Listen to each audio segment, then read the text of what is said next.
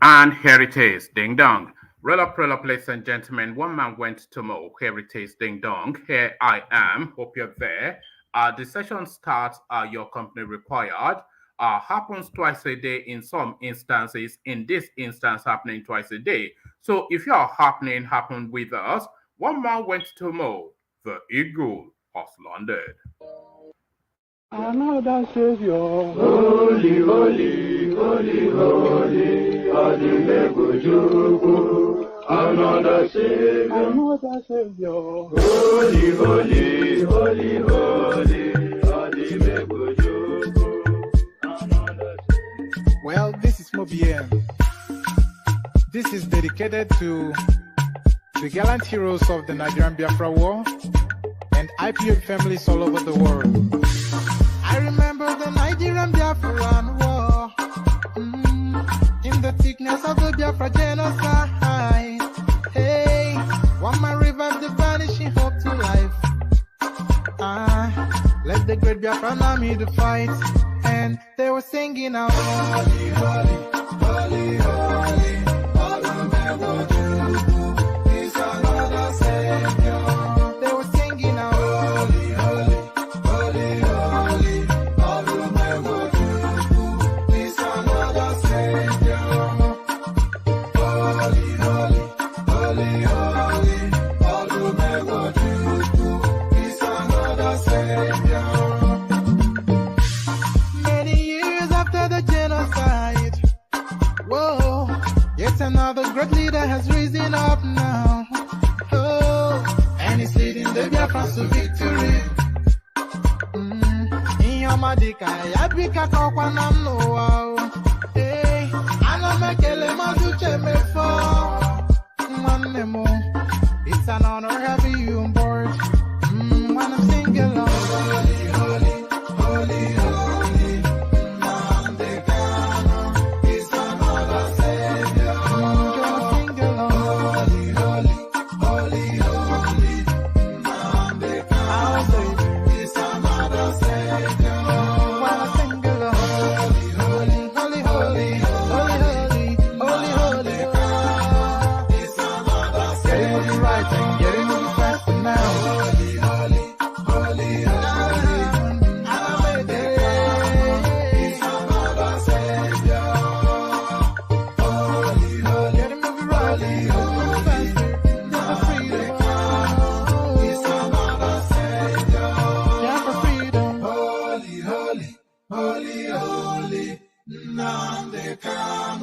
Is another Savior.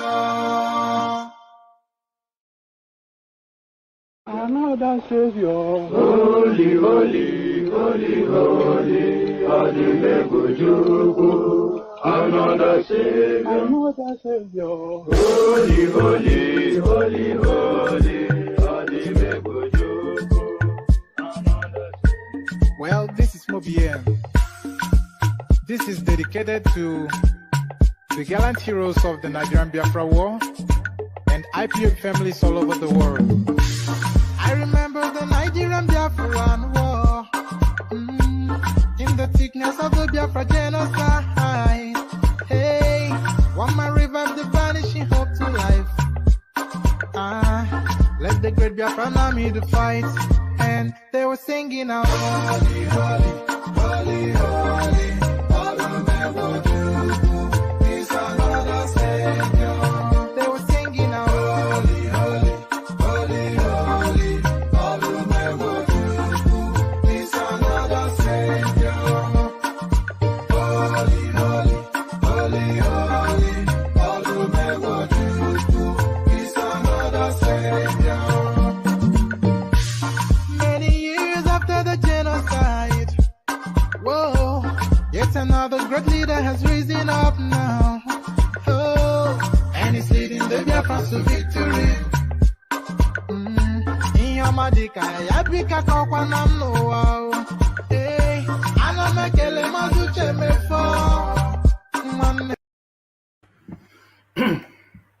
And there it is right there, the holy, holy song from the Eastern people, the Igbos around Igbo. So that's the holy, holy song from the Eastern part. So holy, as guys, I bring you this. Our result portal was attacked by Asia during Ekiti Osun governorship polls. So it's the electoral body are bringing us this information, INEC. So there it is right there, and there it is right there. So you have now been pre-warned, and more to it, you are being pre-prepared. You are being pre-prepared for what is about to come. So this is sensitizing you to the possibilities of what might well transpire in 2023. So this essentially is, you can understand it colloquially as rigging phase one. So this is rigging phase one as they sensitize you then to possibilities. Our results portal was attacked from Asia during Ekiti Osun governorship polls, our electoral body, INEC. So there it is right there, and there it is right there. They did warn you, but then they insist it will be difficult to rig 2023 elections. So that is INEC also speaking as well. So in between those two, you find the truth. Or will you? Because the truth, often a rare and scarce commodity within the Nigerian space. But they give you assurances it will be difficult to rig 2023 elections, a headline attributed to INEC. So a headline attributed to INEC. So now this next headline, quite controversial, but do you agree or disagree is the question. Rename University of Nigeria, Nsukka, to Queen Elizabeth University of Nigeria. Adamu Gaba is the one also putting the suggestion to the Mala from Daura. So there it is right there, and there it is right there. So if they were so fixated by it, I'm sure they have universities in the north. I cannot think of one immediately, but I'm sure they do. And if they're so enamored by the Queen of England, then they can jolly well name one of their own institutions after her. But why to the east? Rename UNN to Queen Elizabeth University of Nigeria, Adamu Gaba tells Aboki from Daura. So what are you making of that? Yay or nay? A good suggestion or not? So it's your decision. So you tell me. The hyperlink to come tell me is on the comment section. And of course, click on like and subscribe as you're coming in. I forgot to tell you that. So when they talk about a piecemeal, so this is what they say when you're feeding somebody piecemeals. So that's not P-E-A-C-E, but P-E-I-C-E. So piecemeals. Makinde takes over from Tambuwal as PDP Governors Forum Chairman. So this is preparatory to the counter narrative. This is preparatory rather to counter the narrative that the whole of the PDP hierarchy is a blanket cover of Abokis and Malams, which is the case because Tambuwal, of course, from Sokoto, the chairman of the PDP Governors Forum, Iyocha Ayu, famously from the north, the chairman of the party, the chairman of the board of trustee, a northerner, and the flag bearer of the party, a northerner. So they throw this piecemeal crumbs to the dogs. Makinde takes over from Tambuwal as PDP Governors Forum Chairman. Is that enough then to satiate now that the lack of balance within the PDP system? That's the question. So now, 2 days, 2023, Peter Obi's bid for presidency has made Southeast politically relevant. Dave Umahi making that assertion. So there's not that much to argue against that. Peter Obi, of course, a champion of the Southeast, and because he presents in the proper manner, for the first time, the Southeast now being taken seriously within the Nigerian political space. So I think that is what essentially Umahi is referencing. Peter Obi's bid for presidency has made Southeast politically relevant. Dave Umahi making the headline there. So making the headline there. So breaking INEC portal attacked by hackers during Osun Ekiti election. So this is the same story from another news outlet. So we will, that was the opening story, I should say, not the Dave Umahi one. So this is one of the headlines, but from a different news outlet. So we might abandon one for the other because necessarily we don't have to read the two. INEC portal attacked by hackers during OSUN Ekiti elections. They are blaming it on the Asians. They are similar to how the Americans blamed it on the Russians. PETA, this is an international organization, by the way, People for Ethical Treatment of Animals. That is what it's called. They are colloquially called PETA, P-E-T-A. So PETA praises Nigeria. So this is the curious headline. That's why I'm bringing it to you. But what are you making of it is the real thing. PETA praises Nigeria Customs for intercepting 7,000 donkey penises at Lagos Airport. So quite why donkey penis is being intercepted and where is it on the way to? I suspect almost certainly some Asian country, no doubt China, because they have a lot of funky behaviors in that space. PETA praises Nigeria Customs for intercepting 7,000 donkey penises at Lagos Airport. So why are they intercepting donkey penises is the question. So still staying with the Queen, but somewhat a controversy. So a lot of you would have heard that the owner of whatever it's called, what's that rich man that he made some controversial tweet about the Queen just at the moment of her death.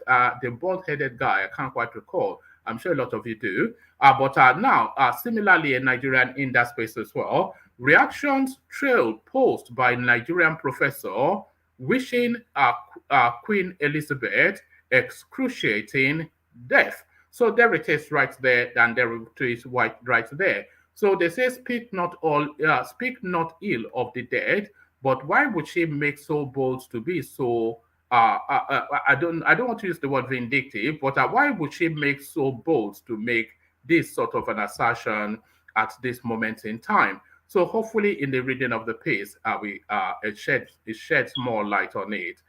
Reactions trail post by Nigerian professor wishing Queen Elizabeth excruciating death. So quite why she felt the need to say that. No doubt it will be wrapped around the colonial narrative and the slavery whatnot.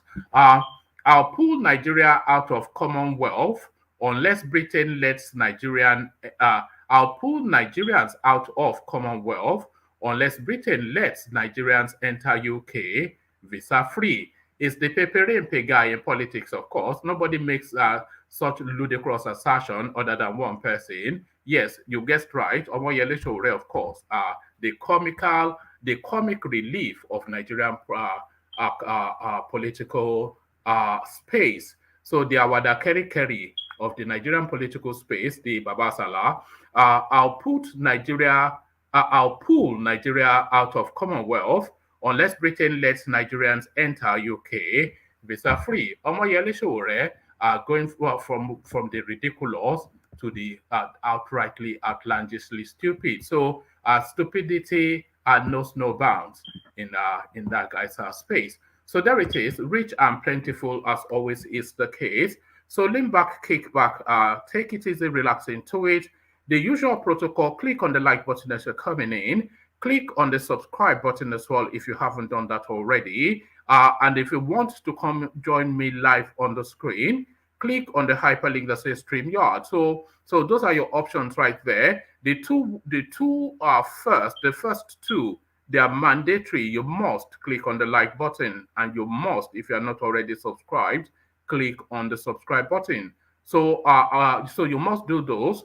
So click on like and make sure that the subscribe button is showing gray on your screen. And at your discretion, only if you feel inclined, click on the hyperlink that says StreamYard to come join me on the screens to have a conversation around the talking points. So as we set about the clickings, let me provide you with a little bit of a musical backdrop. Have your calabash to the ready. We join the guys.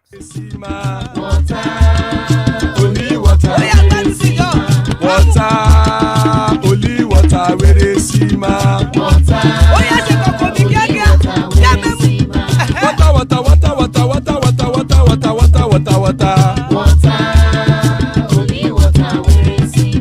Hapa o naido.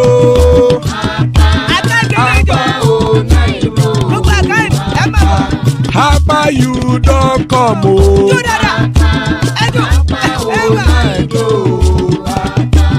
Hapa o náìdó. Ẹ kú ní náìdó. Ẹ jọ padà sílé. Kájọjọ. Oró kẹ̀kẹ́ ẹlẹ́mùrè o. Oró kẹ̀kẹ́. Ilé sọ́díyà kẹ̀kẹ́ rẹ̀ ẹlẹ́mùrè o. Oró kẹ̀kẹ́. Bọ́bí Màsà kẹ̀kẹ́ rẹ̀ ẹlẹ́mùrè o. Oró kẹ̀kẹ́. Chifu Fáìlà tí kẹ̀kẹ́ rẹ̀ ẹlẹ́mùrè o. Oró kẹ̀kẹ́. Eruku lẹ̀lẹ̀ ẹlẹ́mùdé. Eruku lẹ̀lẹ̀ ẹlẹ́mùdóde. Eruku lẹ̀lẹ̀ ẹgbẹ́ ẹlẹ́mùdóde ó jàre o. Eruku lẹ̀lẹ̀ ẹlẹ́mùdóde. Eruku lẹ̀lẹ̀ Ghana ti dé ẹgbẹ́ bọ́ọ̀dì o. Gbé bọ́ọ̀dì ẹ̀ gbé. Ọmọ ẹlẹ́yẹ ẹyẹ o ó dìlé o. Odúyẹ̀lá ẹyẹ o ó dìlé o. Ọmọ ẹlẹ́yẹ. Petrosoname ẹyẹ o ó dìlé o. Ọmọ ẹlẹ́yẹ. Petrosodunke ẹyẹ rẹ̀ ó dìlé o. Ọmọ ẹlẹ́yẹ. Ẹlẹ́kọ̀ ọ̀run mú ìní o. Ìgbàlà tí Àkùkọ ọ̀run méjìkọ.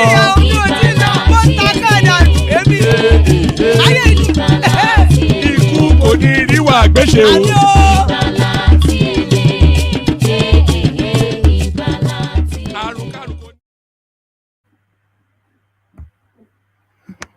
All right, there it is.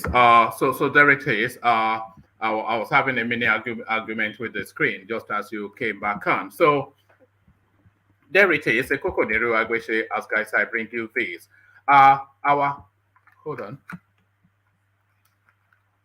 Sorry, I've actually still got something on. So let me just make sure that it's all right, so let's get rid of that. So, Ikuko Neru Agweshe, as guys, I bring you this. Our result portals was attacked from Asia during Ekiti Osun governorship polls, electoral body Inec. The Independent National Electoral Commission Inec has stated that, let's try that again. The Independent National Electoral Commission Inec has stated that hackers attacked its result viewing IREV portal during the recent Ekiti and Osun State elections. This was stated by the INEC chairman, Professor Mahmoud Yakub, on Friday in Abuja, whilst delivering the keynote address at a stakeholders conference on election results management. A civic society organization, CSO, YIAGA Africa, organized the meeting to introduce the election result analysis dashboard report agenda. Another technical concern for us is the repeated attempts to break through our cybersecurity system for the portal, he said. Our engineers reported several cyber attacks on the portal during the Ekiti and Osun governorship election, some of them from as far as Asia. I am glad to note that all of them failed.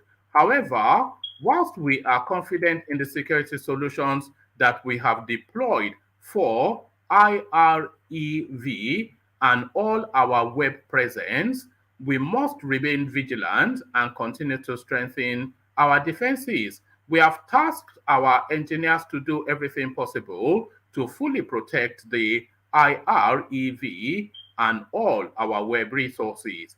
Yakubu also stated that INEC was working to address other challenges which were administrative. For example, we found that some of the low quality uploads that occurred in the field, which some of the observers have also noted, were due to the unavailability or substitution of presiding officers that were trained prior to the elections, he said. We shall administratively deal with this challenge and ensure that only adequately trained presiding officers are deployed for elections. Also, more hands-on training may be required to ensure that all those involved throughout the value chain of the IREV are fully ready for what is bound to be a major outing during the 2023 general election.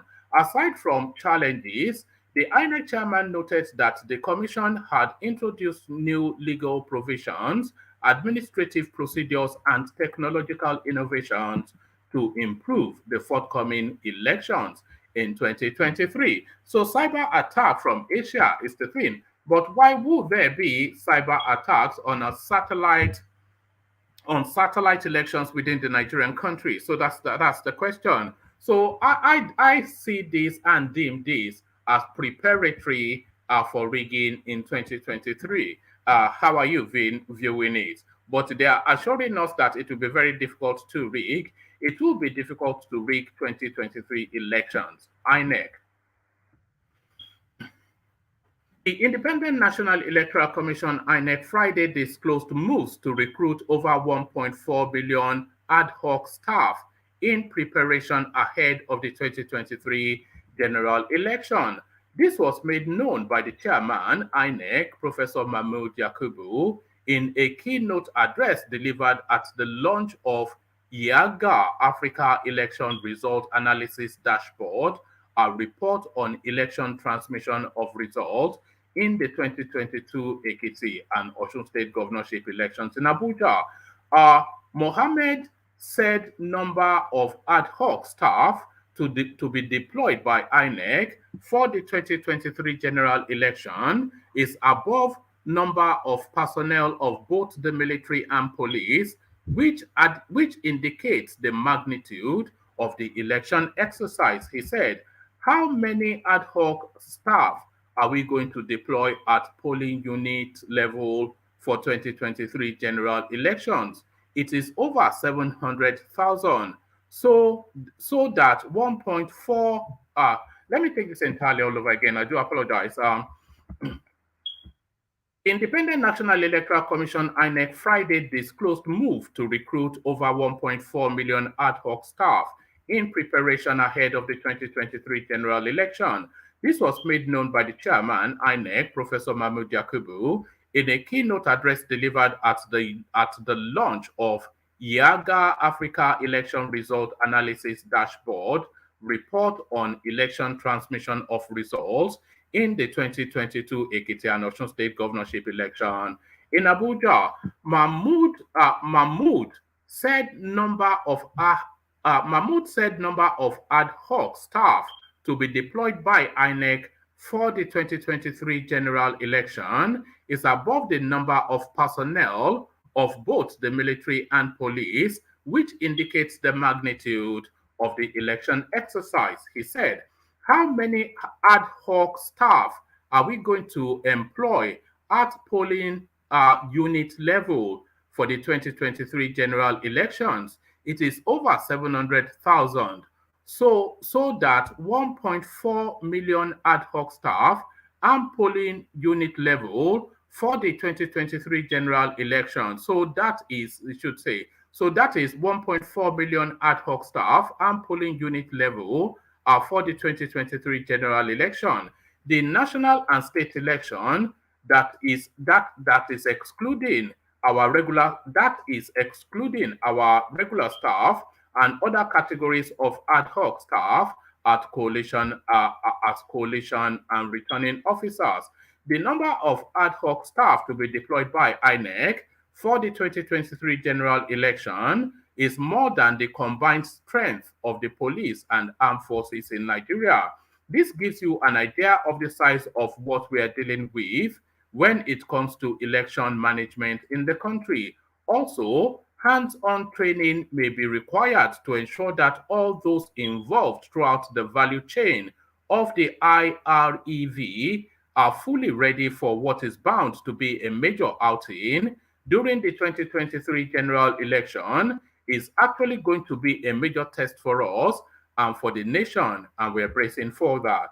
He also maintained that the commission had increased transparency and confidence of Nigerians in the election result management process in Nigeria. Meanwhile, the INEC chief declared, I can confidently say that days of wanton manipulation of election results are clearly over. Yet, we are not resting on our oars, knowing that we must remain several steps ahead of those who seek to undermine the system and there are many bad guys in the field trying to undermine the system, but we stand for electoral justice. We will make sure that the votes cast by Nigerians are protected, and the only determinant of who becomes what in our democracy. So the votes will be protected, and they will be the determinant of who becomes what in the democracy, is what he's saying. The importance of IREV to transparency and result management is obvious. Assures Nigerians of seamless access to portal. We expect that with the popularity of the IREV and the spin-offs like the ERAD, many more users would seek to access the portal during the general election. We are working to ensure that users enjoy a seamless experience with IREV as possible. And we are also aware of the sheer size of our country. I have said this consistently, that if you take the other 14 countries out of 15 in West Africa, the number of registered voters in the other 14 countries is 73 million. As of 2019, the number of registered voters in Nigeria was 84 million, meaning that we have 11 million more voters than the whole of West Africa combined. So each time an election is conducted in Nigeria, it's like you are conducting elections for the whole of West Africa. That is the size of the country. So that is the size of the country. It's quite a volume. If you look at those figures, it is quite a volume. But it's the Malam up to it. It wasn't up to it the last time when he just wrote results and declared Buhari the president. Rename UNN to Queen Elizabeth University of Nigeria, Adamu Garba tells Malam Buhari. Ex-presidential aspirant of the Young Progressive Party YPP, Adamu Garba, has advised President Mohamed Buhari to immortalize Queen Elizabeth, who died yesterday at Balmoral, age 96. He asked Buhari to rename University of Nigeria Nsukka UNN to Queen Elizabeth University of Nigeria. In order to immortalize Queen Elizabeth, we must rename the University of Nigeria Nsukka to Queen Elizabeth University of Nigeria, since it is the first university in Nigeria, he said. Garba, who dumped the ruling All Progressives Congress APC and later came back this year, said if he was Nigeria's president, he would declare 3 days of national mourning for the death of Queen Elizabeth II. If I am the president of Nigeria today, I'll declare 3 days of national mourning for the death of Queen Elizabeth of England, he said on his Twitter handle. Reacting to the submission of a Nigerian-born US professor Uju Anya's tweet on the late Queen Elizabeth II, Garba opined that Uju was not the kind of Nigerian we expected her to be. So this might well be preempting the lady that let me bring that story forward so it's right next to this. I think it might well be preempting one of the stories that one of the articles that we're yet to read. So he said, his words, Uju Anya is not the kind of Nigerian we expected her to be. Why would she invoke such a wicked prayer on a revered personality like Queen Elizabeth? Also attacking the presidential candidate of the Labour Party LP, Peter Obi, Garba accused Uju of supporting him, noting that she took her obedient character internationally, his words. As Peter Obi's supporter, she is taking her obedient attitude beyond the shores of Nigeria. Too bad. So this is what he's saying. So this is what he's saying. So 2 stanzas to that. The first phase is to rename the University of Nigeria Nsukka to Queen Elizabeth University of Nigeria. So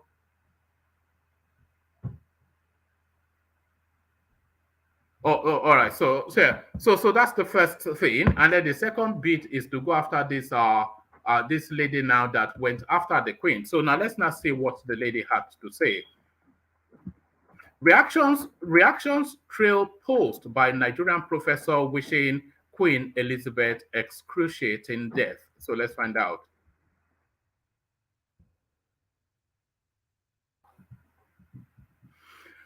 Carnegie Mellon University has condemned social media post by one of its professors, Uju Anya, who wished the Queen an excruciating death when the news broke that her health had deteriorated a few hours before her demise on Thursday. Anya, a Nigerian, tweeted, "I heard the chief monarch of a thieving, raping, genocidal empire is finally dying. May her pain be excruciating," before the post was removed by Twitter for violating its policy. "We do not condone the offensive and objectionable messages posted by Aju Anya today on her personal social media account," Carnegie University tweeted. "Free expression is core to the mission of higher education. However, the views she shared absolutely do not represent the values of the institution nor the standards of discourse we seek to foster." Anya has since faced a serious Twitter backlash for the seeming insensitivity, even from Amazon founder Jeff Bezos, but the professor responded with an unremorseful tweet. "If anyone expects me to express anything but disdain for the monarch who supervised a government that sponsored the genocide that massacred and displaced half my family, and the consequences of which those alive today are still trying to overcome, you can keep wishing upon the stars," she said. Anya made reference to the British government's role in the Biafra War, during which thousands of Igbos in southeast Nigeria who wanted their own independent country perished. Britain supported the Nigerian government in the brutal civil war. Her second tweet had gained over 14,000 comments, 18,000 retweets, and 67,000 likes, despite the criticism she has faced. Anya also responded to Bezo, tweeting at him directly, "Otorogba Guagi," which roughly translates to an Igbo insult, wishing someone death.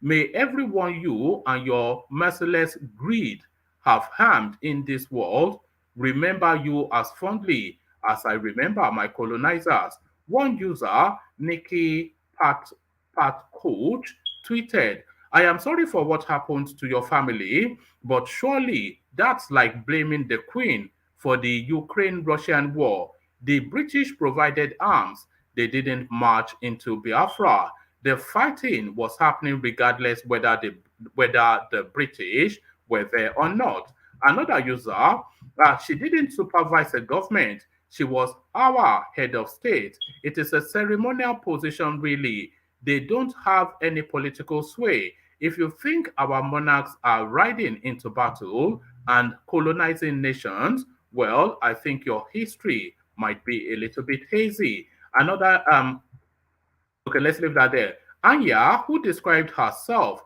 on Twitter as an anti-racist and feminist, was born in Nigeria to a Nigerian father and mother from Trinidad and Tobago. Both countries were colonized by the British.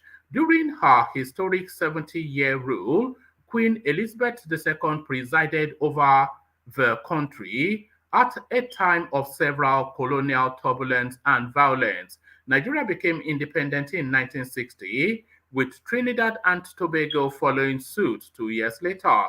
Carnegie University has yet to respond to calls for disciplinary actions against Anya. Some individuals and groups have demanded her dismissal or suspension, but a United States group, Foundation for Individual Rights in Education, has asked the university to uphold its free expression promises by not yielding to pressure to punish the professor.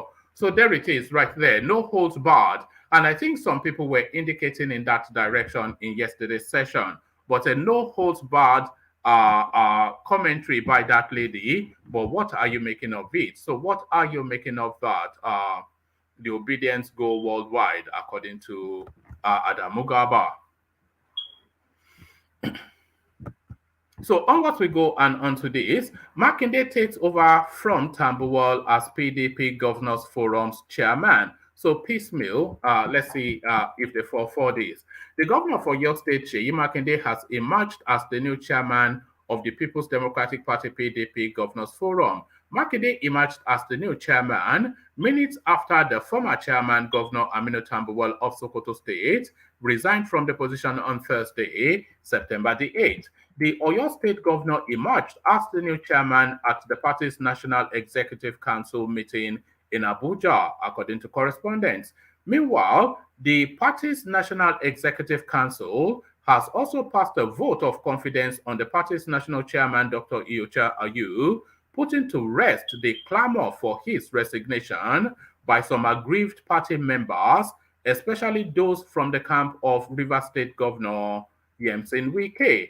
A total of 397 members of the National Executive Council, including past national chairman of the party, the immediate past vice president of the party, Namadi Sambo, the People's Democratic Party's presidential candidate, Atiku Abubakar, amongst others, were present at the meeting. So there it is right there.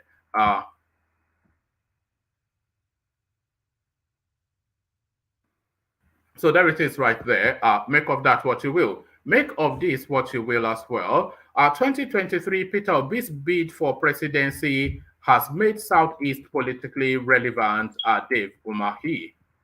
Ebonyi State Governor Dave Umahi has reacted to the presidential bid of the Labour Party candidate Peter Obi, saying his aspiration is making the Southeast geopolitical zone relevant. Governor Umahi, who was at the presidential Villa Abuja to meet with President Mohamed Buhari to intimate him of the completion of a new governor's lodge in Asokoro, did not openly support the Labour Party candidate, but noted that Obi's presidential aspiration was good for the region. Reacting to questions thrown at him on the chances of the APC clinching the presidency in 2023, going by the wide support for the Peter Obi movement, he said only God can actually determine who will eventually win the poll, but wishes his party at the APC to emerge victorious. Recall that Umahi, a frontline member of the opposition People's Democratic Party PDP, crossed the carpet to the ruling All Progressives Congress APC, a development that elicited strong reactions within the polity. Commenting on the crisis still dotting the APC ahead of the general elections, Umahi said such issues will be addressed amicably and the party will come out stronger. His words, well, I think that we don't have issues in the PDP like the kind of issues we have in other parties. They say in a big house, there are vessels unto honor and there are vessels unto dishonor.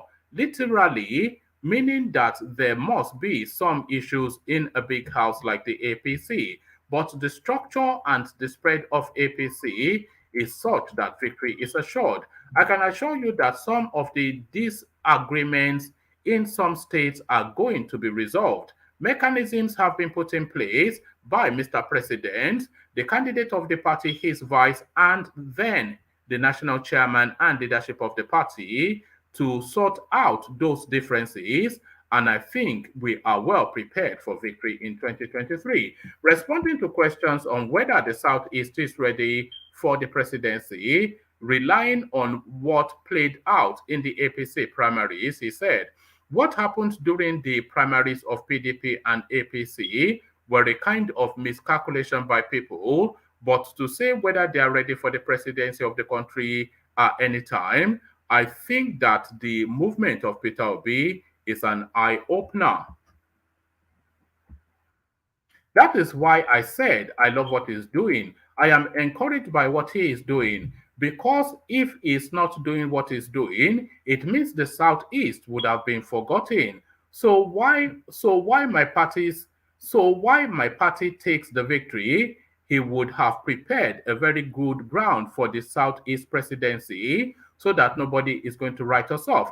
And what he's saying essentially is what we have all said, that Peter Obi's movement and Peter Obi's emergence into the elite space of politics is a welcome thing because it brings the Southeast into the fold of Nigeria. So it might not necessarily lead to a Peter Obi presidency, which is highly unlikely, but it sensitizes the Nigerian space to the possibility of an Obi-type presidency or a presidency of a Southeastern extraction. This is exactly what it's saying. So let me give you that paragraph again. It says, that is why I said, I know what he's doing. I am encouraged by what he's doing. Because if he's not doing what he is doing, it means that Southeast would have been forgotten. So why my parties take that should be when, or I don't know why they said why, but so why my party takes the victory, so let me read it as when, because that would just cohere more with reason and grammar. So when my party takes the victory, he would be prepared, he would have prepared a very good ground for the Southeast presidency so that nobody is going to write us off. So that's exactly what we have always said on this platform. And you can see the level of its acceptability, which does not translate to victory over APC. I am sure of that, but it is a good movement. And it reassures the Southeast people and entire country that we are accepted. That we will one day become the president of this country. It is very important. So there it is. It goes on. Let me give you a couple more paragraphs because I'm not going to give you the fullness of it, but let me give you just a couple more paragraphs. Asked if the Peter Obi phenomenon contributed to reduced killings in the Southeast, he said, you cannot technically assign the killings because of Igbo presidency. You can see that security generally is improving in the country, and it has nothing to do with the Obi movement. Peter Obi's movement is a movement that is anchored on equity, justice, and fairness. It may not translate to outright win because I must defend my party, I must wish my party well, and I am having the ticket of my party. But whether what he is doing has meaning in there, not only Southeast, it does have meaning. So we must never attribute the killings in the Southeast to this kind of movement. Peter Obi's movement and all the movements are authored on God's will. It's only God who knows who will win, but there must be a wish. So there it is right there. So we leave that right there. And a lot of what we have discussed on this platform essentially been repeated by Dave Umahi. So we abandon this one. Inec attacks. Actually, let me see if we should abandon. Okay, let me just give it to you because it's such a short read. But we've already read it, but let's reread it. Inec portal attacked by hackers during OSUN Ekiti election. So it's rinse and repeat. As Nigeria prepares for the 2023 general elections, the Independent National Electoral Commission, INEC, has revealed that its election result viewing portal was attacked from Asia during Ekiti and Osun State governorship polls held earlier this year. Correspondents report that Professor Mahmood Yakubu, chairman of the electoral body, stated this on Friday whilst delivering a keynote address at a stakeholders conference on election result management in Abuja. Another technical concern for us is the repeated attempts to break through our cyber security system for the portal, Professor Yakubu said. Our engineers reported several cyber attacks on the portal during the Ekiti and Osun State governorship elections, some of them from as far as Asia. I am glad to note that all of them failed. However, whilst we are confident in the security solutions that we have deployed for the IREV and all our web presence, We must remain vigilant and continue to strengthen our defenses. We have tasked our engineers to do everything possible to fully protect the IREV and all our web resources. So there it is right there, and there it is right there. So there it is right there. Let me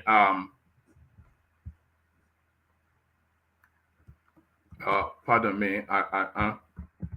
Some people are saying they can't find the link, even though the link is there. But let me send it again anyway. So there it is. But it was there all the way through. But there it is. So there it is.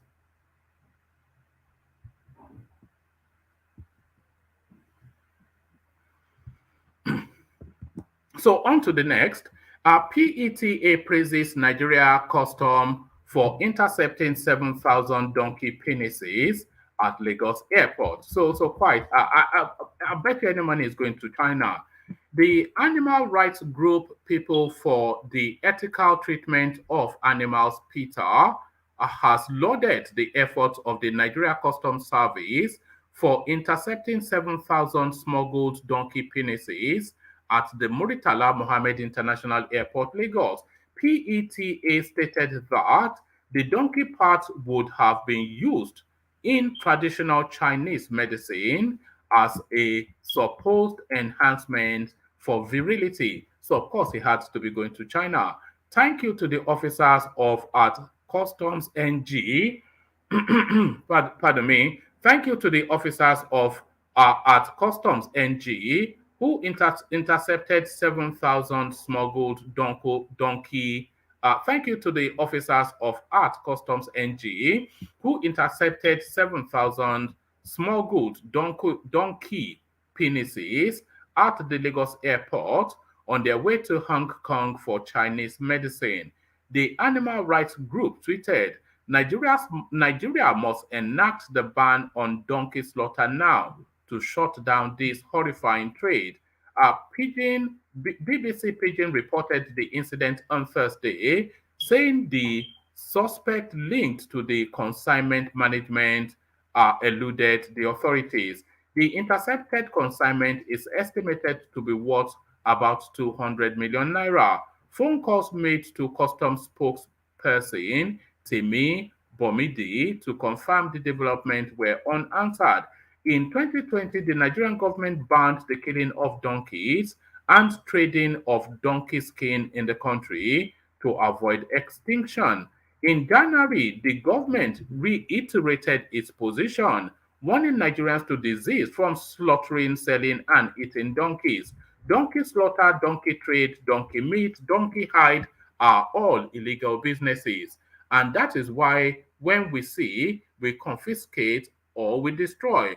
Do not involve in anything that has to do with donkey, said the Controller General of Nigeria Agricultural Quarantine Services, Vincent Esigbe. Last week, the Donkey Sanctuary praised the Nigerian government's ban on the slaughter of donkey and the export of its hide.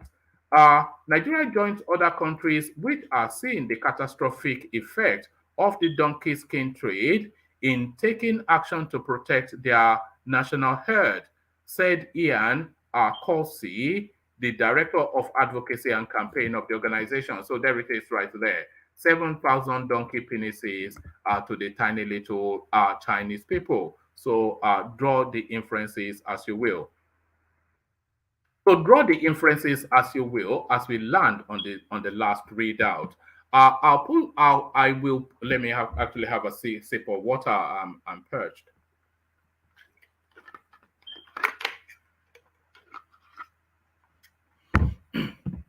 That's better. I'll pull Nigeria out of Commonwealth unless Britain lets Nigerians enter UK visa-free. Omoyele Sowore, of course, because he's not going to be president, you see, so he can make as outlandish and ludicrous a statement as he possibly wants.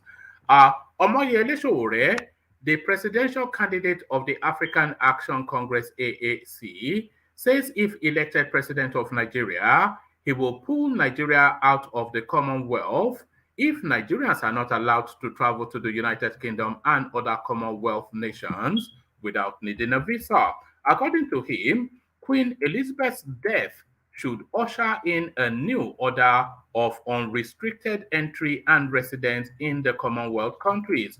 In a series of Facebook posts, Mr. Showore posited that the Queen's death should mark the end of the Commonwealth or guarantee free entry to Nigerians, a policy he will pursue as president. If Nigeria is going to be part of the Commonwealth under my watch as president, then Nigerians must be able to travel to all Commonwealth countries without a visa. We can't continue like this, he declared. He added, don't mourn the Queen. She didn't die for you. The death of the Queen should herald the end of the Commonwealth. Hashtag, we can't continue like this. Speaking to correspondents on Mr. Showore's view, AAC spokesman Adeleke Olorun Femi stated that being a member of the Commonwealth should bring about a more robust policy framework going beyond handouts. Being a member of the Commonwealth will remain if Nigeria's membership translates to something of more economic and material significance to Nigerians, other than the handing out of funds and few scholarships, the AAC spokesman explained. Mr. Adeleke further pointed out that Nigerians have to assert to the world the way we want to be seen, and this means advancing our interest. He added, this at the very least must ensure free entry for our people in Commonwealth countries. The Commonwealth won't be really common when some people are denied entry, especially into places like the United Kingdom that was built with the Commonwealth. So I dismissed it off the back of the headline, but there's actually some substance to the body of it. Some substance to the body of it, and to it then. Kulata, I see you. Tiger in the City, I see you. Solomon, I see you. Engineer, I see you. Thomas, I see you.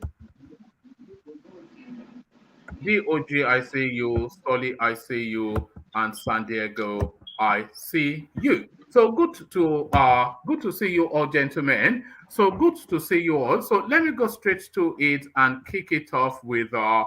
Can you mute yourself, please, Solomon? All right. So sorry, let me kick it off with Kulata. So Kulata, to you. Are you ready to go? All right. Let me start with DOG then. See if he's ready to go. DOG, are you ready to go? Yeah. All right, brilliant. Okay, so to it then, and to you, DOG. Sorry, Wama, you keep forgetting that I'm in Nigeria. Yes. Is that Solomon? Yes. Yeah, let Solomon go first. Okay. Let's come to you then first, Solomon. And let's start you off then. What is this thing? 7,000 donkey penises are intercepted in Nigerian airport. Only in Nigeria would you hear such a headline on the way to China. What do you think they want to use it for? This you said are they exporting it to China? Yes. Good evening, everybody. Yes, now they are exporting it for consumption. You know, these people, there's nothing they don't eat.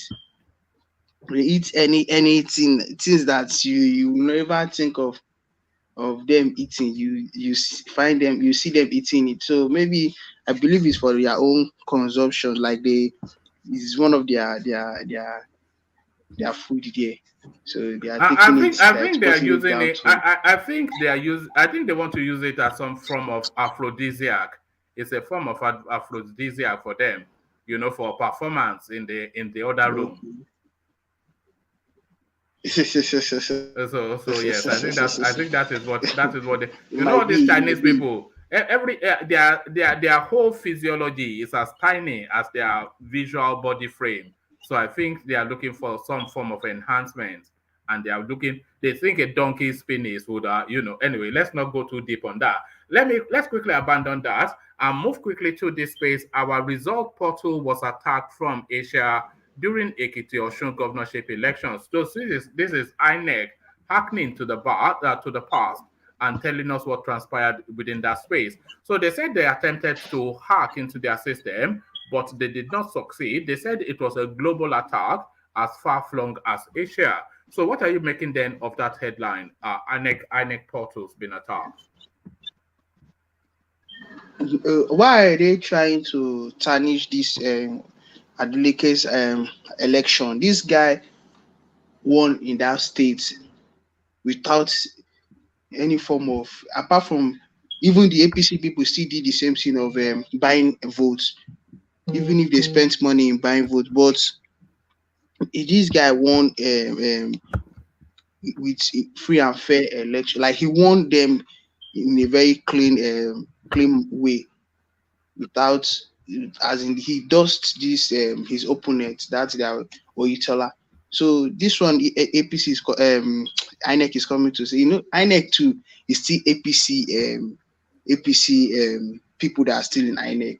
Just his people, Buhari appointed his people in charge of INEC. So they will come up with anything. And there was a headline I saw where they said that I think they want to take it to tribunal. So this past election, this Osun State election, that the governor is still saying that they did not win him, that they should take it to court. So maybe they are looking for history. They are still trying to find a way, but the masses is already clear to the masses that Adeleke won the election. So but did they win free? Did they win free and fair though? Did they win free and fair? He engaged them the way them themselves were planning to engage the people. He engaged them the same way. So we should not talk about whether it's we should not talk about the process like the vote buying and all that. No, let's just be straight with the turn up, how the people voted for him and how they want him, how much they want the man in power. All right, brilliant. So let me take you to another space. So now this one, now I'm curious to see what you're making of it. Rename University of Nigeria Nsukka to Queen Elizabeth University of Nigeria. This is Adamu Gaba making the suggestion. Is this something you would agree with, Solomon? I saw that headline this early morning. That was as soon as I just woke up and was surfing on the Instagram. I just saw and flipping on Instagram. I just saw the headline, and I was like, "Wow, why would this guy using like this?" And I went through the comment section. I saw the way people were blasting him, and I commented that why this guy is talking like this, because the British favored the North.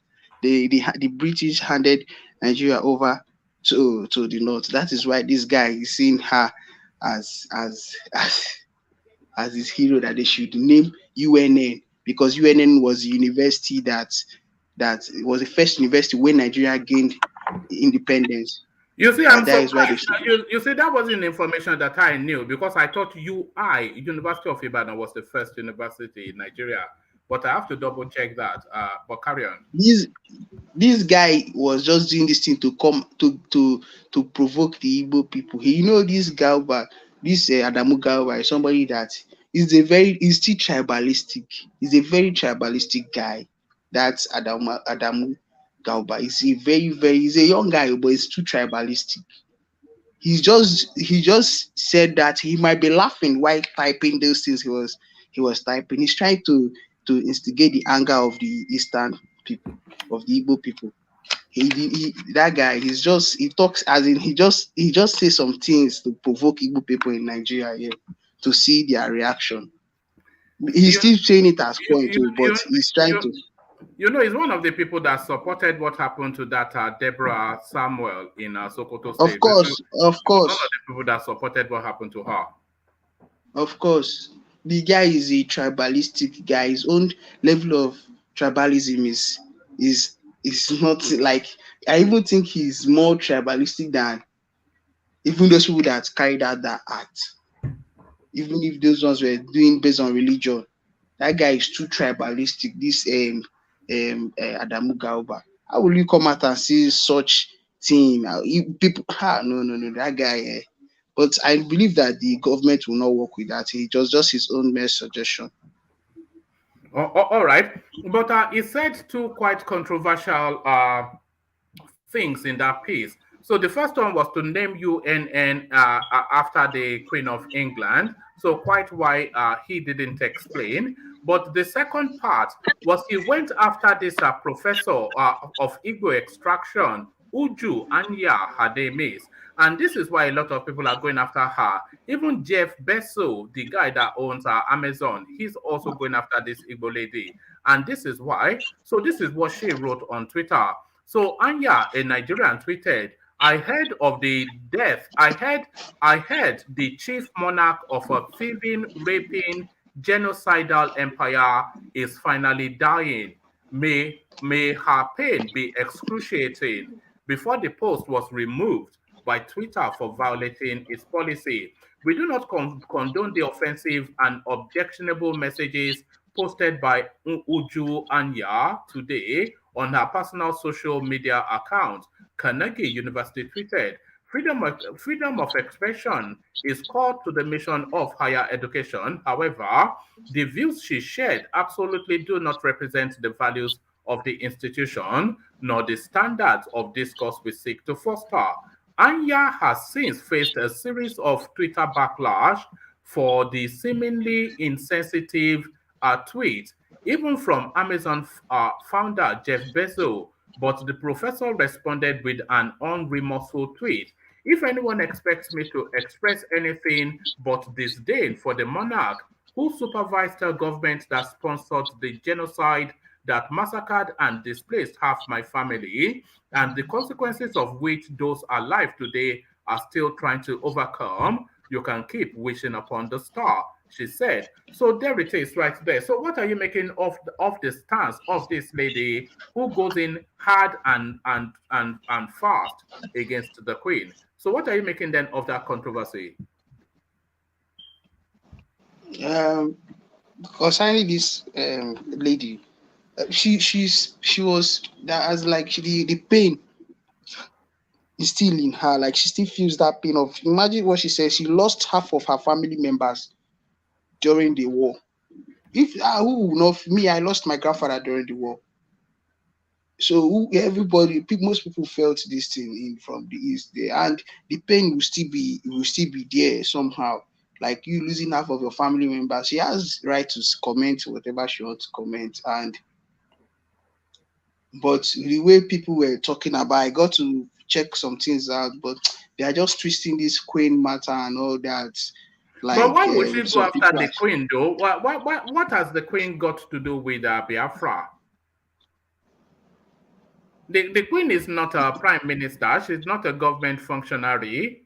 And the fight between Biafra was with the Nigerian state, not with Britain. So why would she say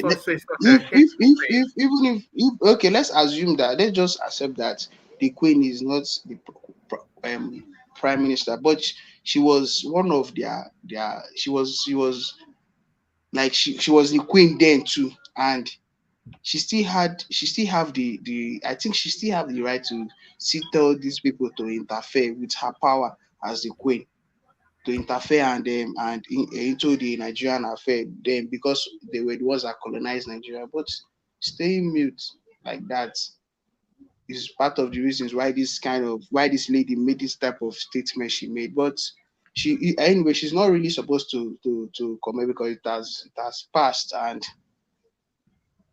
the woman, she's already dead. So her making the things there, I'm even scared of. I don't want her to undergo is like them sacking her because she's a professor in one of the universities in the US. She should be sacked. Should she not be sacked? She's brought the university's name into disrepute. The university has said, Solomon, I can hear you. They can't sack her. They can't sack her. Nobody. They can't sack her. She's a tenured professor. If you're tenured, the university cannot sack you. They can't no sack wonder you she for was your dancing. opinion. No wonder she was dancing this evening. Yeah. They cannot sack her. Absolutely not. Why can they not sack her? It's in the employment of a tenured or not. No, if you're a tenured professor, they can't sack you for your speech. They can't sack you for so many things. You're almost unsackable, or maybe unless you kill someone. So for a tenured professor, it's very, very hard. The worst that can happen is that they will, some people will not be giving out grants again for our research and our work. Yeah, they won't give out grants, but exactly. But they can't sack out. So might just make you grants. Yeah. No, I'm not sure about that. What? Sorry, explain why. Explain why. We're not clear on that. When the university gives you a tenure, they give you freedom to express yourself. That's part of your learning. That's part of your dissemination information. So they cannot. Any decision of yours that is not criminal cannot be used against you in your performance review. So there's no sacking, there's no anything like that for if you're tenured. If you're not tenured, they can sack you. Hey, one man. Yes, and the university has spoken already. They just disassociate themselves from the tweet that they are not. But there's a lot of call for her to be sacked, though. They just calls. If she's an adjunct professor, they will sack her. But if she's probably they won't even sack her even if she's or to be sanctioned in some form. They can sanction her at least. Yeah, they will go after which is her losing grants, some few grants. But that's the worst they can do to her. The university have already put out statements that they have disassociated themselves with that tweet, blah blah blah. That's the worst they can do. Maybe she won't get money from some certain quarters, but sacking her will not be. I don't think they can do that. It's against the rules of the tenureship. And what are you making of Jeff Bezos launching against her? I'm not now. Are you asking me or you asking? I'm asking Solomon, but hey, one man, can I interject? Jeff Bezos. Yeah. Hey, everybody's right. Olivier Kulata spoke about that tenure position.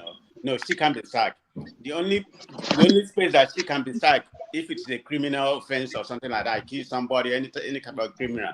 Because I have some, professor, during my time in school, that has involved in something very outrageous in this nature, even something more than what she did. Never be sacked, because when you have a tenure office in any kind of university, because of your longevity, and your authority in that school, you can never be sacked. That's just how it is in US. I don't know how it is in London, in England, but they are correct. Okay. She has also replied Jeff Bezos now. She replied Jeff Bezos with almost the same tweet that she sent to the Queen. She replied Jeff Bezos like that too. So that's I read that out. So let's just clear it up.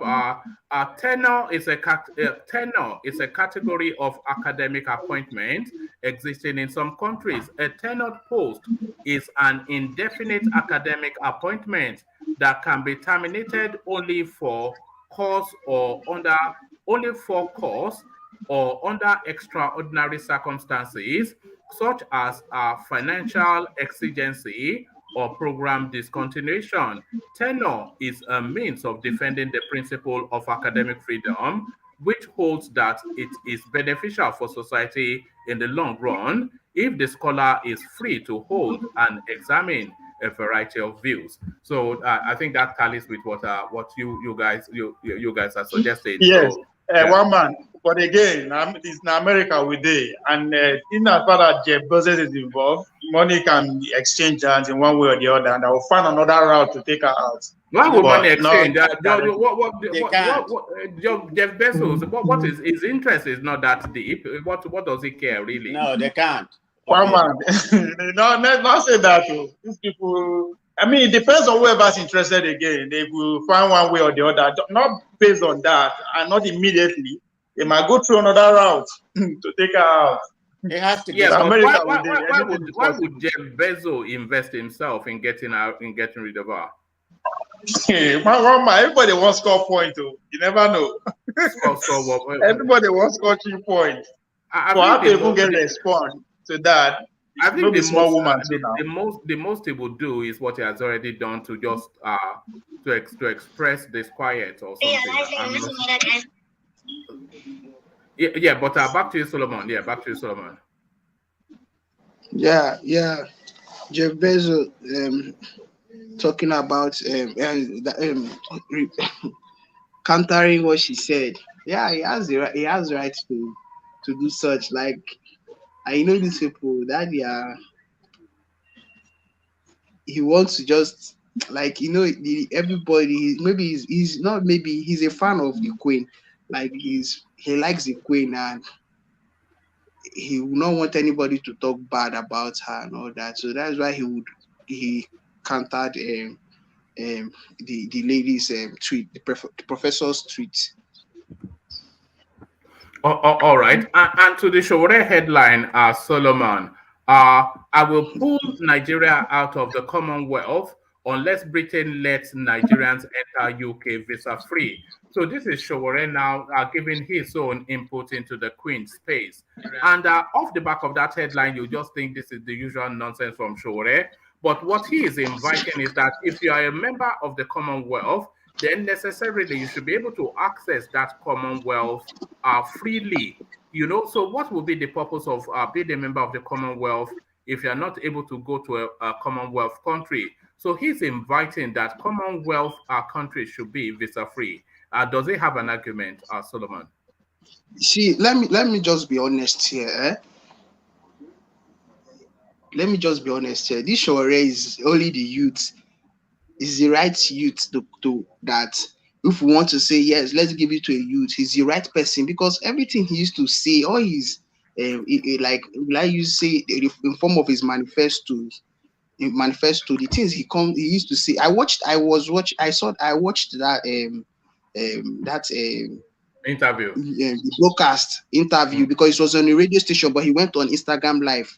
Then I watched it. It was this morning, I think. It was this morning. He was making points. Like, it's not all this ones to come and say production, consumption. No. You see, this guy tackles the basic things, the necessary things first. Like this, how will you be part of Commonwealth and you can't travel without visa? You don't have free access. In fact, those Commonwealth countries should be our home safe. Like they should be part of our home. Like we as our country is part of Commonwealth, it should be like our home. Like we can always, in fact, even in this fund of borrowing from China, we don't even need to borrow from China. We're supposed to be getting funds from have good relationship with these people. It's not about just answering the name they are part of. If Nigerians were given unfettered access to Commonwealth countries, so the Commonwealth countries include Canada, Australia, United Kingdom, places like that. What do you think will happen to the population size of those countries? Even if for one day they give Nigerians unfettered access. Those countries too would still in a way. It's just that we can't trust. I can't trust anything concerning government. Like especially these white people, I don't trust them because they must have their own motive of being good to you.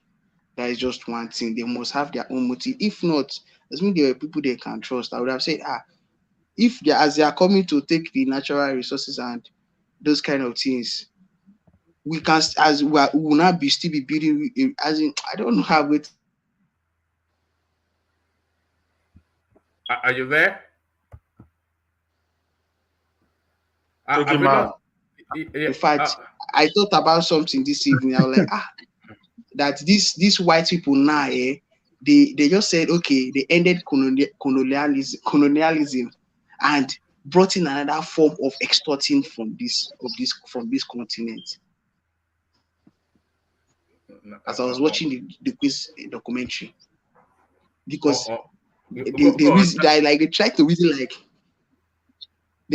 like 10 times, 100 times ahead of Africa, of the African people, as in our government, not just our people, because most of us are reasoning to their level, even more than their level, to knowing that these people are playing us. But our government, the way they arrange this, our government for us is not even. They did not try. They are very wicked people.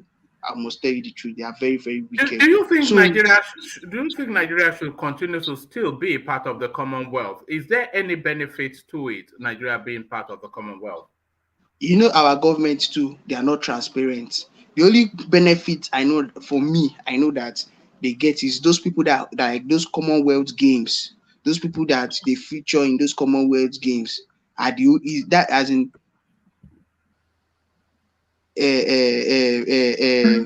Now why Joel do they cry there?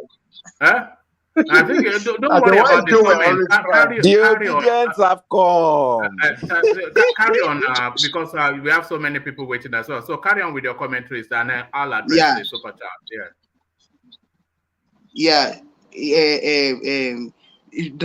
That as in those people that participate in the Commonwealth Games, you know, that is a form of them getting a livelihood, like them getting to, as in they will be exposed to other endorsements and other deals to, like in that their various sports that they participated in. That is just the only benefit for me I know. I don't know other benefit the Commonwealth family, like their forum, what they gain from there. But for the individuals that participate in those games, the things they gain from there, that is just the only thing I know that is the benefit. So why I said Shawore, if we truly want youth to vote, it's not, let's not forget this thing. Yeah, P2B is good, but let's forget this thing. If we really want a youth to vote, Shawore is the youth there.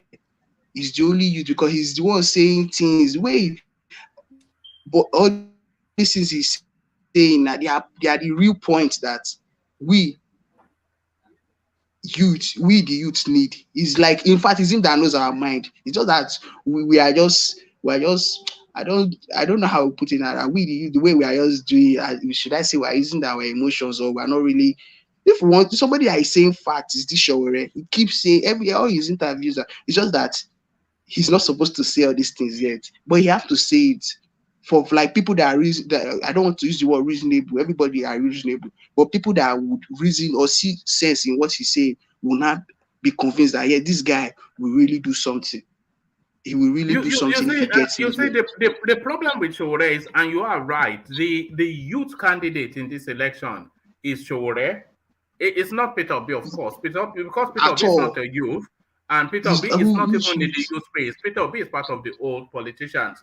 But the problem with Shawore is that he doesn't quite have a constituent base. He doesn't quite have a constituency. The whole of the youth are meant to be his constituency, but for one reason or the other, he cannot seem to gather them as a mass to follow his. But because, like you said, anytime he speaks, it resonates with younger people. Everything they want to hear, their understanding of the world, he speaks to all of that. But for whatever reason, he cannot seem to cut through to the top spaces that he needs to be. Yeah. Like if like the way the youths now are, most of the youths are saying P2B. You know, one thing again that one of the reasons why the youths are still channeling their most of the youths are channeling their votes to, like, their support for P2B is the fact that we, the Southeast, have never been in that presidential, like, we've not held that office before. So that is why they're like, they want this thing to be just. And some people are lying that it is not based on tribal stuff, like it's not because of, no. Okay, look at the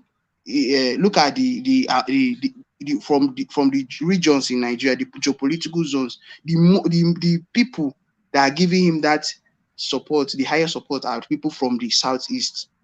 If we're not playing we're not playing regional politics or tribal politics. If they're not, why don't they look? Some people still look at Shawore, give him listening ears, give him that support. If you remove the Southeastern support from the Peter Obi space, then Peter Obi's political relevance, it will be lower than Shawore. He's nothing. He will not see. He will not see lower than Shawore because he will not see. He will not see anything. He will not see anything if they remove the Southeastern the support coming from the Southeast. He will not see nothing. He will not go anywhere. Even, sorry to say, anyway, no problem, Sha. But Shawore, to me, if we are really, we all claim, the way we claim to be Nigerians, that we want to really show that that we're really Nigerians. Let us all support Shawore. Me, I will support Shawore. It's one of the most ridiculous things to say that Peter Obi is the youth candidate. What makes him the youth candidate? Which youth candidate? Look at the people backing him.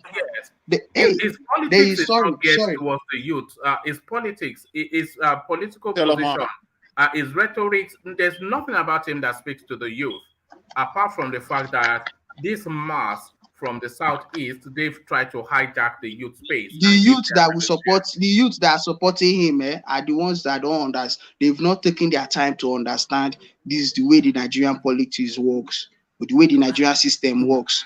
I think it's Shower, Solomon. I think it's Shower that doesn't even understand how the politics of Nigeria works. How? And Somebody that has been in this political space. Hold on a minute. And secondly, I think he finds it difficult to work with people.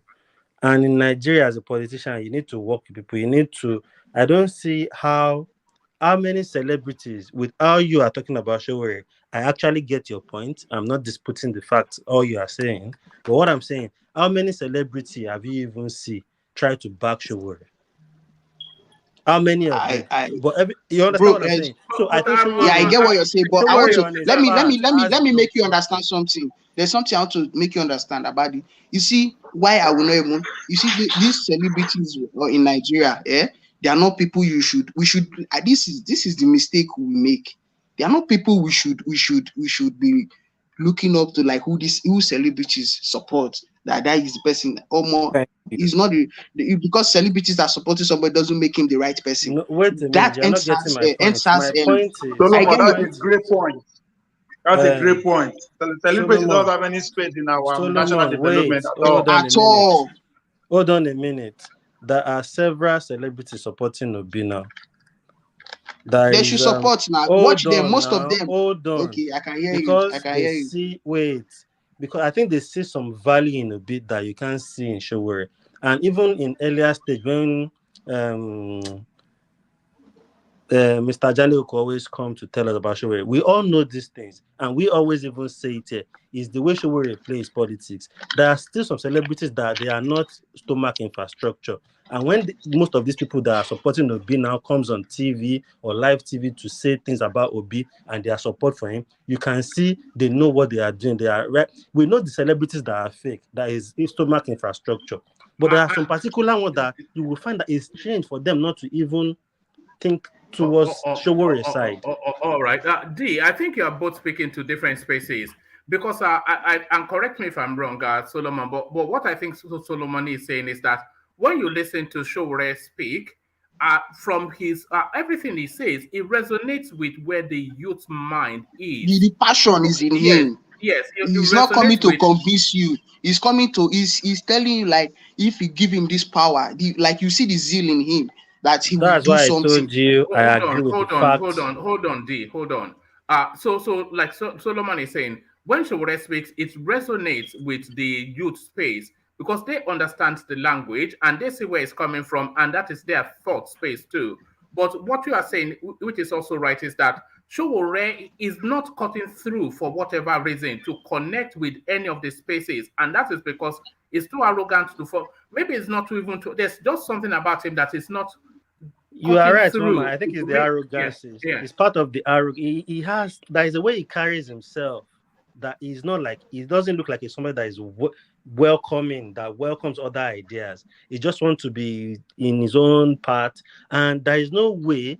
You've never attained any position before in politics in Nigeria. There is no way you won't have to have people support to most important people that can get people for you, that can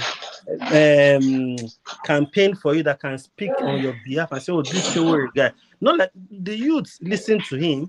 They know he has a point too. That was why they supported him in the 1999 or whatever year he contested last. Can I ask you a question? So he has made it very obvious he does not want to work with anybody that is corrupt. Whether big corruption.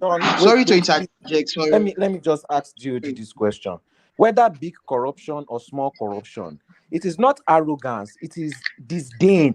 He is disgusted by them and he does not want to work by them. This is the point. They repulse him. Exactly. So, DOG, yeah, but that's not politics. No, that's naivety. It's naive. What you are describing is naivety now. You have to. DOG, let me ask you. What has Peter Obi done? One at a time, please. Question. Yeah. So, you already know that this is his template, okay? And you are saying he doesn't even want to work with anybody that, but you need to work with somebody that has power. Now, who is somebody that is clean, that has power, that Sowore can work with? Give us I'm not example. saying No, you are missing the point. It doesn't. If Sowore cannot find somebody to work with, he will forever remain in the ethers as this voice that people like Solomon hear and they reason with, but it's just a satellite figure. He will. How long has he One been man, a what I'm yeah? saying is that there is nobody that has power and is clean to work with it's not about Sowore. The power place solely. is It's not people, about is power. littered with people who are All right. claiming. So what is the purpose of Sowore? Is it just an aluta? Is it just Okay, a okay. luta? Let me give an example. When Hitler wanted to rise into power, he didn't have people that wanted to work that wanted to work with him. People in power, nobody really wanted to support him, and he lost. It's not like he just got there and just got into power. He tried many times. He had to build up his team. Nigeria is not filled with space with people that have power and that are clean. It's not by power. You don't get my point. You don't get my Politicians point. come and say Solely. the best thing that they can say is that, oh, I'm the least corrupt. What does the least corrupt even mean? What does that Okay. nonsense mean? Okay. Hold on, Solly. What's the political pathway for Sowore? He has to build his people. He has to build people that will become powerful enough. Yeah, but he doesn't connect with people, is what people are saying. Exactly. He does connect with people. Like you said, he connects with the youths. In that set of He youths, doesn't connect with them. They hear it's the satellite youth is youths that make the effort. It's people that are vested in politics like Solomon that hear him. It doesn't connect with anybody. Yeah. Sorry, the youth cannot make you a president of Nigeria. The youth cannot make you a president. Yes, they can. They are. How many? They cannot. How many? Even if what is the percentage of youths that have voters you card? see, you still don't understand how the game works. Forget the numbers. Numbers no count. The youth cannot make you the president. Thank you. That's the point that you just made. God bless you. Not about numbers. He's not. Look at united. Obi North, Obi East, just West, know how to play that They game. can make him the president. Even if the whole youth in Nigeria, including the northern youth, they don't make it happen. Exactly. Don't worry about all that. And in politics, by the way, you cannot say you will only politic with clean people. That has never happened in the history of politics, unless Sowore wants to. That's not even actually wants to reinvent politics from his from the Greeks. Even Jesus said, "Let everybody come." He welcomes everybody, even the sinners. He welcomes them. So forget that. But back to Solomon. Solomon, round up that space, and then I want to move the conversation on. Yeah. Yeah, so you see that there's somebody that was saying something here that he don't want to associate himself. That is what I've observed about him. But he don't know that in Nigeria you have to. But you know one thing I've still understood if he should engage these people, most of as like some people now. Look at Kwankwa, so he wants to start his NNPP. He consulted Galadima. He consulted this guy that they camped back to PDP. So he consulted those heavyweights from his side. And they started that party, set up that party, and you see the way the party now. To him now, he feels the party, but at least he has some people in his party. If he was able to come to the southeast and convince other prominent people to come into his party, that party will still have leg. But not like the way you just go and carry only your one side region to come and do your party and you think you win Nigeria election. So assuming Sowore could consult or can consult people like that, some heavyweights from, or just like the way P2B, but you see people around P2B. That's why I cannot go even I cannot vote for them, because you are saying you want to clean Nigeria. Most of the people that even started those evil things, those chop and chop politics in Nigeria, are even the ones surrounding you. Those ones want, because they are not relevant in the parties, in PDP and APC. That is why they came to start up the Labour Party. Can't you see the way they stood down for him? Because they are not relevant. So let's not be deceiving ourselves about this one, that one. If you want to, like the way we said now, Sowore is not engaging the political space the way he's supposed to. That is how P2B did not engage this political space. The way he's supposed to do it. He now starting a Labour Party, and they are just whining themselves there. Anyway, Sowore is a very good candidate. If we really want change in Nigeria, somebody like Sowore, what he said about Commonwealth is fact. It's a very big fact that if it has, as a Commonwealth country, we're supposed to be traveling to the 53 other countries without visa, without stress. Without stress. But look, if you want to go to any... Solomon, if we're talking about the third force in Nigerian politics, it can only really be like somebody like Sowore. Anything else outside of that space is just the same or the same. Yeah. So nobody is Sowore, but right now it's not Sowore. Yes. So that means we don't have a third force. We just have another example of the same old space. Yes, we just have people that want to be relevant in the political space. One man, please, can I interject, stop please? whining. All right. Thank you, Solomon. So have that interjection, and then I'll move the conversation on to Ovie. Yes. We're not done with our headlines now. I saw many headlines here. Let me just touch them.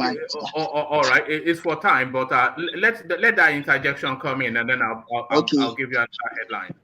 Okay. Solomon, I disagree with you about the Commonwealth issue. Are you considering Nigerian factor? What I mean by Nigerian factor is that we experienced something then in Australia. Nigerians that came for the last Commonwealth in Australia, they were looking for them around. To find them, they disappeared. But that's not. Let me finish now. Let me finish now. now. To Nigerian, I beg. Let me finish now. Let me finish. They came to this country. They were looking for them. They disappeared. That is just a game, just to come and play a game. So I don't buy the idea, because all the country has to defend their country as well. They can't just allow any dictum and Harry to come to their country. What's the purpose of the Commonwealth? But purpose of Commonwealth doesn't mean that they should give them visa free. But what's the purpose of it? That's not my question. My question is, what is the purpose of the Commonwealth? To bring the country together. Which country? To bring the country under the Commonwealth together. Isn't it? So we have different opinions. Let's move on. Yeah. No problem. Let's move on. We have different opinions. It's only Britain still trying to cling on to its colonial past. So anything outside of that, it doesn't. There is no advantage. There's no benefit to all of the composing nations. It's only for Britain to have a sphere of influence. It's just for Britain just to hold on to its colonial past. That is all the Commonwealth is for. And Sowore is right. If I can't come to your country, then why should I be, part of your system? So that's it. So Solomon, let me take you to the space. So you've spoken on the UNN one. Okay, let me take you to this space. So Peter Obi, of course, we must have a Peter Obi diet. But before I take you to that space, let me actually acknowledge the super chats that have been coming in. It looks as though it's Joel of Nashville that's been super chatting, and a lot of it to your commentaries, Joseph, Solomon. So let me just read it out. You don't have to respond to it, because I think it's trying to poke at you somewhat to get a reaction. It says, Solomon, you can make your comment without referring to consumption, to production. If you don't understand it, seek more knowledge.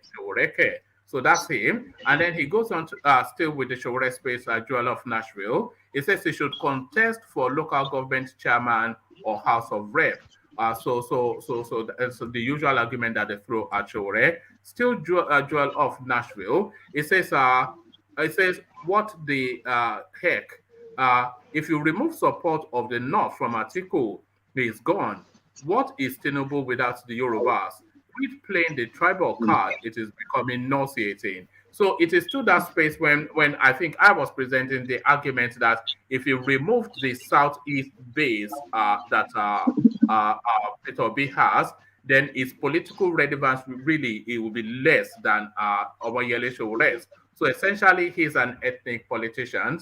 He's an ethnic politician, but Joel of Nashville super chats to assert that they are all ethnic politicians. And that's one of the undoings of the Sowore. He doesn't have an ethnic base. And Joel of Nashville still only says, make yourself feel good. Obi is the third force. So Obi is not the third force. Obi is part of the old paradigm that Nigeria is trying to escape from. So so the super He's chats part of them. part of them now. So Atiku's vice president is now the third force. So what's the meaning of that nonsense? Which third Let's force? let's keep it 100, as they say. Atiku's vice president is now the third force. I mean, Assuming they got into power that year, we did come out to be justifying him as a righteous man. Isn't it? Yam and eggs. They are whining themselves, having themselves. Yeah, Peter Obi's bid for presidency has made Southeast politically relevant. So it's Dave Umahi. So Dave Umahi is a top functionary of the APC, as you know, but he's just gone to meet Buhari recently for whatever reason, coming out of the space. State House correspondents putting questions to him. Inevitably, the Peter Obi space brought up, and he is saying that for whatever it is, of course, Peter Obi is not going to be the president. But he goes on to add that what Peter Obi has actually achieved is to bring the Southeast, by virtue of what is going on now, into the mainstream of the Nigerian political space. So that is more or less the assessment of a lot of people. Certainly my assessment too, but is it yours? That Peter Obi's achievement, which is a great one, and because they also referenced the guns being silenced in the Southeast since the Peter Obi movement started. So which is to say that we are seeing the mainstreaming of the Southeast. So is that the main achievement of Peter Obi? And is that even sufficient enough of an achievement, irrespective of what happens to him in February 2023? So all of that, Solomon. Yeah. Concerning this Southeast, every region in Nigeria has always been, or every geopolitical zone in Nigeria has always been relevant, depending on how their political leaders represent them and how their political leaders engage them. For instance, now, I keep saying this thing. When Tinubu, during the primaries, I never saw any headline of Tinubu traveling to the East to go and consult our political elite there, or the delegates in the East, or to make the delegates in the East vote for him. He went straight to the North. He was always going to the North. I think he even went to the North Central. So this Southeast has always been relevant on their own. When Obasanjo got into power, they gave him block votes from there. When Jonathan, they gave him block votes from there. So this one they are saying, he's showing that okay, yes, that the number of interest, or the political apathy in that place, the low or the high rate of political apathy in the Southeast has reduced. Everybody now are not picking up interest there, but it's not really like they've always been relevant. Let's not mind ourselves. They've always been relevant right from election period. So now the thing there now is that the way, how do I put it now? The way they like, if the votes now coming from them now has always been relevant. They've been voting for people and in block and they win, and so they've always been relevant. Let's not say because of P2B movement. No, but as a political bloc, they've never had a champion. I think the last person that even hinted at anything was Alex Ekweme, and that was however long ago. So in all of the political permutations that has been the Nigerian space, there was never any time that anybody gave any serious consideration to the Southeast until now. So yes, it's because of lack of understanding of the Nigerian politics. Like they feel like they lack. Well, I'm talking about political elite. They lack political understanding to understand that in this Nigeria, we need to, no matter how we claim to be one Nigeria, we need to still know that we need to represent our people. I keep saying this in concerning this convention, PDP convention and APC convention. If not that, P2B is still tried at least to summon courage but that thing, most people still say it is If a mistake. you remove Peter Obi from the political lexicon, would the Southeast be relevant in this 2023 race? How? It is not this one. Nobody do them. Now waiting. I feel say we use our hand do ourselves. How we go there for a region? We no feel even if say look at how the North play politics. You see the PDP people and APC people when they get to the national, like when it comes to political, you see them doing like see they are against each other. But when they go back home, all of them will come and look at what Tambuwal did. Look at how they play their politics there. They will still fall back for that. That is how we are supposed to be engaging this space, this political space. It's not about coming to because everybody wants to come and show and say, look, Rochas came to the this thing. I was speaking Hausa and doing this. So when you people did not do your consultation, say we are supposed to be relevant. The governors have agreed that power should come to the south. Then in this, okay, yes. Then in Southeast there, we're supposed to have our own meeting, even if you are from different parties, and as in like everything is local in Nigeria, but we just keep deceiving ourselves. If you see somebody who is just like who is supporting us now, you say you're dad, but these people don't do like that because they know last their own personal, the regional interest is very, very important to them. I don't know if you get what I'm trying to say. Yes, so of course. we need to look at what Yoruba people did in the election, in the primaries in APC. Even if people from other regions were stepping down, but at least it was because of how they knew that this man is, as in this, like the backing this man is getting from his people in that party. That is how we engage. We need to engage Nigerian politics the way we've seen it. We engage it for our own, not being selfish. People like Odus Okalo knows this, and that is why you see him is playing a neutral game, because he knows that the greed is still within them there. You engage these people the way, if you really want your people's interest, then it's not about coming to be saying different things. All right, brother. One man, can I interject? Yeah, who's that? It's Tiger. Go on, Tiger. Yeah, let's hear you. Solomon. Yeah, Solomon. You said Tinubu was he didn't come Southeast to consult. Why would he need to come to Southeast when they've already given the vote to the South? So if he's contesting, hold on. You're breaking out fast. But I think he gets your point. So address APC that. For the. Can you hear me, woman? Yeah, we're if they have awarded it to the South. Okay, hold on. Let me remove the. Can you hear me? Yeah, carry on. Are you able to hear me? Yeah, but yes, repeat the question. Yeah, repeat the question. Okay, my question to him is this: if the APC party has said that is southern people local, right?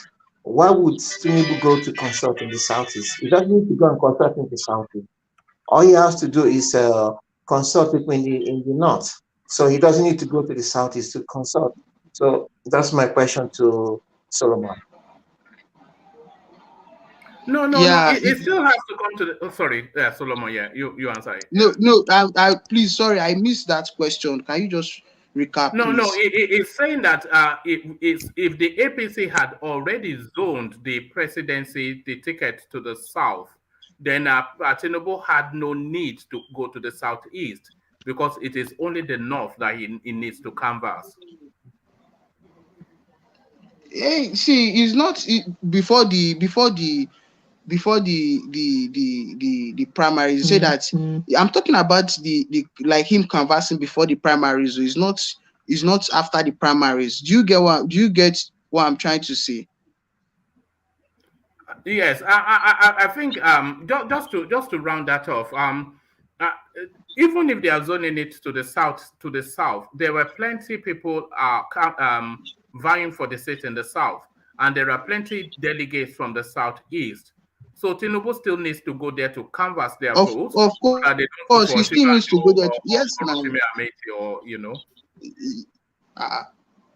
You still look at Wike, even if they've said it's coming to the south, but look at what Atiku them did. Look at the way they still played the politics here and gave Atiku the power. Let's try and engage. Let's not see. I know it's because in Nigeria now, in Nigeria, the less people, like the people that the highest people that are well traveled or that are not in Nigeria that have gone to diaspora.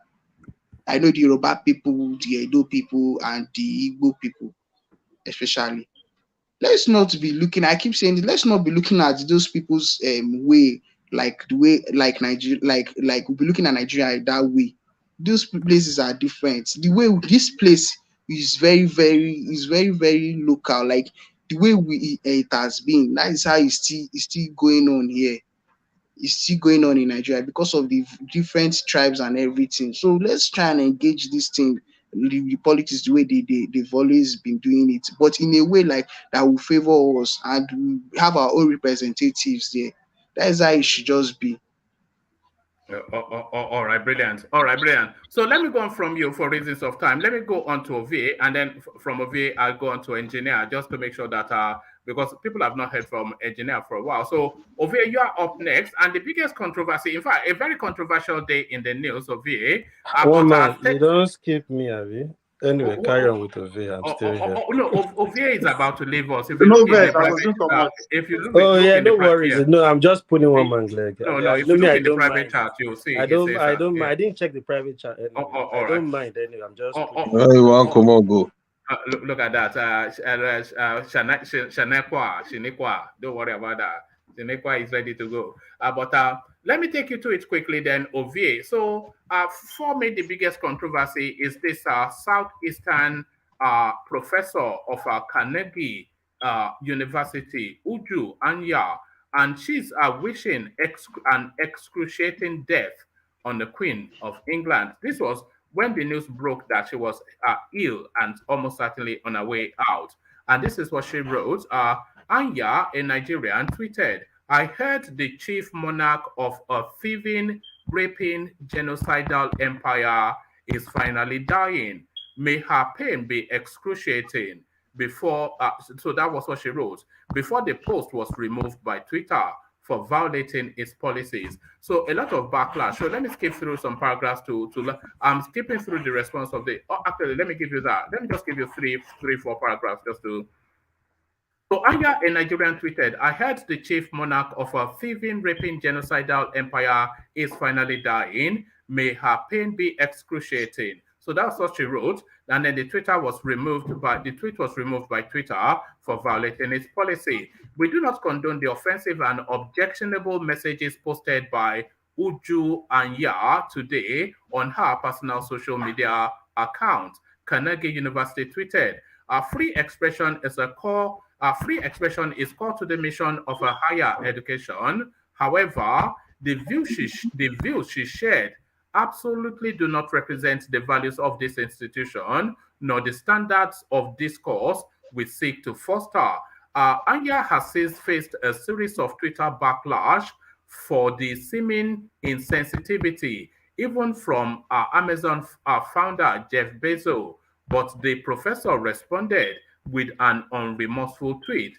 If anyone expects me to express anything but disdain for the monarch who supervised a government that sponsored the genocide that massacred and displaced half my family, and the consequences of which those alive today are still trying to overcome, you can keep wishing upon the stars. So that was our response. So to that space, what are you making of that? We've established that she cannot be sacked, but should she be sanctioned? I mean, I think I'll be surprised if she receive any consequences from the higher places because of this, because the Queen death has a lot of mixed reaction coming from every nooks and corners of the world. She's not alone with that kind of view. Yes, she might be alone with the way she corner message, but she's not alone that is feeling kind of celebrating to the Queen death. Again, because she has a reason. I mean, she pointed out a very good reason for her to take the route that she took. But again, there's another constituency, like lack of word, who told that same line to people who are fan of our queen. That's I'm talking about Mikel now, the black lady that got married to one of the grandson. She has a lot of followership because if you remember, there's a lot of big controversy during our wedding that she also has a lot of followers. So people who are backing her, who are a fan, are also fall into that category too. Pretty much a lot of people from their pocket of people from other Commonwealth nations who actually see her view and reason with that too. So it's a mixed reaction. I think her went viral because of who actually responded to her, which is Jeff Bezos. I mean, we all know Jeff Bezos is very popular and has a lot of followership. So that's why hers is generally this kind of controversy everywhere. There's a lot of people. She's not alone in that. But the content of what she said, the vitriol behind the commentary, and so what are you making of that? And the propriety of the timing of it, is it inappropriate? Did she go too far?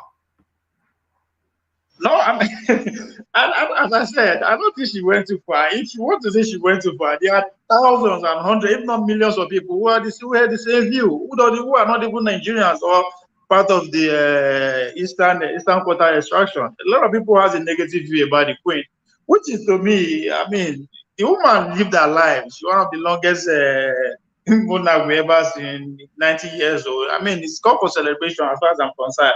But again, I understand how she and people like her are feeling. Do they have are they right now? I mean, I think for her statement to be generating this kind of reaction, I mean, she has a point. You know, however you want to see it.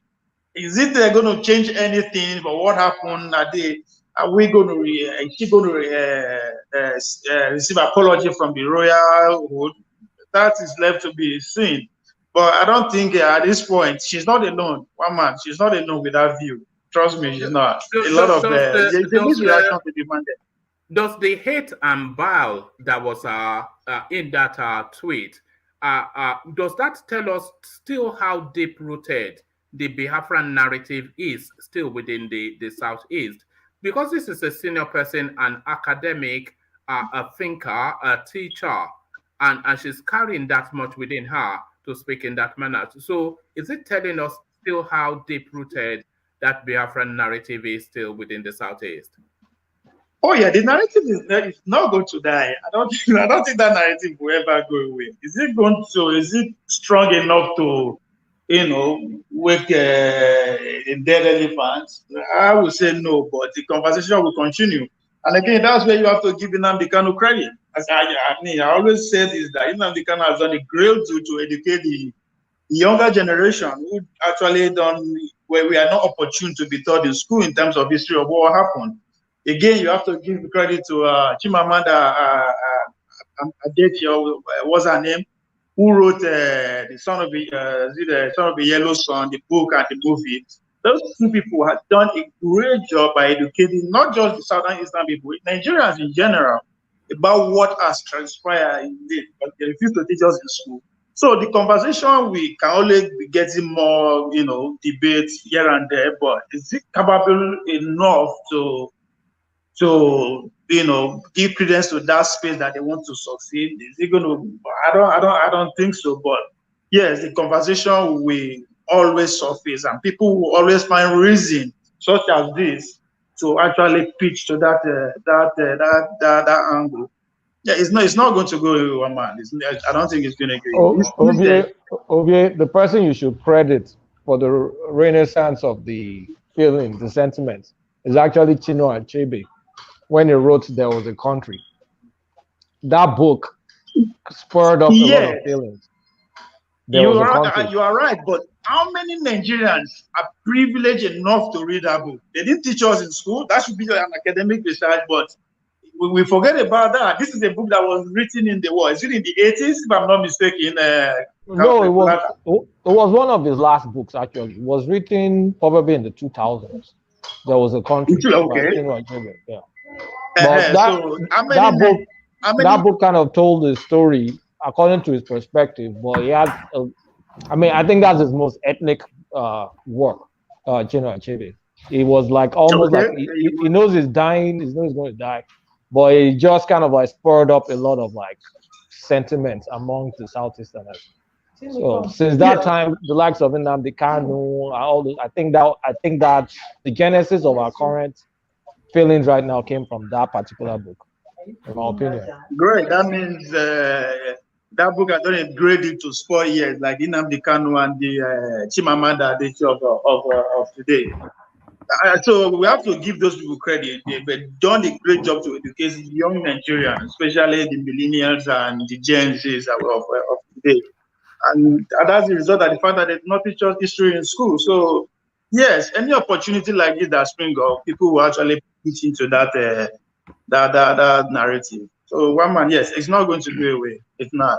All right, thank you. Let me take you to a different space. I will pull Nigeria out of the Commonwealth unless Britain lets Nigerians enter UK visa free. So that's Showore. So a silly headline you may think, but then the content of it, do you think it backs up that statement? What are you making of that Showore stance? I mean, I will support him, but can he make it happen just by him being the president? I don't think he can make it happen just because he's the president, because there's so much that goes into that for them to pull out. Again, but why I agree with him is that, just as the question you asked earlier on, what is the benefit of being named Commonwealth game, and if the benefit is only going one-sided, it's only the British people are getting the ballot. What I'm a member of coming from the member of the Commonwealth nation, going to my own game. And Thomas was trying to make the fact that the Commonwealth games and people, they run away and all that kind of a thing. It's not normal to Nigerians. Pretty much all the Commonwealth nations, they do. So the benefit is just one-sided. If it's, remember yesterday I said it, that the power of that monarch in the effect worldwide is going to be felt, and the end of that is coming. I said it, and these are the things you are going to be seeing from here and there. Can Showore do it as a president?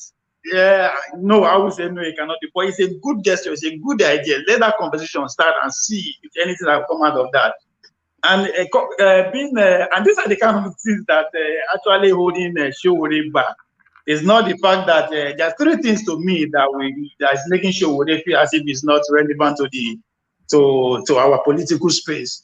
One, he's still being perceived as a foreign agent, whether we like it or not. I asked him that directly. He did not shy away from it. By whom?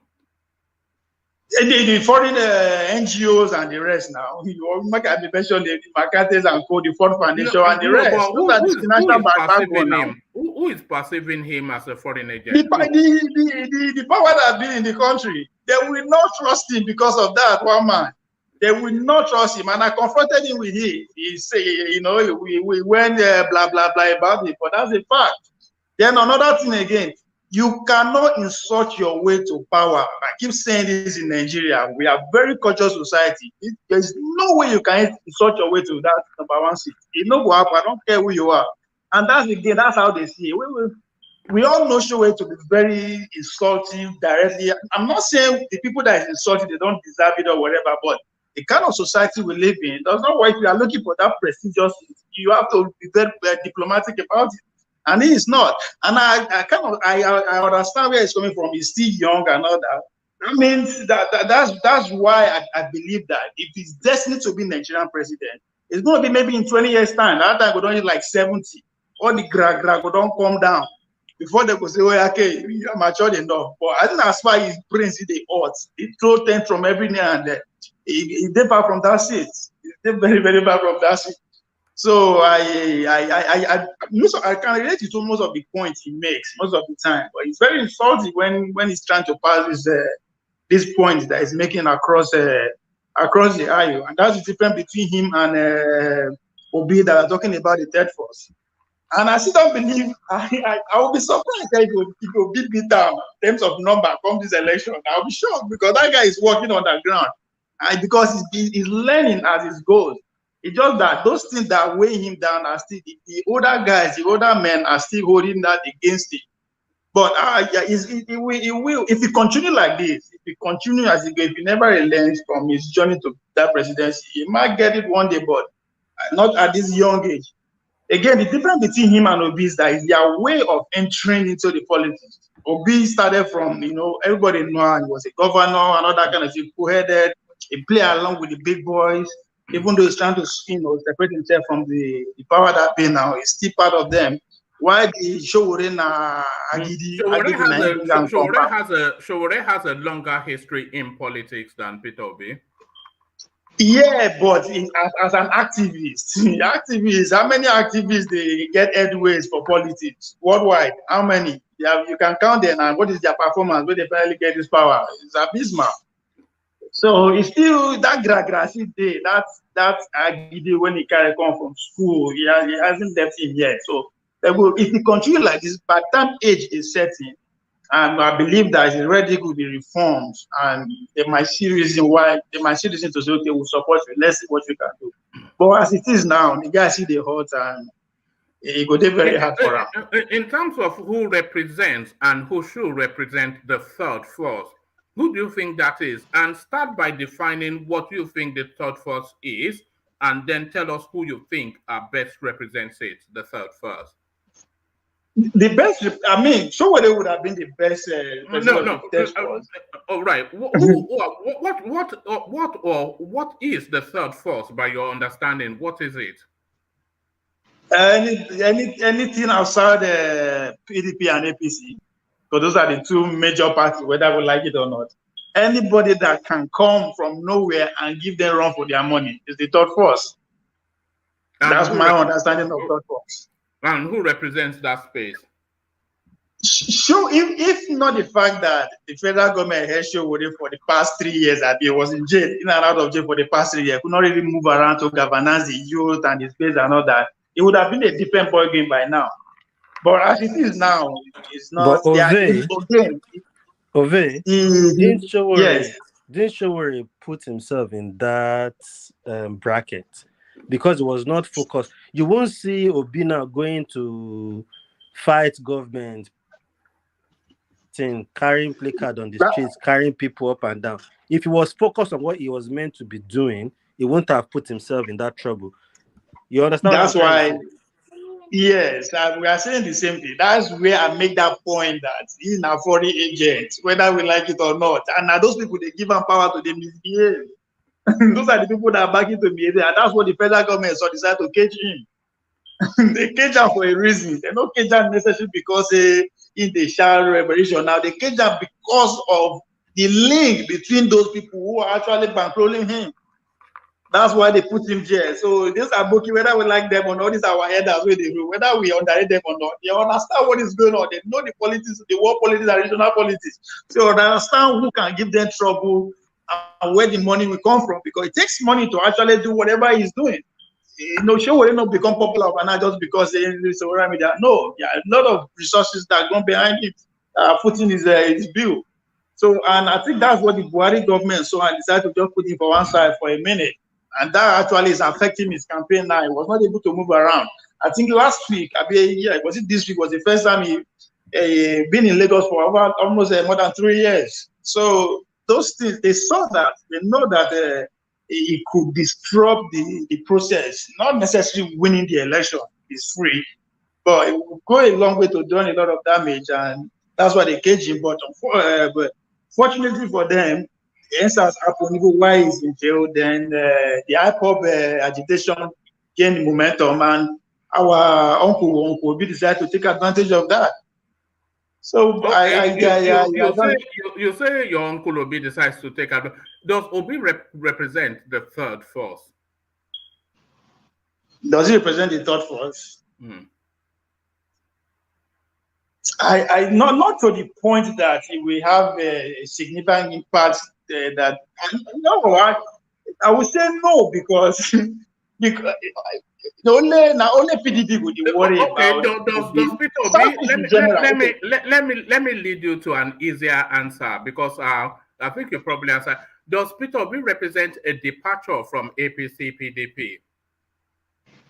No. Well, no. Now again, why I will not only to say is the third spot, because now Southfield is getting back. I keep saying it. Southfield vote no matter at that much that politicians will be having sleepless night.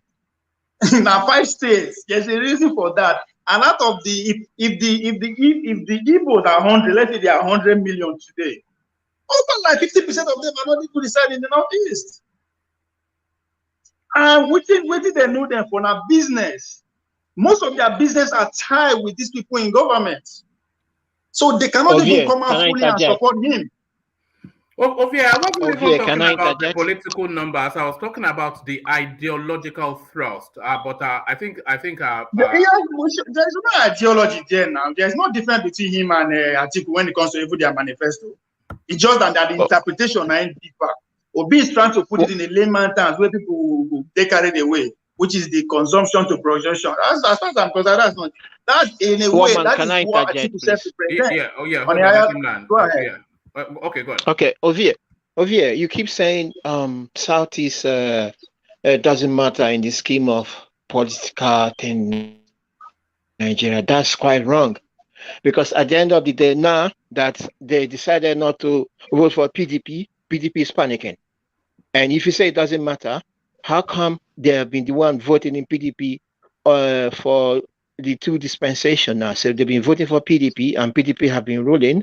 They've been voting for last election, they voted for Atiku and Atiku nearly got in. So they are, if you say Southeast doesn't matter, it does matter a lot. What you would tell me is this. Let me No, hold on. Let me Hold take you on. back What- to. Hold let me on. take you Hold back to- on. Hold on. What you can tell me is this, that Southeast politicians don't know how to galvanize their vote to turn it into a political demand. Because when certain people are voting for you en masse in block, then they can turn it into a demand, to make a demand saying, okay, what can we get out of this vote, block vote we are giving to you? So that's what they've decided to do now. And It's that's because they are what we can selfish. indirectly, hold on. No, it's not selfish. It's not selfish, because when people are giving you vote, they should have what is their interest. What is their interest? I'm saying So it's if you their say own something personal doesn't matter, interest. That's that why I'm is saying wrong. they are Now, selfish. PDP, Look at somebody like, sorry to PDP is interject. Look at, panicking. sorry all to right, interject. yeah. So hold on, let Solomon come in and then round off what they are putting to Ovie and then let him address it. Sorry So, to go on. interject. Look at Tinubu. Okay, the way Tinubu does his own even if he's not he don't do it like openly, but he puts his own people there. Which Southeast person, if this act is not good, but which Southeast person can you say can put somebody there, can say this person go and be this minister of this so and so? But Solomon, I think Tinubu does it. Solomon, you are naive. I think you are quite No, young and you are naive in naive. politics. You know why? Yeah. Okay, I can refrain that. Sorry for that. But what I can say is this: is a novice in politics. Why? APC, they are the ruling party, and Tinubu was one of the people that formed this political party with CPC and the other political party, minor political party. So Tinubu has a bigger share in APC. So people coming from Southeast, how many Southeast are in APC? The big weight. You have Okorocha who joined in later. Then you have one or two other people who joined. We're deviating from the conversation now. I don't know where so we I'm are. just responding. No, I'm just responding to what Solomon is saying. I'm just responding to what Solomon is saying. I think we know where we are. Let Ovie respond to where Yeah. you are, and then let's get back on track. So Ovie respond to that, and we'll carry on. Like the question you asked, why I say no serious politician, they have sleepless night because of that space. Let's go back to history. Like the conversation, we had this conversation a couple of weeks back now, one month if you remember, when we start counting back to from 1999. Who did Southeast support 1999? Palayabi? No, they supported Obasanjo. Hold on, let him. Obasanjo. Yeah, they supported Obasanjo. Obasanjo, yes. Yes. Forward to the next one. Who did they support? Okay, they supported Yaradua. Yes. Now you want to agree with me that the only time they align with the Northerners, that is the only time their vote counts. No, Am I right? That's a very weak. Where are you going? Hold on. Let him No, explain. Hold on, hold on, Ovie. Let me finish. Let me leave my point here. Can I answer you that? No, let him, Yeah. because it's getting a bit stop, start. So let somebody land the point. Land the point over here. One man, the last time you pull out the votes from the total number of votes from Inec, that's what the registered number of votes. What is the total number of the Southeast? The Northwest is almost twice their vote, almost. Now, what do I mean by that? Again, when you are saying that. Can I go on? Hold on, Ovie. When you say Southeast people, you see, when you say Southeast people, also include Southeast people. Let him land his points now, because we can't even follow. Yes, nobody's. We are all lost. We're lost. Let Ovie land his point. Just calm down. Let him land and then respond. No, I'm coming down. Okay. All right. So carry on, Ovie. So follow it through, and then you can report it, and then we carry on. Yeah. When you say that the Northeast politicians, are not able to galvanize their votes, you fail to put into consideration what is the power of these South votes in terms of economic. What is their economic power? They are all businessmen, majority of them, and their business mostly tied to the government, and they are out of the Southeast. Why am I saying that? There is no way, as a serious businessman, you go against the power that be. You stand a chance of losing your business. That is where that voter party is always coming out from. And I keep saying that over 40% of the South people are not residing in the Southeast. They are not. So if you put all those things into consideration, regardless of what vote they are going to bring out in that zone, it can only affect one side. You understand why if Obi keep going the way it's going, guess who is going to smile to the poll? It's going to be Atiku. Tinubu. So the numbers of votes is not that critical that both of these contestants will be there. There will be G2 that there is thought was coming in. No, only one person that will be shaking, and that is because the strength of the PDP lies in that region. Tinubu will be smiling if Obi keep going like this. So it is not enough for you to say it's a third force. When both of these strong men are not going to, most of these strong men, one of them will be sleeping. Very sound sleep.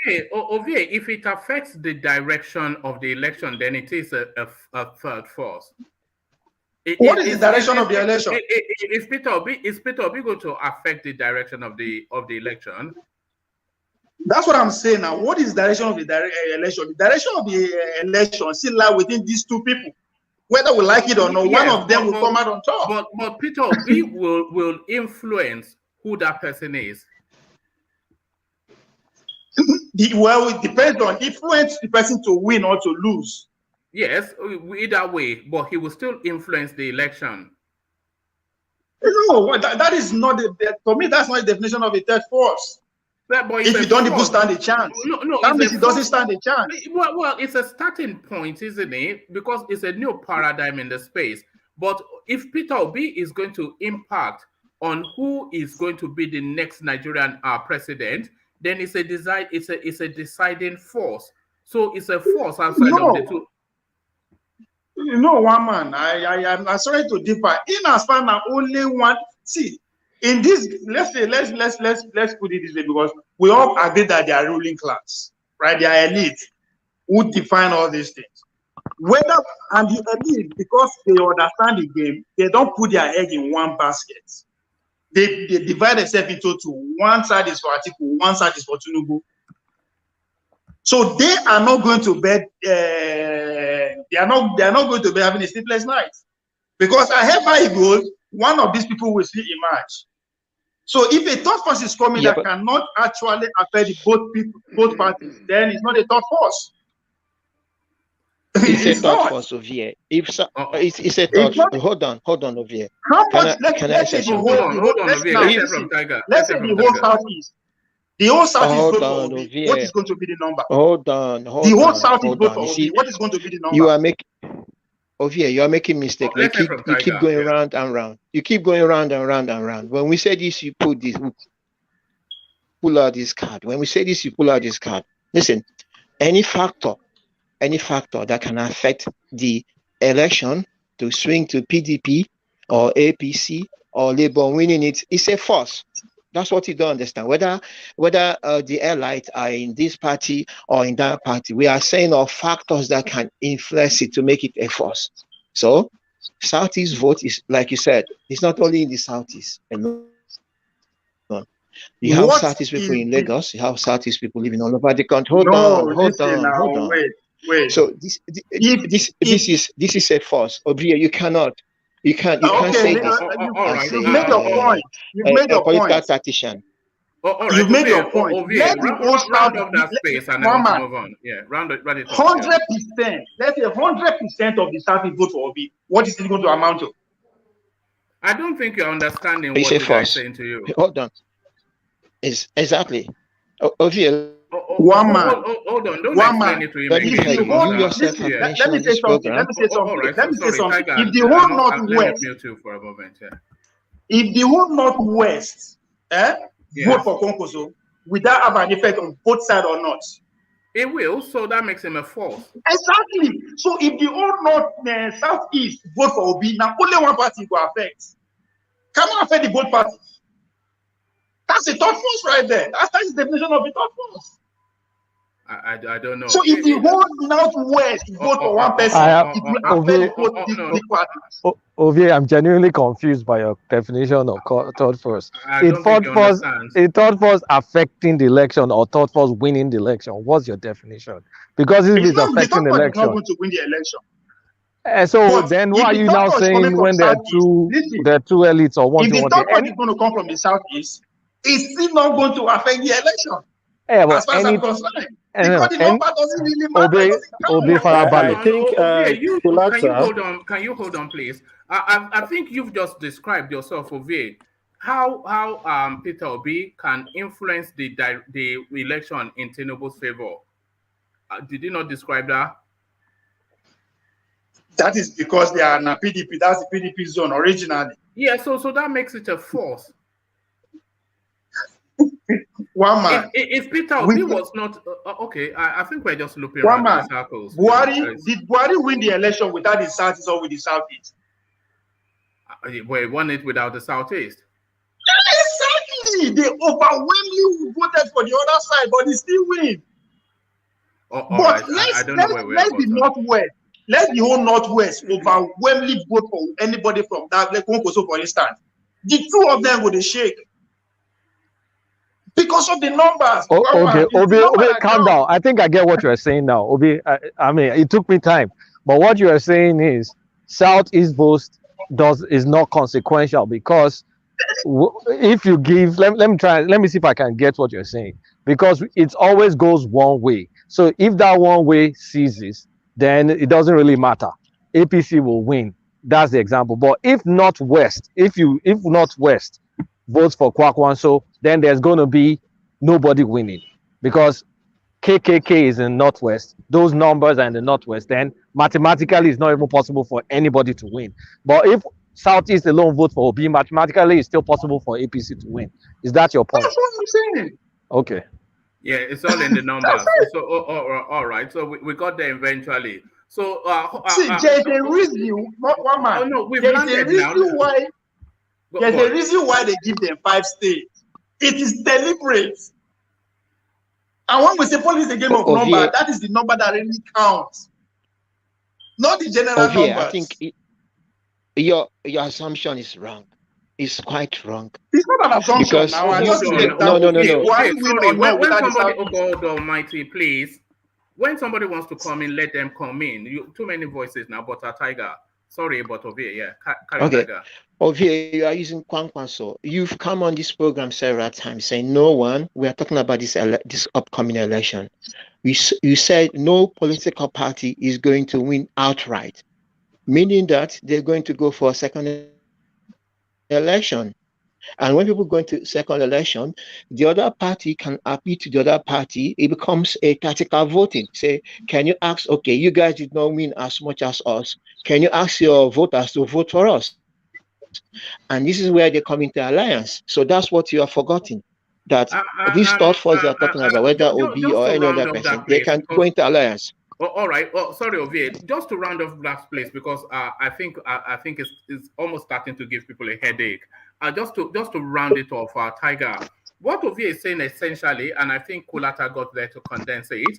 What he's saying is that the votes in the southeast, they're so they're so low in number. They're high, but their significance would not influence the elections, because Buhari famously said he only got 5% in the southeast. He sits in Aso Rock today.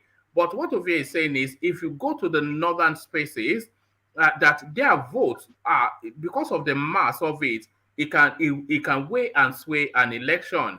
So that's what it means, that without the southeast without the southeastern vote, and people can still emerge as president. So and that's And I'm not makes it hold on. inconsequential. I am not saying that because of Konkozo. Anybody could have emerged from the northwest and command the vote from that side, and it's a done deal. Forget Konkozo now. I'm just facing the reality. You understand? I'm just saying the reality. Let you keep 100% Buhari. make nobody else Buhari is for not anybody. on this vote. No, it's not Buhari. Are you not listening? Buhari is not. I'm listening, one man.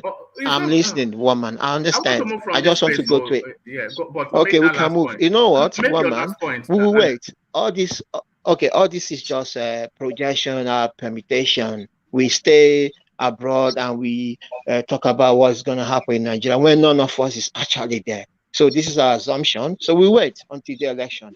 That's on this. That's my answer to you on this. All right, brilliant. So let's give the final words to Joel of Nashville, who comes in. Maybe I shouldn't even read the super chat. We already know where he's going. He says, "I keep living in denial, Ovie. If the whole Southeast vote Obi, it is 8 million votes. That is over 60% of Buhari's total vote in 2019. Ovie, no vote is wasted." So that I will have to agree. No vote is wasted, because a vote really is an expression of a political opinion. So from that prism, no vote is wasted. So let's move on from that space and go to the equally controversial, probably rename UNN to Queen Elizabeth University of Nigeria. This is Adamu Gaba, and the reason is given is that UNN was the first university in Nigeria. I've gone to check, it is not, but the idea... it's okay, it doesn't go on every day. So does that resonate with you, Ovie? If I have my own room, would I? Somebody is talking. Love talk. Yeah, Tiger and his babe. One of these days we will hear something shocking on this platform. But we'll hear something shocking. But to that, UNN now Queen Elizabeth University of Nigeria. Let me make a Joel's. Yes, you have a good night rest tonight. I think that is an insult to Obi himself. Obi is an alumni of UNN, and if I'm correct, one of your headlines says that somebody said that Obi has made the South relevance. Yes. Correct me if I'm wrong. That's Dave Umahi. Dave Umahi said that. Dave Umahi. If that name is going to change, I think Obi deserves to be named after Obi. Because whether we like it or not, whatever happens in 2023, we will never forget Obi whenever this 2023 election come into discourse. That even you two, one man, you agree that finally that not just you, other people have said that Obi has finally succeeded in bringing the Southeast into the national discourse. I think it deserves that honor if the university name is going to change. But I'm not saying there are no other men in that region who deserve it. But at this point in our history, Obi deserves it. If you want to go by what David Umahi said, that he has made the Southeast relevant again in the Nigerian policy, and see, that is huge. Do you agree with that? Do you agree with that? Based on what is happening, I would say yes, because if you look back to a year or 3 years ago, that was not what is happening in that space. So if we want to give him that much credit and his name of the university deserves to change, I think it deserves to be named after Obi. But the fact that he's also an alumni of that university, he graduated from that university.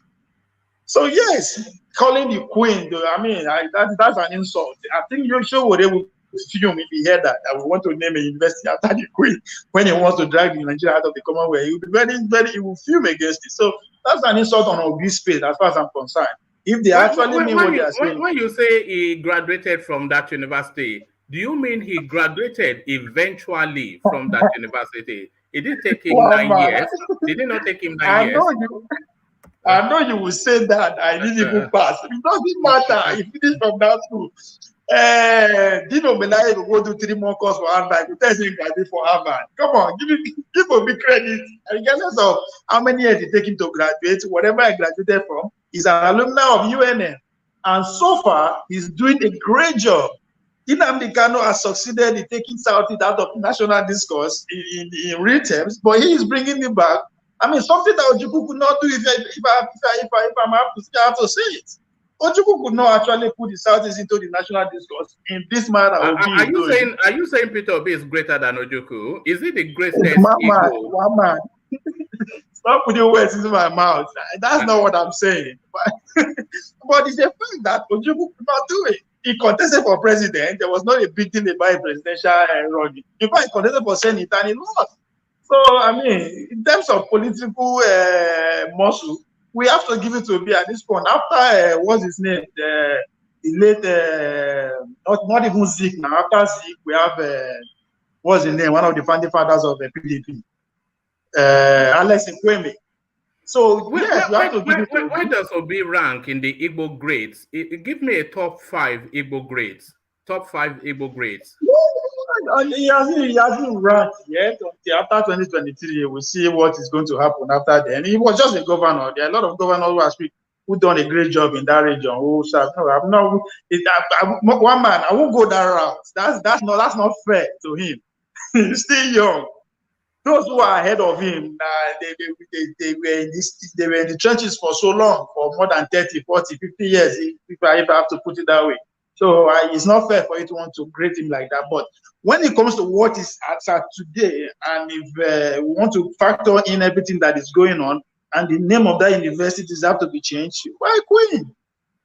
Why Queen? Don't give it to Queen, give it to Obi. If you lack any other person that deserve that honor within that region, then you now say you go and say, okay, you want to give it to. I mean, for you to even mention Queen, say you have to first put in the South into consideration, South into consideration, in fact, the whole Nigeria. There are people in the northern space who deserve to be named after them. Ovie, do you think Adamu Gaba was mischief making when he made that suggestion? Because he knows the backdrop of the southeastern, the southeast relationship with the British space. So he knows the backdrop of that. So by suggesting that they should rename UNN after Queen Elizabeth, is it being mischievous and is it really trying to poke at the Southeast? Was this mischief making by the Mala? I think it is a mischief making. I think it's trying to counter that narrative that the professor, what's her name again? The lady. Are you Uju? Are you? Yes, he's trying to counter that narrative. What he's trying to say that you did the cry saying your people. The Queen did the harm to your people, but it is actually did a great job, and it deserves one. I think if I want to see in that mischief like that's what the guy is trying to see. That's what the guy is trying to say. You dare the cry say Queen done damage to your people. No, that's not the fact. Instead, he has done great. The Queen has imparted that region to the fact that it's named university after him. I think that is the narrative, the statement he's trying to put out there. But I don't want to see it like that. I want to see that it's an insult to Obi for what Obi is doing right now. Trying to actually, for everybody will agree that for the very first time, not just say for the very first time, for what transpired from 7 years ago to now, nobody actually believed that the Southeast will be excited about 2023. Remember, one man, if you look back to last year, 2 years ago, when they go back and forth on that space, people are saying that, oh, the election no go hold, election no go for that region, blah, blah, blah, blah. But today, remember when we were telling them that elections will hold and they were throwing stones at us? That yes, the whole of the IPOB and everything, they will become political talks to politicians when politics starts. Is this not what has happened? Good. So we have to give Obi that credit for for changing your narrative 360 degrees. So yes, if you want to say Adamu is being mischievous, he's being directed to delay the profession. And I think that's a classic response. I wait how they will take it. I don't think people will not even take the guy serious anyway. They won't take Adamu serious. If it's coming from the presidency, maybe the other Adamu, that would be more of a national discourse than Adamu, who actually how many people they take him serious.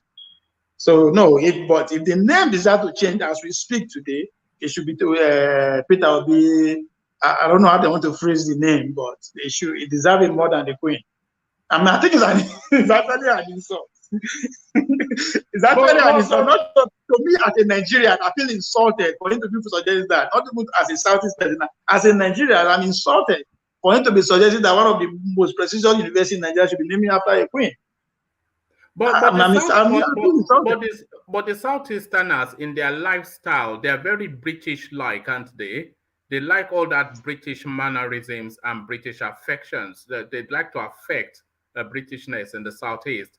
So is it not something that they will welcome? Yeah. I mean, in the region that pride themselves that they're not, they know they follow king, they don't get king, they don't get this. Again, I don't know how they will see that. I don't see they do that with Jewish people now. So they're very American. Actually, Southeast is very American. I thought their affectations was British. No, it's Yoruba that is more British. Southeast is very American. Like they blend in very well in America because they don't believe in all this central authority, Republican nature, entrepreneurial spirits. No, they're very, very American compared to. Can I interject? Yeah, more individualistic kind of people. Yeah. Come in, San Diego. Yeah, I guess I wanted to second what Kulata said. You know, the Southeastern has been. That's where I'm from. You know, we are very individualistic. You know, people. We don't believe we are not monopolistic. You know, in nature. So we behave I can see we behaving like the black people in America because we don't believe in power, you know, or about that kind of things, you know. So we are definitely not like that. We are more of the American than the British. And I see Yorubas leaning towards British, you know, because there's kind of rule, monarchy and everything. We don't have that in the Southeast. I mean, we may have Igbe, you know, and all that kind of thing, but we don't really take their talking point, you know. We don't really obey them like you do, you know, in the West, which is different. Just the culture different, definitely. Yeah, we lean towards the American than the British. All right, and I'm coming to you in a moment on this. Anya, who is you know, insulting the Queen. So maybe we'll revoke our Nigerian passport. We don't know yet, but Mama, let's go to your governor side. What's his name? Makinde. Yes. What has he done? Yes. Makinde. I mean, they made him the chairman of the governors forum. PDP. So we still go to what we are trying to, the point I was trying to make yesterday about Wike's side. Wike, if you don't go jail as they say, that is his man. He don't collect appointment from the big boys. What does that? They don't reduce Wike's strength one at a time. If we fair to say that Makinde is gone already, away from him, by accepting that position, one. Autumn, when the time comes, in brothers and go call out, they come, sit down here, and you don't get choice yourself. Then we now go to other of his power where the South is them, correct me in the name now, Okwezi or whatever they call the governor name and his island. When the time comes, they will call those ones to order. At the end of the day, Wike might going to be standing alone by himself. That's how the big boys move. You understand? That's what I'm. So is it your reading that by Makinde becoming the chairman of the governors forum or whatever, that means he has then departed from Wike's and the movement? That's what it is. Because Wike cannot guarantee his second term. That was one of the agreements Wike was trying to reach with Tinubu, that Tinubu should guarantee him that the River State, Oyo State, two other cities from the state from the cities are not going to be touched. Tinubu said no guarantee him. So Tinubu cannot help you. Knowing the fact that what if the PDP vote for Oyo State? What is the amount of number that you want the election with? Let's just barely more than 500,000. Which one local government in the northeast will produce? So he has to pitch to the people that can help you secure a second term. That's what you are seeing. These big boys, they know how to move. They know they go strip Wicked to be a one-man stand here at the end of it. And he go beg or he go jail. Ove, I don't think it's just because of Wicked they made Seyi Makinde the chairman of the Governors Forum.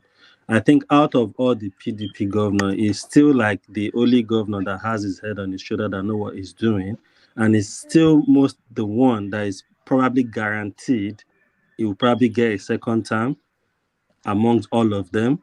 In So I Oyo think State, that How is it guaranteed? second time in How Oyo is it State. guaranteed? That's hard. What are did How is the second Ajumobi term guaranteed without as without poorly as the Ajumobi did, didn't he get second term? People are supporting this how? guy, Why? even though he How has is his it guaranteed? enemies. If Hold on, Tinubu is hold on. sorry, if Hold Tinubu on. and the Oh God. if the Tinubu and the party are against him, how you go take win second term? Why he was can't trying to he?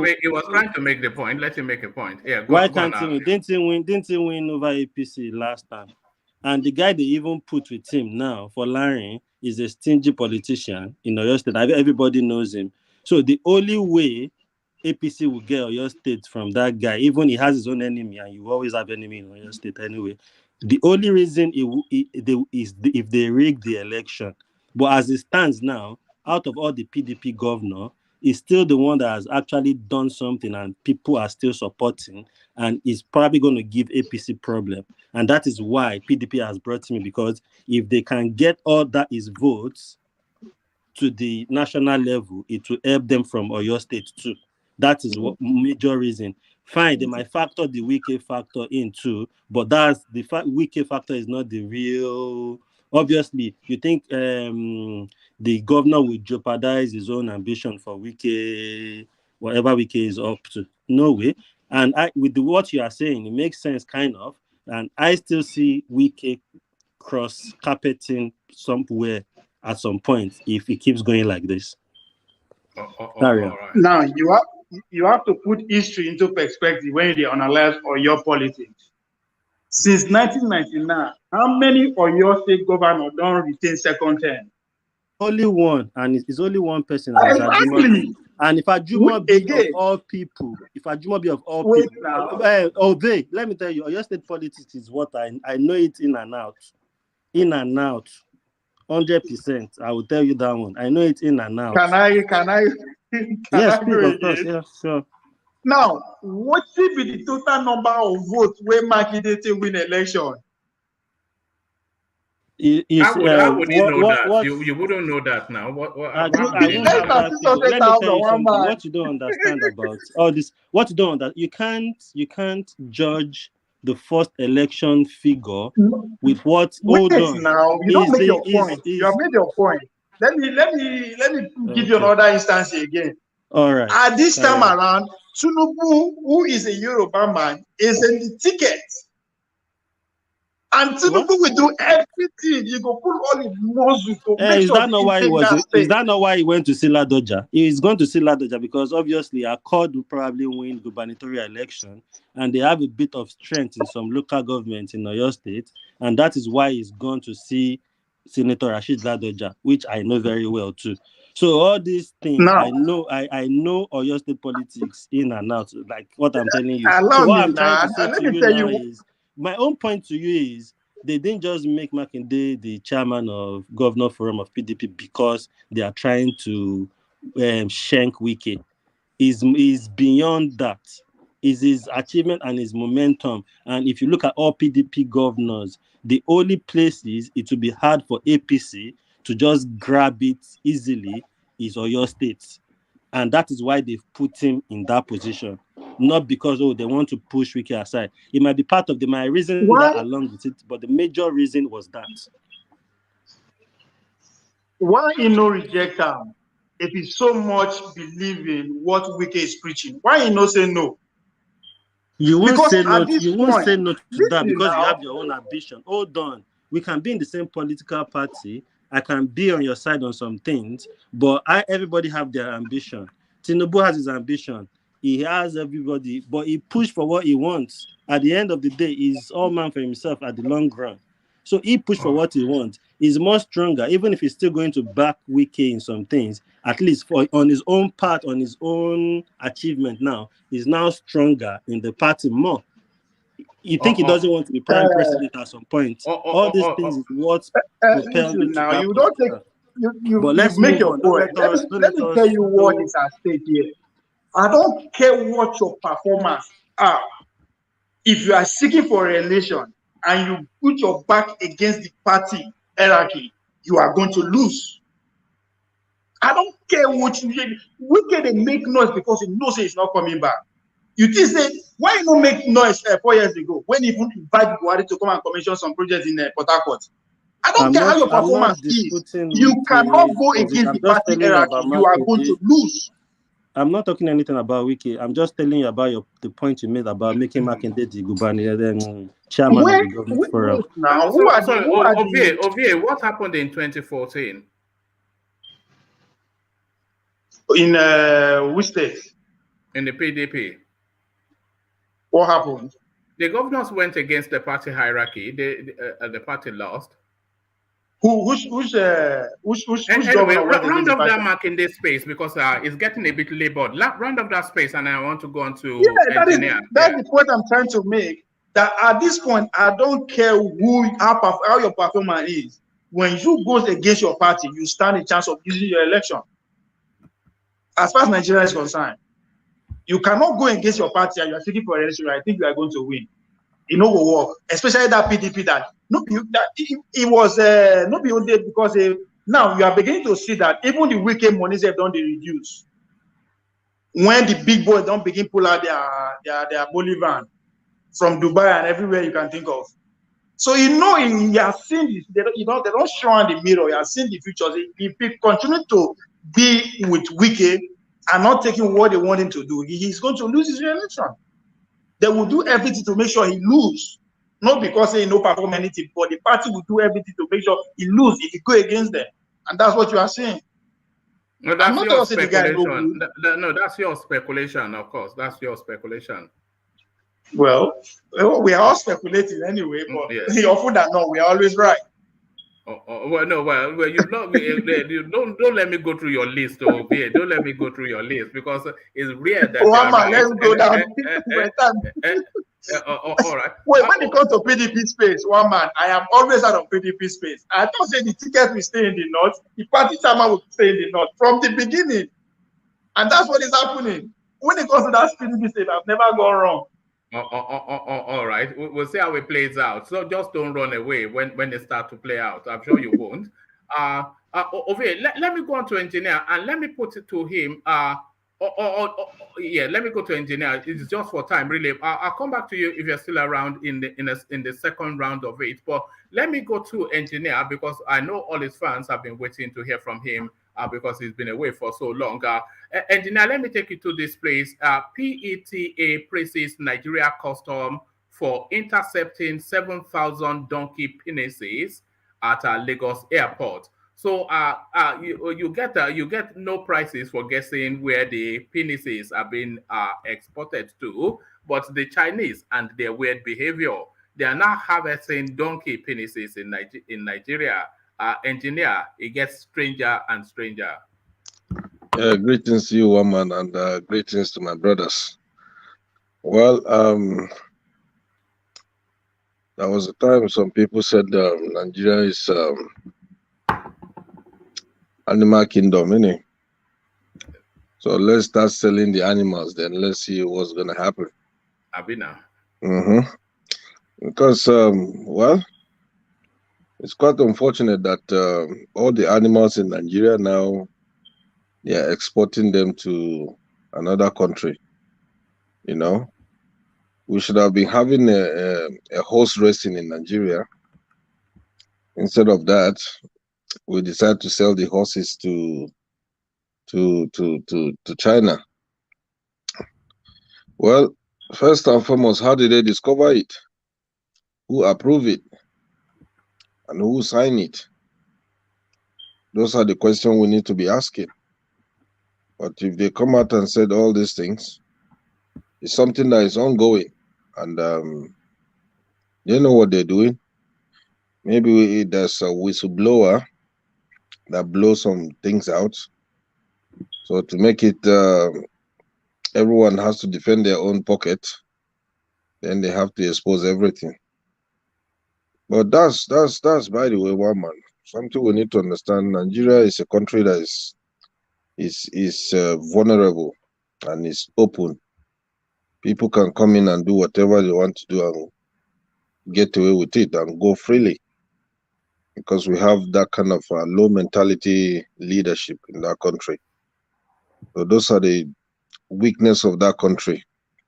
If Nigeria can be sending horses to China, it's a bit kind of it's very, very disgraceful, because some time ago, not only Nigeria, I think it's down to all African countries, because some time ago in Botswana or Tanzania, they're looking for this elephant horn, you know, all those kind of things. It's just like, are we being, is Africa being cursed now or what? And we have leaders that they are capable of doing things, changing things.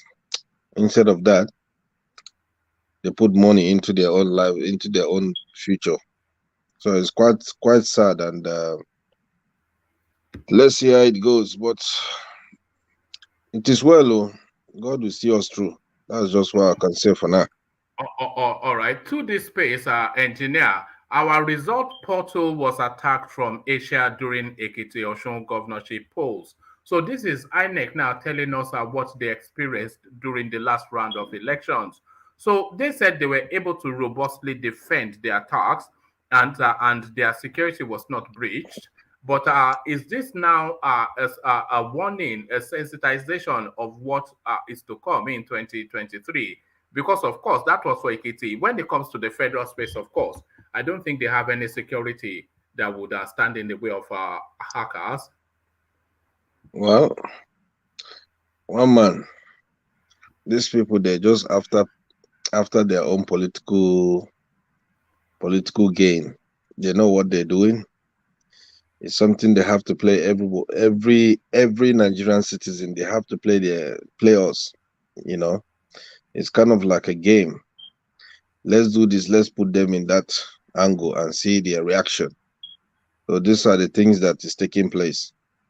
There is nobody that will come and hack anything. In Nigeria, you come and hack. Nigerian that they can hack the wall, and you're telling me somebody will come to Nigeria and hack your result. It's impossible now, one man. We all know all these things. If you check record in this world now, the hackers that can penetrate everywhere and do anything is Nigeria. So how can someone from Asia will come and hack your result? It's impossible now. They just want to use this as a kind of to see how people will react, and to see how the governorship candidates, they will react as well. But something we need to understand again, if somebody won, he won, that's it. Why all this? At the end of the day, one man, let's come to reality.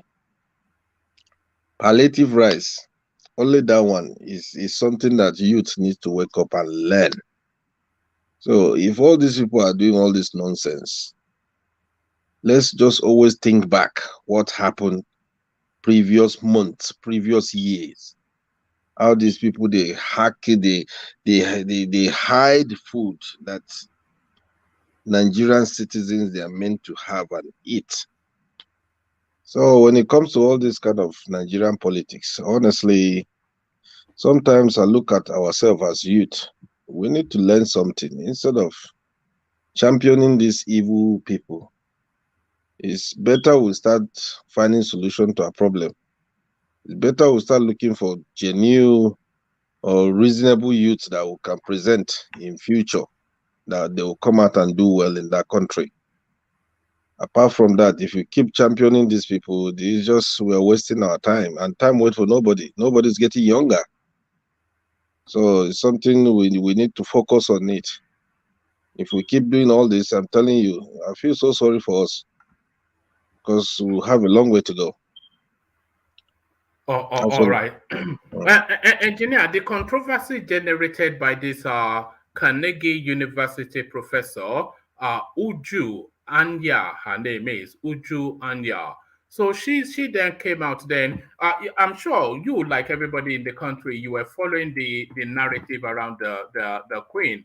And as soon as we saw people gathering at Balmoral, we already knew that the worst had happened. They were just waiting to make the announcement. But this is what this lady said when they were saying that the Queen was heavily ill and her family are gathering around her. Now, this is what she said. She said, I heard the chief monarch of a thieving, raping, genocidal empire is finally dying. May her pain be excruciating. So this is what this lady from the Southeast said. A lot of controversy has come off the back of that. So is it inappropriate? Sorry, what are you making of it? Just what are you making of that? The commentary. Well, it's a free world. If people knows history, then don't look at history, don't look at past, look at way forward and look at the solution. You see, this I think maybe she's the first person. I have a friend that he made a comment. He said clearly that he doesn't like to. He studied history because he said to me clearly, Joe, what you need to understand, the first ship that arrived in Nigeria. That do I know the name of the ship? I said I don't know. I have no clue. He said the name of the ship, they write it as Jesus Christ ship. So that's the slavery ship. So all those kind of things. I said, well, if you study history, good luck. But I'm telling you now, when someone is dead, is dead. That's just the fact. And it's time for us to start learning more and start finding a lot of things, ideas, how we can move forward.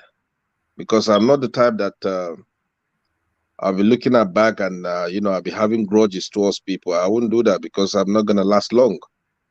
I rather think of the future and think of what the young generation will benefit.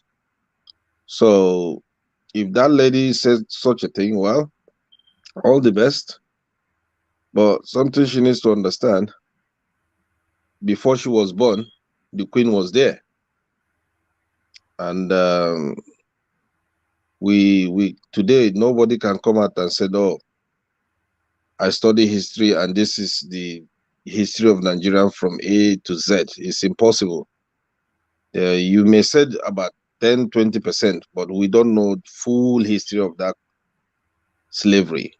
So, and it's something that if you're not a victim, you wouldn't know what all about slavery is all about.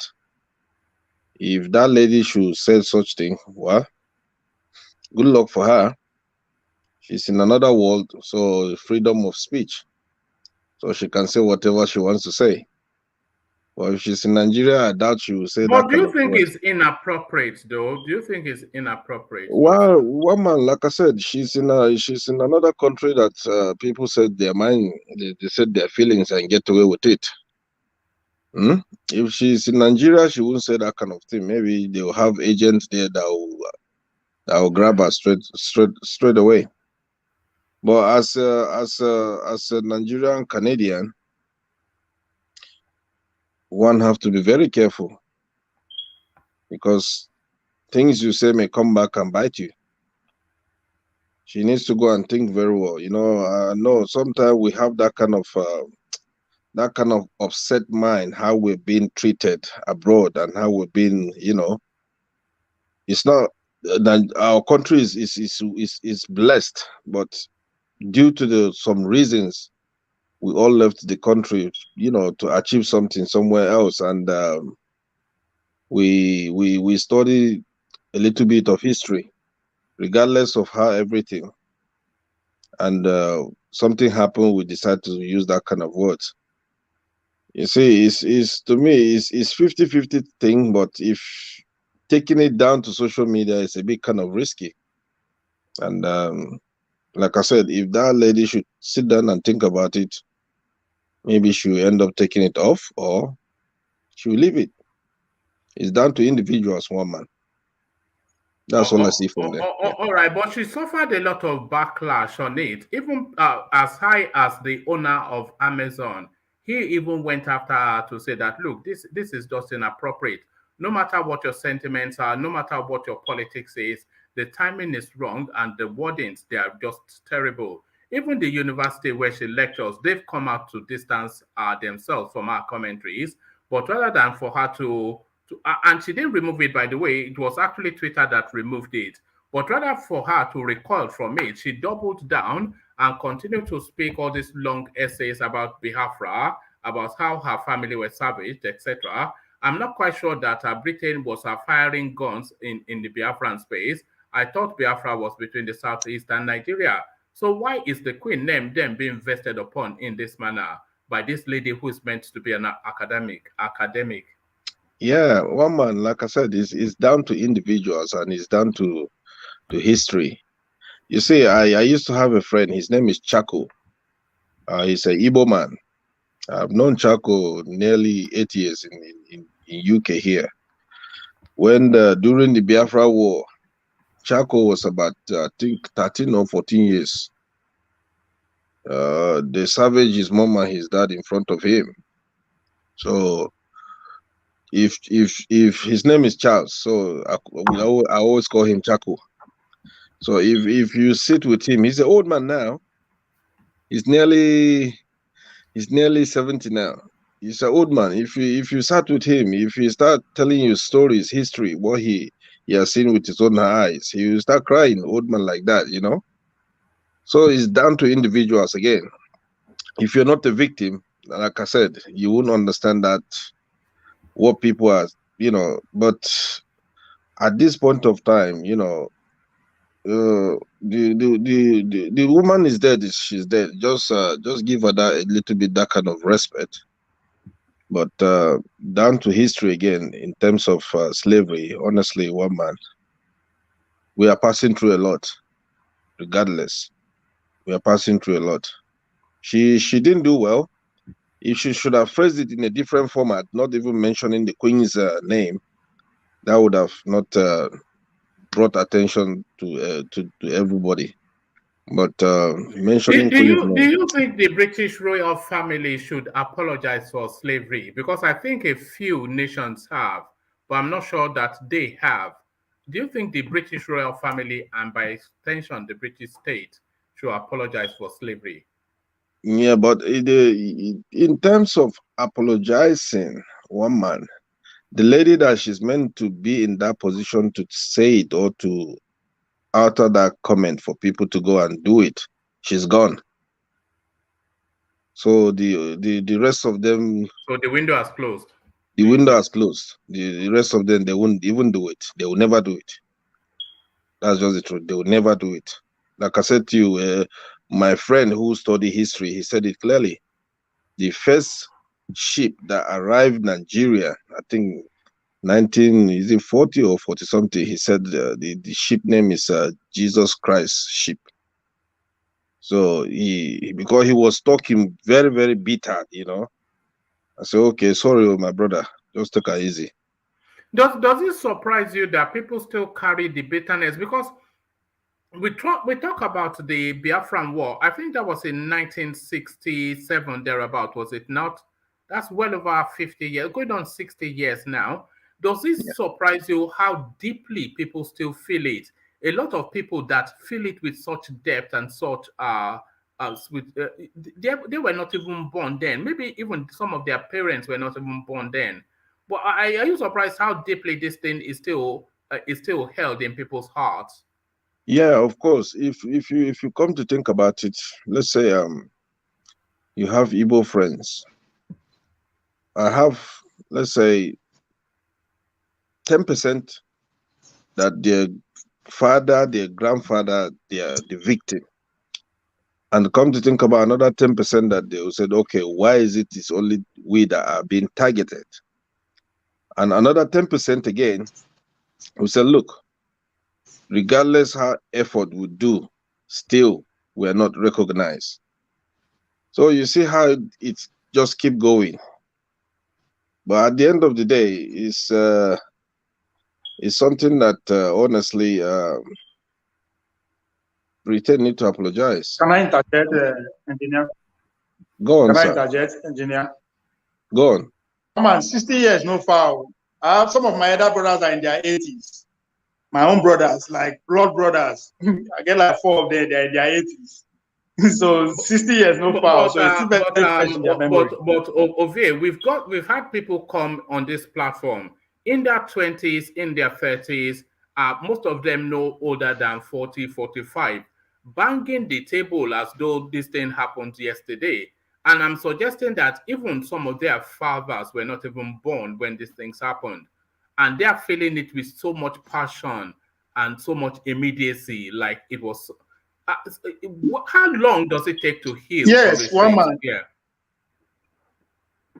Because just like what I said, if me go see get elder brothers within their 80s, those guys will have uncles, aunties, immediate grandparents who are witness and participants to that event.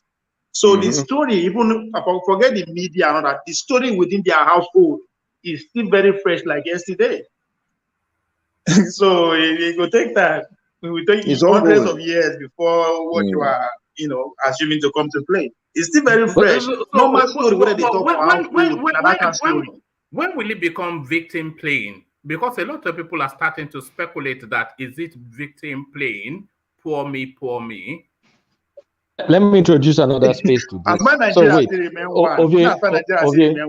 I mean, if we the black people are still talking about slavery that still be happening yesterday, what would you say about that space? As I said, the normal day-to-day gist for their household at dinner table is still very fish like Biafra. It's like you talking about the movie that you just watched. Yeah, but the rest of the country. So to say me they forget them like that. Yeah, but the rest of the country has, come in, Kulata. The rest of the country has moved on. So the war was for the eastern region. It started with the eastern region. So there was Efik involved, there was EBBO involved, there were maybe people in River State, Ijo involved.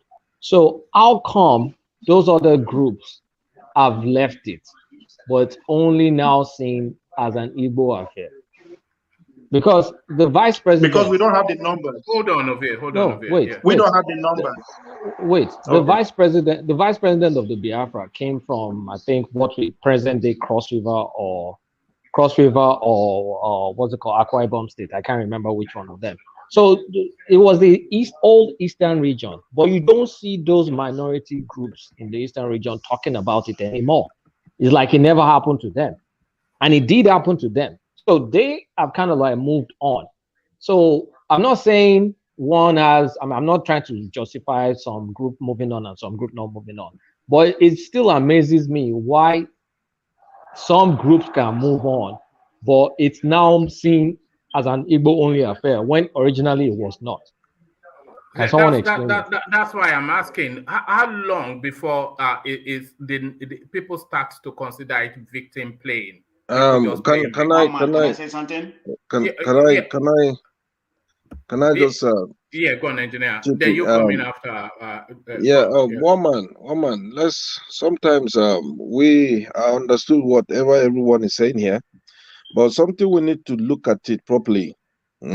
Like I said, if you don't sit with a victim of that incident, you won't understand. And if you look at it, if you sit with a victim of that incident, definitely the person will be very old who have seen all those things.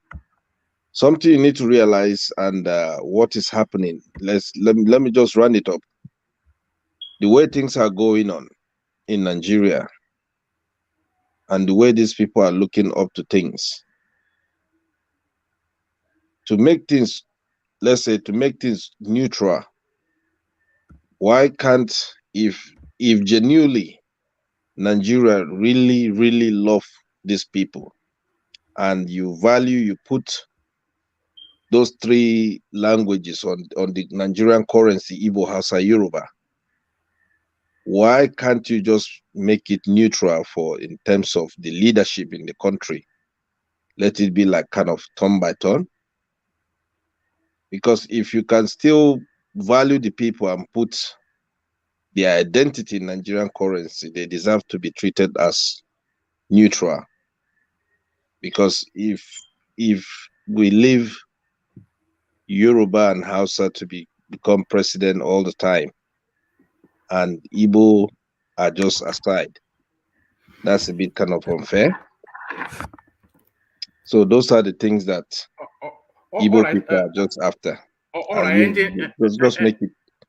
Engineer, San Diego wants to come in, but before he comes in, I want to put a question to you, and then you answer that question, and then San Diego comes in with his interjection.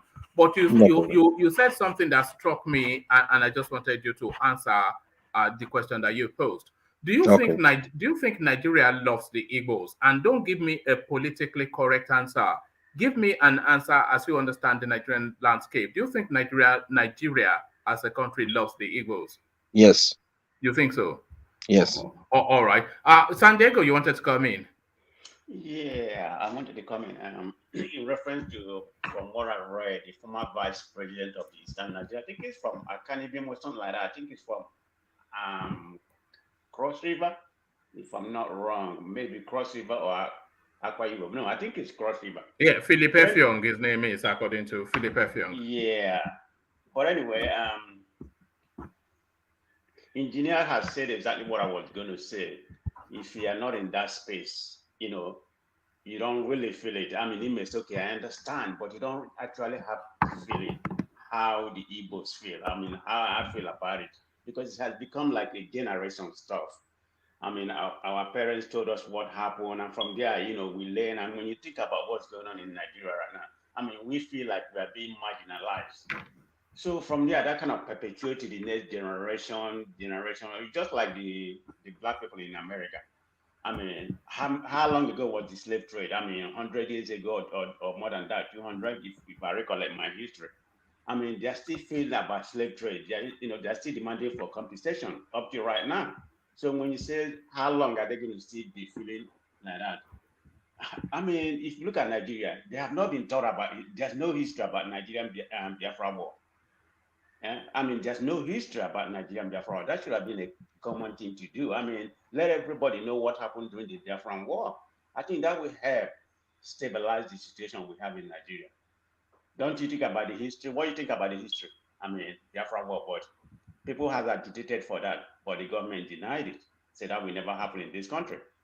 I don't know how they are looking at it, you know, whether it's going to worsen the situation, but it's not. But, you know, the young generation, the youth, they need to know about what happened, you know, to the previous generation. And that will help heal the country, particularly the history of the Civil War. I just want to sum it up before my yes, San Diego, when people suggest that the space is holding on to it for too long, and they use language like a victim playing, do you think that is somewhat unfair? Is that unfair? To an extent, it's unfair. Remember, I don't live in Nigeria, but I can understand how the people feel, particularly the southern and the live. I think if I'm a guess, the population of the Igbos outside the Igbos for up to 40%. I mean, they live everywhere in the country. Maybe the whole population of Igbo is probably about 60% that live in that part of the country.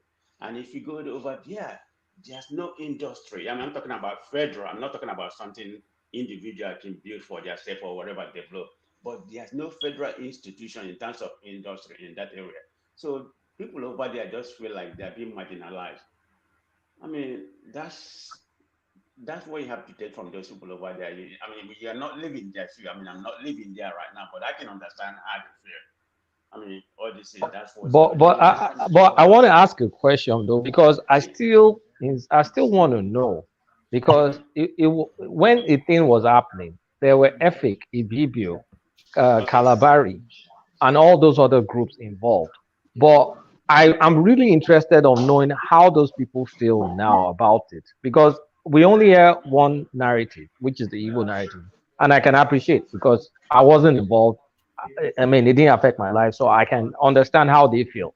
But how do those other smaller groups feel? Because I feel those other groups are overlooked in this situation, or those other groups are not talking about it, or those other groups have moved on from it. I just want to hear about those other groups because they were involved. In my opinion, I think because okay, Igbo being one of the three largest tribe, so their opinion, way higher than any other group. And what you can understand is, I think the other smaller group, they don't really want to talk about it, because like you have a lot of Igbo, even in a rural area, we have the Igbo or whatever. I mean, if you look at Wiki, look at the song that he made. He speaks Igbo, I mean, I can understand his Igbo really good because Owerri and Port Harcourt is just close to each other, I mean, I can understand. But he denied that he's not an Igbo, but there's some Igbo in him. But what does that mean? It's for political advantage, because you don't want to put yourself in Igbo, say you're an Igbo. So, you may not get the position, or you may not get, what you're looking for. So that's how they look at that area. They're not complaining because the Igbos has the loudest voice. So they don't want to be in that space.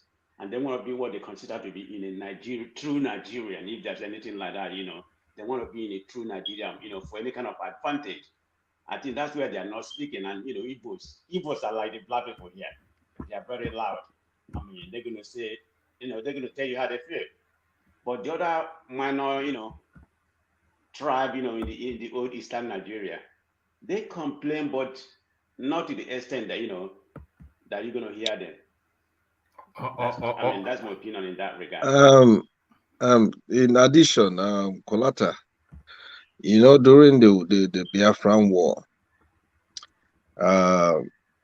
the way they savage the Igbos is through the back of their head. Because if they check, because most Igbos don't have Ogo. If you understand what I mean by Ogo. Ogo, I know Ogo now. You're So you see. What is that? Yeah, Ogo, back of your head is flat. Nape, your top of your nape or so. Yeah. So you see, then how they I think most of the victims are Igbos, because they are the targets that during those war, they are the main target. Other minorities are just few, and this is why. And if you look at it, in this war we are, anywhere you go, whether Moon or Jupiter and the rest, if there are human beings, you will see Igbos there. Igbos, they move and they dominate places. That's who they are. But another thing, one man down to us here is, why are the Jamaicans always accusing the Africans that we sold them? Because we did. Did we not? Because they resent us for that still. Yeah, really bitter. They are very bitter with us up to date, because they always say something that we Africans, our face is round. Well, they are the victim and their face is just like kind of Kwashoko face. They always use that narrative. I don't know why. But honestly, sorry, go on. Yeah, engineer, to me, I just feel they're just playing victim themselves, because most of these people that come to you and talk about these things have gone in a taxi from Glorious, engineer know where I'm talking about, to Dudley Port, and the guy was Jamaican, and the guy started saying a lot of things that day. I know he was bitter and he probably hates me because I'm African, but I'm thinking, you are not even in the part of the slavery, And I think you are even a bit more fortunate than most of these Africans you are eating right now, because you were being born and bred up in a proper country that gives you everything. I suspect that they don't consider themselves to be more fortunate because they're lost people. That's what they are. They're lost people. They are really lost people. They don't they don't have a history, or they don't. But where I always struggle with both the Jamaicans in this country and the American blacks and all of these people like this, I always take their arguments and I always accept the responsibility of the Africans that sold them into slavery when they present it to me. I always take on that the guilt or whatever. But where it always falls for me with them is when they book that holiday, they want to go and look at Colosseum in Rome. They want to go and look at the Eiffel Tower in Paris. So why are you not making your way to Kenya to re-identify with who you are? Why are you not making your way to Zambia to find out what the people are like there? Since you say they've taken all of these things from you and you now have the opportunity to reconnect with that space, no, they want to go and take Instagram shots with Eiffel Tower and Mona Lisa. So they almost killed us, you know. They almost killed us in Birmingham. We went to their club. I don't go to the Caribbean club, so they will shank you. They will shank you. Police came. They started throwing chairs. Now we started buying drinks, and all their girls started Them Africans, you know. all their girls started coming to twerk. The club was upside down that day. We ran for our dear life. I probably won't be alive by night. You're very lucky. To add to this, what Kulata said, the fraction of other people that fought in that Biafra war, which is the rivers, were very few minority. I could say individually, they volunteered. Igbo was the major people, the major tribe group that fought that war war peace. Beginning of the war, it was the entire eastern region that started. But that what we really get you wrong. No, if we go to the issue, let me land. In the very beginning, it was the entire eastern region, but the south part was quickly conquered, and I think the south part now turned against what we know as southeast now. That's why the war lasted longest in the southeast, because the Port Harcourt and the likes fell quickly. I let you know. You're saying I should allow you. That's what we think at the beginning. Maybe Angela can attest to it. Because it was a region, eastern region, what you could declare Biafra, it was by force. Nobody had option not to accept. Even the Igbo leaders like Azik, Ukpara, they were on home arrest. Which Adeleke, they were arrested as house arrest. So nobody really have choice to say we are not, or yeah, we are going. That would make it that brought the division very fast when those people saw the crack and had the opportunity to distance themselves. Not everybody agreed to that war. It was few minority who agreed. When I mean few communities in Rivers and Port Harcourt and all that, Calabar like that. So that's the reason the Igbo owed this so much to them, just like the Jamaicans, like we saw them. And again, we are talking about the Igbos. If you were saying something, you put in a lot of it to land. You said he has uncle that's 80 years that still have pain. We the Benin's, we still have 1897. That's 1897 periodic expedition in our heart. As any Benin boy, 10 years old, we will tell you what British did. We never forgive them. We never, just that we don't say that. But they're giving you your artifacts back now. They're not giving us. No, listen, they are not giving us. Is the Oba not building a museum now as we speak? That's from the German, not the British. British said they can loan us our artifacts. Anglia University Center. Just sent £4 million. £4 million. No, they sent some of the artifacts. Via Lai Mohammed. What listen now. Crockett. No, he said, wait now, Crockett. The Crockett and this thing, 2 artifacts, in 4,000 artifacts. The only British Museum, they have 4,000 artifacts. The one that looked like a chicken, there was some artifacts. Yeah, and the Crockett. I'm going to say Crockett and the overhead, that's just two that were 2.5 million pounds. That's Oh, what they're saying. is that how you are looking at it? The financial value, not the spiritual. No. So they look I'm at telling that. you, our water is the most expensive in the world, apart from Egypt. But let's break it down a little bit. The British that have the major stock in British Museum, they are not returning our artifact. They say they can only loan us artifact and take it back. Other countries are returning, you know. So All we right, but Benin that still have that. conversation is ongoing anyway because I know it's as high as the parliament. You know that they are I know. discussing. We know. I'm not saying, but what they are saying for now that they're not saying. They say they can borrow us and they will take it back. So they're still saying no to start this thing. But what I'm trying to say that people still hold their past, even it's 100 years, their grudges still hold it very, very high. If we the Benin can hold that in our mind, in our heart, what they did. So Igbo are still very fresh. It's still yet, the war was just 50 years ago or 60 years ago or something years ago. So it's still be very, very fresh in their mind. So that's my take on it.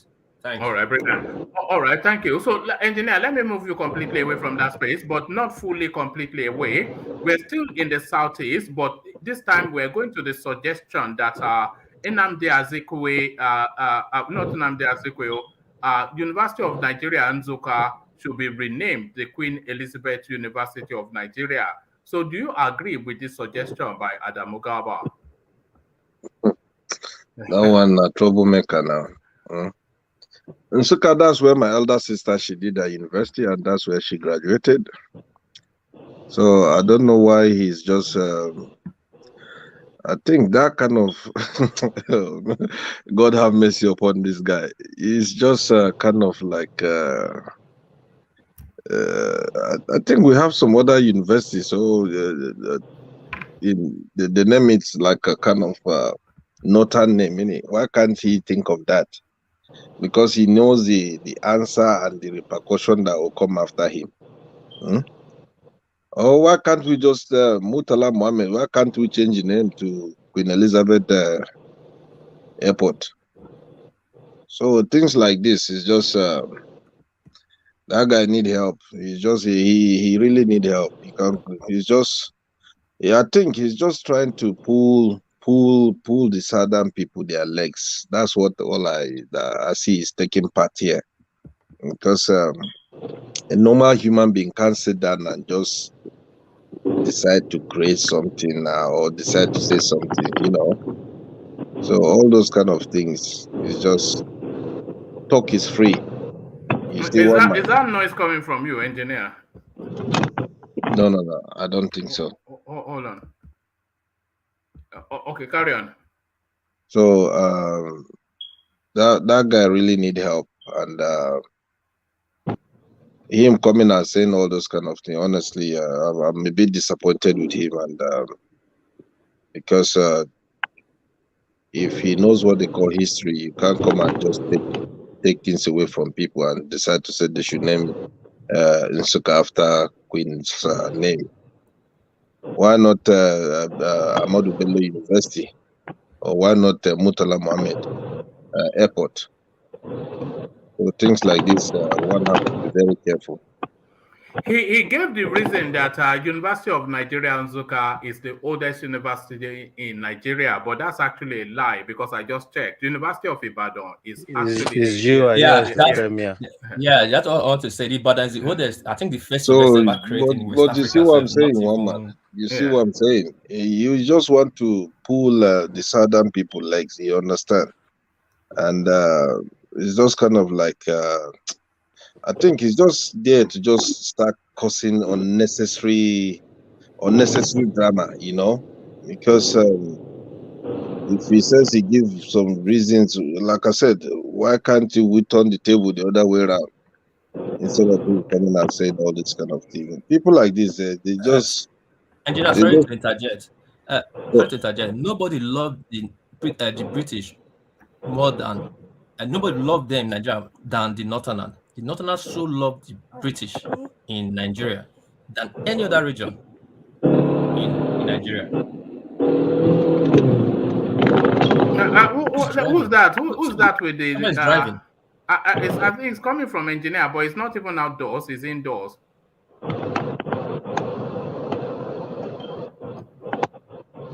Who's that coming from? Well, everybody is muted, and it's not coming from me. Okay, I think we're being hacked by the DSS, but carry on. They know what you look like, engineer. It's you and me. We will eat breakfast together. Don't worry. There's a room next to Nandekano that they are prepared for us. Don't worry about that. But hold on, one man. We What's go and eat going on with Akamo. what's going on with our brother Nnamdi Kanu now? Oh, you know everybody has forgotten about him. I did say they will But forget we've him said now. this now, one man. I don't think they will leave that guy until after election. Of course. But I It's remember. not possible. I remember in this show, some people were saying that he will be released December before the election. And since people was predicting that stuff sometime ago in this platform, that Nnamdi Kanu might be released, not be like sure anyway. Like he might be That's really, really bad, you know, honestly. God. All right. Let me move to for a moment. We're having some.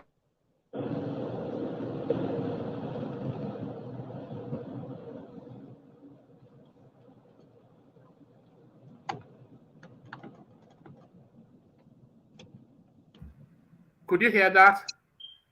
Yes, I'm hearing it. Like somebody's driving. Can you bring every panelist to bring everybody up to on the platform so you can know who's not muted or something like that? Everybody is muted as I speak now, so the only voice that you're hearing now is mine. So I'll mute myself now, and then you see if you can.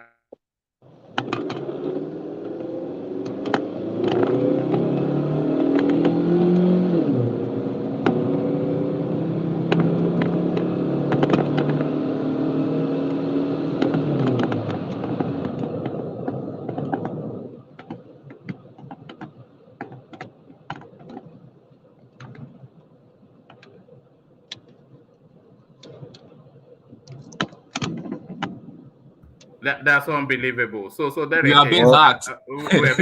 We're being monitored by DSS. But don't worry, even if your face is hidden, they still know you. So we are all eating breakfast together. So there it is. Mr. Fonaya, how are you? One man, did you open another window on your PC? No. I only have the headlines. Nothing. But we carry on. It's quite disconcerting actually. And the car is like someone is inside the car driving and listening. Yes, to and everything. I could hear giggling. Somebody giggled and it sounded like a female voice. Is it not the same thing that happened the other day when we had the lady? Yes, then the lady that said was sorry. cutting through. I think that was cutting through San Diego's. Yeah. San Diego, yeah. All right. Wow. The person is on a power bag or something. I think it's one of the panelists that left, but it's still on the background. No, there's nobody there. I've got what is likely to be somebody is on Bluetooth, which is having interference. Is more likely the case. Yes, it's more likely the case, I suspect. Yes. So yes. Let me take you to one final space, engineer, and then I'll go on to DOG. Hopefully you've not spoken on this space. I will pull Nigeria out of Commonwealth unless Britain lets Nigerians enter UK visa free. So this is Omoyele Sowore making that headline, asking what the benefit is. It says asking what the benefit is of Nigeria being in the Commonwealth, with Britain being able to say they still hold their colony, but all of the composing countries not getting any benefit from it. So do you agree with Sowore's idea that if we can't enter, and it's not just Britain, by the way, it says all of the Commonwealth spaces, they should be visa-free zones. Otherwise, there's no point. Do you agree with that? Well, I agree and I disagree. Sowore, oh my goodness me. He's a very nice guy. I always say this, he's a very, very good guy. He's one of the championing youths that we have in that country. But one thing he needs to understand, American law and British law is not the same. That's number one. Number two, you know, he made a point, but the point, something you need before you say something like this, you have to go and verify. You have to do a proper research, and before coming out, you have to table things. You have to dig, and do a proper research before saying things like this. Because at the end of the day, these people are still controlling us. So regardless of anything, whatever he said, he made a point, but it's something that is not going to happen. So, because at the end of the day, we all know, like I said, one man, all of us, we all know we are still a victim till today, till tomorrow. And I keep saying it. If everything should be okay, none of us will travel out. None of us, will relocate. But it's something that is ongoing, and we have to take it, and we have to leave it the way it is. It's just we have to pave way for the young generation that they're coming up. We have to educate them. We have to let them know that yes, home is home. That's just the basic truth. Showore, whatever he said, to be honest, it's okay, but he needs to think very well. He needs to think, and those are the things that the points that people like. You see, he started again. People start pointing hand on him that, oh, he started again. This is what he's saying. You understand? Leave these people alone. We know what we are passing through. We know who they are. We know what they did in our own country. We know how they damage, they poison our soil. But it's down to our leaders now. It's something I always say is we have to go back and start knocking our doors, our leaders' door one by one. We need explanation, or else you people should vacate, just leave. That's just the basic thing. But something he said is not gonna happen. That's just the truth. It will never happen. Because if he should learn from Nnamdi Kanu. He's a British citizen, but today the British will turn back against him. And one of the reasons why they turn back against him is because of he accused the British as well. So things like that, one have to be very careful. That's all I can say, one man. He needs to be very careful. He's a young lad. Those are the people that we need in Nigeria. But if he's doing his own thing, I don't know who is advising him to just come out and say things without not even thinking foresight. Those are just my worries with Showore. All right, brilliant. All right, thank you, engineer. So, engineer, let me go on from you for reasons of time to DOG. So, DOG, you are up next, and to the space, the controversy generated by this lady who goes in heavy on the Queen, asking that that she has an excruciating death. So, what are you making of the comment and why the lady made it? Yeah, thank you, woman. I just feel fine as human. If with empathy, you would think, oh, she's a bit harsh with her words, and maybe she could have probably put it in a better way than coming out blunt and straight like that. Because obviously the Queen is late now, but obviously, like some people, and we've said earlier on here, the way it actually affects people is quite different from each other. A lot of people complain about this thing, but there are some people, they went through a lot of struggle because of what happened back then. Some of them lost their father, and some of them, their father went through those struggles probably because they lost their own parent, which would be their own grandparent. And I think there is a way they fit these stories to the newborn and the generation, because it's part of their history. So it's hard for it to go away. I just think people need to just now start get healing from those things from the past, most especially the younger ones that were not really part of it when it happened then. Because, like you said, we've seen on these shows, we've seen I think was it Charles when Charles first joined. Imagine Charles that is barely 15 and it's You God. know, but I think the platform actually changed his perspective then a bit, because when he first joined, the way Charles always come, then everybody wonder. If for me as a person, I wonder how old is he then? He's very young, so why is it this bitter?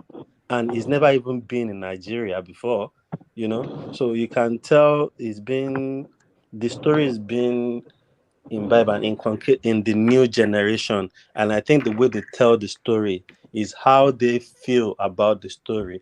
So they make it more touching for the younger ones. So some of them take it so dearly that anywhere, some people will even come here and insult everybody, blast everybody when we were talking about Hypob and the Biafra. Then I can remember the only one person that really comes and make it very is Professor is it Professor Rataho?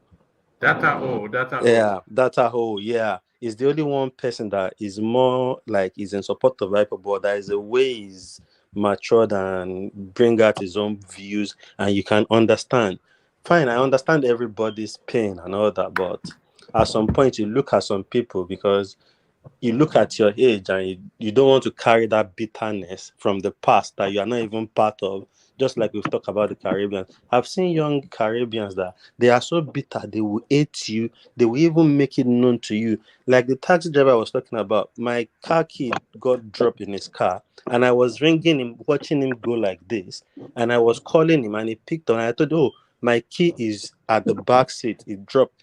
The guy told me to come and get it in Wolverhampton from Dudley Port. Engineer knows that. So engineer think of from Dudley to Wolverhampton. So I have to now get another taxi to go and meet him in Wolverhampton. Somebody that I can see going right. It's just at the junction of where he dropped me at.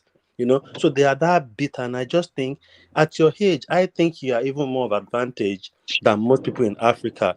Fine, your parents went through what they went through, but you are a bit fortunate living in a country like this that gives you all the opportunity. But how you live your life is now up to you. So you can't use that bitterness and transfer the story you've heard on and use it to act and involve other people that don't even know anything about the story like me too. I'm not the one that sold your whatever generation to as slave to anybody. So this bitterness is part of, and I think it's part of, I'm sorry to say, I think it's part of what is actually affecting some of our Biafran hardcore people. I think they need to do away with that bitterness and focus on the right thing at the moment.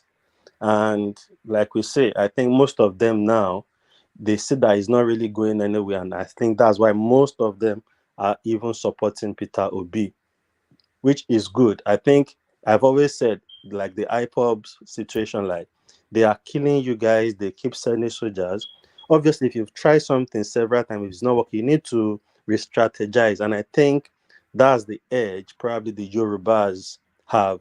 We learn to retreat and re-strategize. You don't retreat to surrender, but at least if you are going through a direction, if it's not working and you keep getting the same result, if you need results, you need to retreat and find a other. Do you think the professor should be sanctioned, DOG, for our comments? It's just inappropriate, isn't it? It's It's just inappropriate. inappropriate. Yeah. I think they can. They need to just probably do something to at least make her feel it. It's quite inappropriate, to be honest. I don't care what you've been through. Coming out straight blunt like that and saying the queen should die exquisite, all those things I just think is unnecessary. That doesn't change what has happened in the past. And you need to, like engineer have said, all these things you've said it is there on internet. Even if your name is everywhere now, it might come back to bite her. Even the kids, because Google will probably, there is a way they can search you and know your kids and all that. It could affect anything in the future. So there is a way you can come out and say things like that, even when some people are mourning the dead.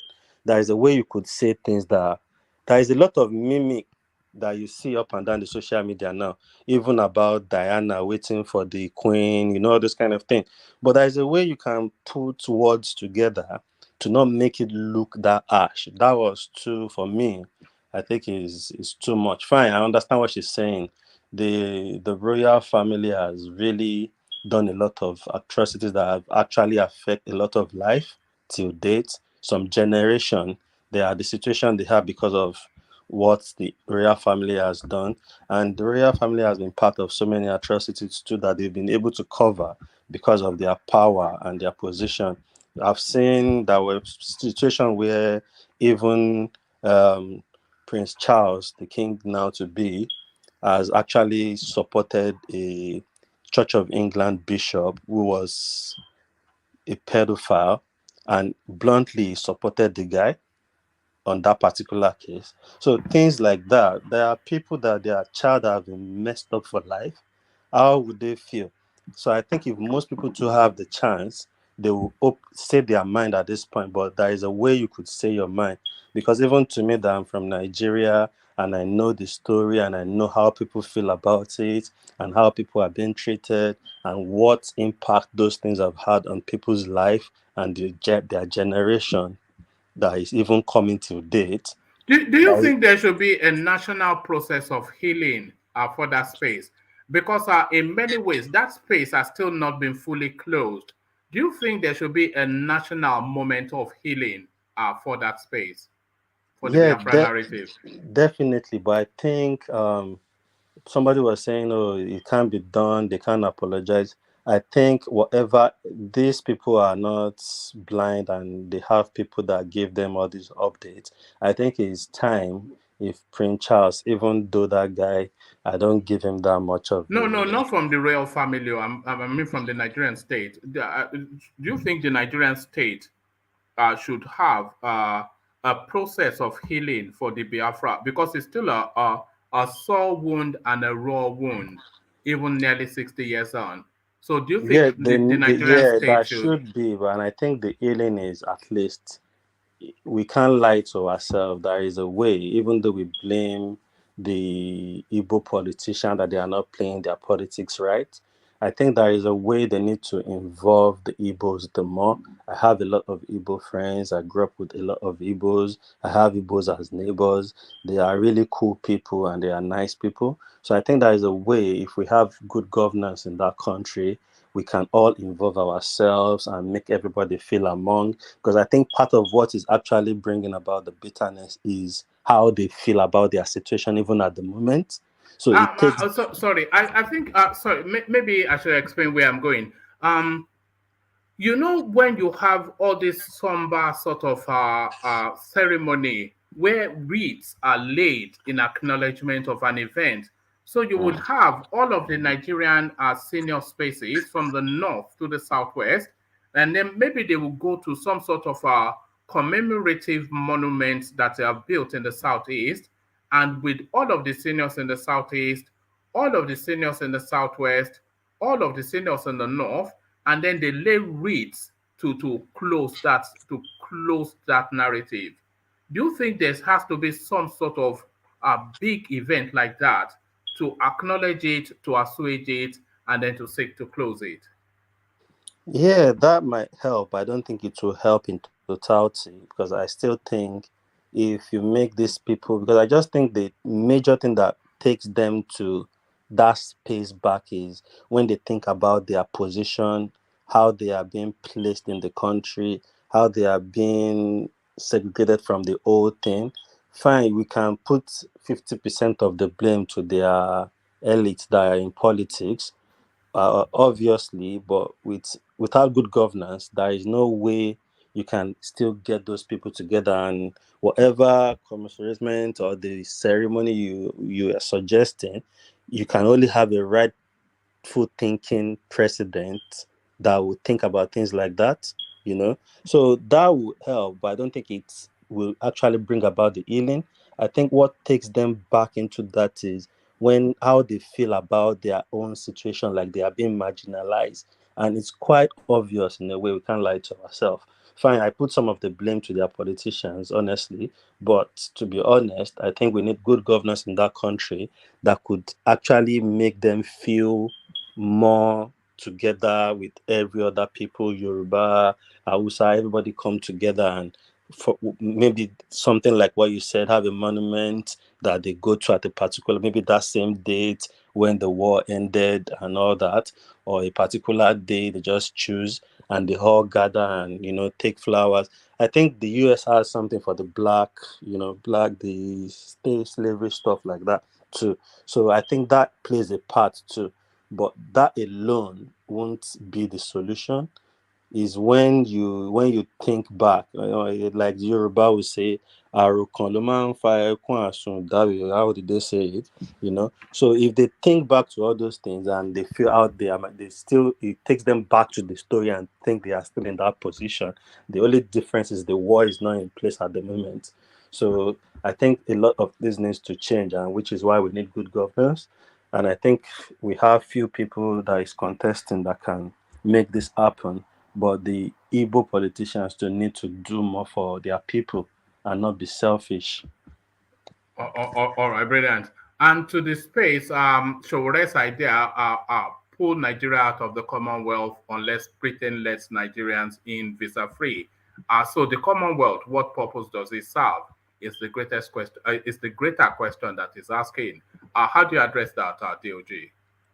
Yeah, Showore, he has a good idea of that, but I won't say you might want to fight for the Commonwealth to be more, what's that word to use now? To be more involved and supportive of the developing countries that are under Commonwealth, but going to that visa-free is just out of it, because they've just even gone out of Brexit themselves right now. So why would they be thinking about Commonwealth? If you even look at the set of countries under Commonwealth that are from underdeveloped countries, it's just crazy to allow everybody to just be able to come in freely into the country that is even battling with so I think fine, you can fight for the Commonwealth of these countries to do more for the countries that are under Commonwealth. Maybe they soften their requirement for visa application, how they can have impacts in people's life aside just the sports side of it. But saying they should be visa free and all that, we've gone past that level now. I think back in the days, a lot of people travel from Nigeria to the UK without no visa. So right now is not the way to go with the way the world is. The world is so overcrowded. A lot of things is going on. Atrocities, criminality, terrorism. So they can't just open their space like that for you to just come in and out when they just even gone out of Brexit. So Showore always have a key point. I just think in himself is the way he just goes about his stuff. Maybe he thinks about things, but he doesn't really digest and dialogue with other people before he puts it out. But he has a good point. But making that visa free is not what I really agree with.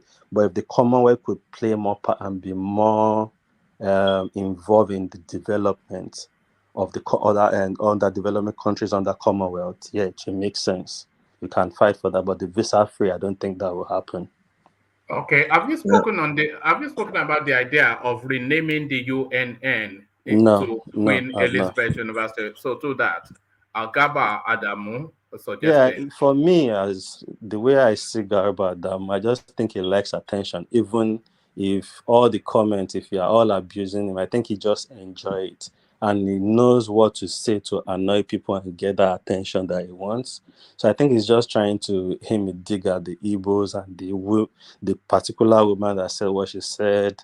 It's just that kind of person.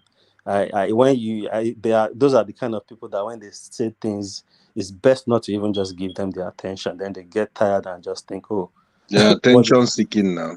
He's a very attention seeking guy. He does a lot. The other day went and put flag of APC and all the guy he just like that attention. And I think he's that kind of person that even if his backlash is getting, he doesn't mind. He just laugh about it. I think he just sit down and think, oh, say this one, what is he saying? They should even change, He's that kind of guy. So you don't read. Yeah, you get me. So you don't read meaning to people. You just allow them. You don't even say things. You don't give them that attention that they are seeking. He's an attention-seeking guy. So all that is just rubbish. You can't say that. You can't say that. He doesn't even know what he's talking about. If he says that's the first university, because University of Ibadan is the premier university in Nigeria. So he doesn't know what he's talking about. So that tells you a lot about what it's all about. That's all it's all about. He's just trying to get attention. UNN is the first indigenous Nigerian university. University of Ibadan is the first university, but not the first indigenous university. So UNN has a special place because it was the first one created by Nigerians for Nigerians. It's different So, from but more UN. reason it should be University of Ibadan. That's what I'm trying to say. You get, because even University of Ibadan is like a subsidiary. Are you saying the British created University of Ibadan? I think that was British influence. Yes, there was British influence in the creation of UN. But UNN was the first one created by Nigerians for Nigerians. That's not true. That's not true. It is true. That's not true. Hold on. No. It is not true. Let's bring out the facts. I won't argue. I'll bring out the facts. No problem. Okay, let Adeleke could make his point. He might have the reason he's saying it's not true. So. It is not true. It was the same time. It was federal government that awarded that UNN, University of Lagos, and Ahmadu Bello University the same time to give each region, their own indigenous university. It was the same time. So to say UNN was the first is not. It was the same time that they awarded the contract to build our own indigenous university. It was the same time that they awarded the contract. They started them the same time, but which one they finished one before the other, that I cannot say. Yeah, but that's the point. The first is always the first. It's not like they started it's not like one started simultaneously. Which point are you talking about? Which point? The first was UNN. What do you mean by the first? What do you mean by the first? The first indigenous one. UI was part of UCL, was part of University College London. UI was part of UCL until they turned it to University of Ibadan. UNN, out of all the ones that they earmarked to start by the federal government, was the first to actually be launched or started. And that's why they regard it as the first indigenous one. You can go and check the facts. No. Who is that person claiming the first indigenous? Who is claiming it? UNN, University of Nigeria. No. I'm asking you, who is claiming that? Which record tell you that the first indigenous university? All records states that. Which record? We're not saying which is the first university. University of Ibadan is the first university, but University of Ibadan was created as part of University College London or something like that. And UNN is the first one created as a Nigerian university in Nigeria. See how you guys are punishing one man. He's busy doing research. Man, that's what I'm doing. God. That's what I'm doing. A quick one. I got a cocoa. Sorry for yesterday. I turned off my car. That's when I went out of the Okay. No. Sorry. So I'll continue with you today, Ajale Coco. Okay. And so, but what I'm trying to let you know is that the federal government awarded the contract the same year to build UNN, University of Lagos, and Ahmadu Bello University the same year. So which one you want to claim the first indigenous university? UNN was the first out of all of them. That's what do you mean by the first? Let me give you a readout. Let me give you a couple of readouts. So University of Nigeria, Nsukka, UNN. The University of Nigeria, commonly known as UNN, is a federal university located in Nsukka, Enugu State, eastern part of Nigeria. Founded by Nnamdi Azikiwe in 1955 and formally opened on the 7th of October 1960, the University of Nigeria has 3 campuses in Enugu, Nsukka, and Enugu, and then it goes on, and the Aba campus in Abia State. The University of Nigeria is the first fully fledged indigenous and first autonomous university in Nigeria, modeled upon the American education system. It was the first land grant university in Africa and one of the first 5 most reputed universities in Nigeria. The university has 15 campuses. The university has 15 faculties and 102 academic departments. The university offers 108 undergraduate programs and 211 postgraduate programs. So let's check Ibadan. The University of Ibadan, UI, is a public research university in Ibadan, Nigeria. The university was founded in 1948 as University College Ibadan, one of the many colleges within the University of London. It became an independent university in 1962 and is the oldest degree awarding institution in Nigeria. So in theory, the University of Ibadan is actually older than the University of Nigeria, Nsukka, but the University of Ibadan, according to this, is an offshoot of University of London, which then took on an independent of its own, an independence of its own in 1962. So that's in 1962. But the University of Nsukka, it was founded in 1955 and formally opened in 1960. So both the founding and the formal opening predates University of Ibadan becoming an independent university. But University of Ibadan as a tertiary institution is significantly older, 1948, than Nsukka. So Kolata wins. Kolata wins. Kolata No, no, it's the not open winners. box. It's not winners and losers. So we're just establishing facts. I'm That's just all, joking. yeah. No, I'm just joking. I'm just We're joking. just digging at Adeleke. What Adeleke said is still true because they awarded some university there. I think one man read it, but Nsukka was the first to be launched at that period. So both of you are right. Nsukka was not the first to be launched, but it's the first indigenous. Okay, but okay. as a tertiary institution, University of Ibadan, it predates it by decades. No, I think what Peace is trying to say, out of all the indigenous, like Adeleke have said, to all the regional, the University of Lagos and all that, the Nsukka one was the one that was first launched. That was why it's the first indigenous one. But they probably start the project at the same time or so. But anyway, all right. So yeah, that's how I see Garuba. Is that kind of guy that just seek attention, and if you give him backlash, you abuse him on comment section, I think he enjoys it. That he's getting that attention, so he just laugh at people, you know. So all right. you can't take his word serious if you like yourself.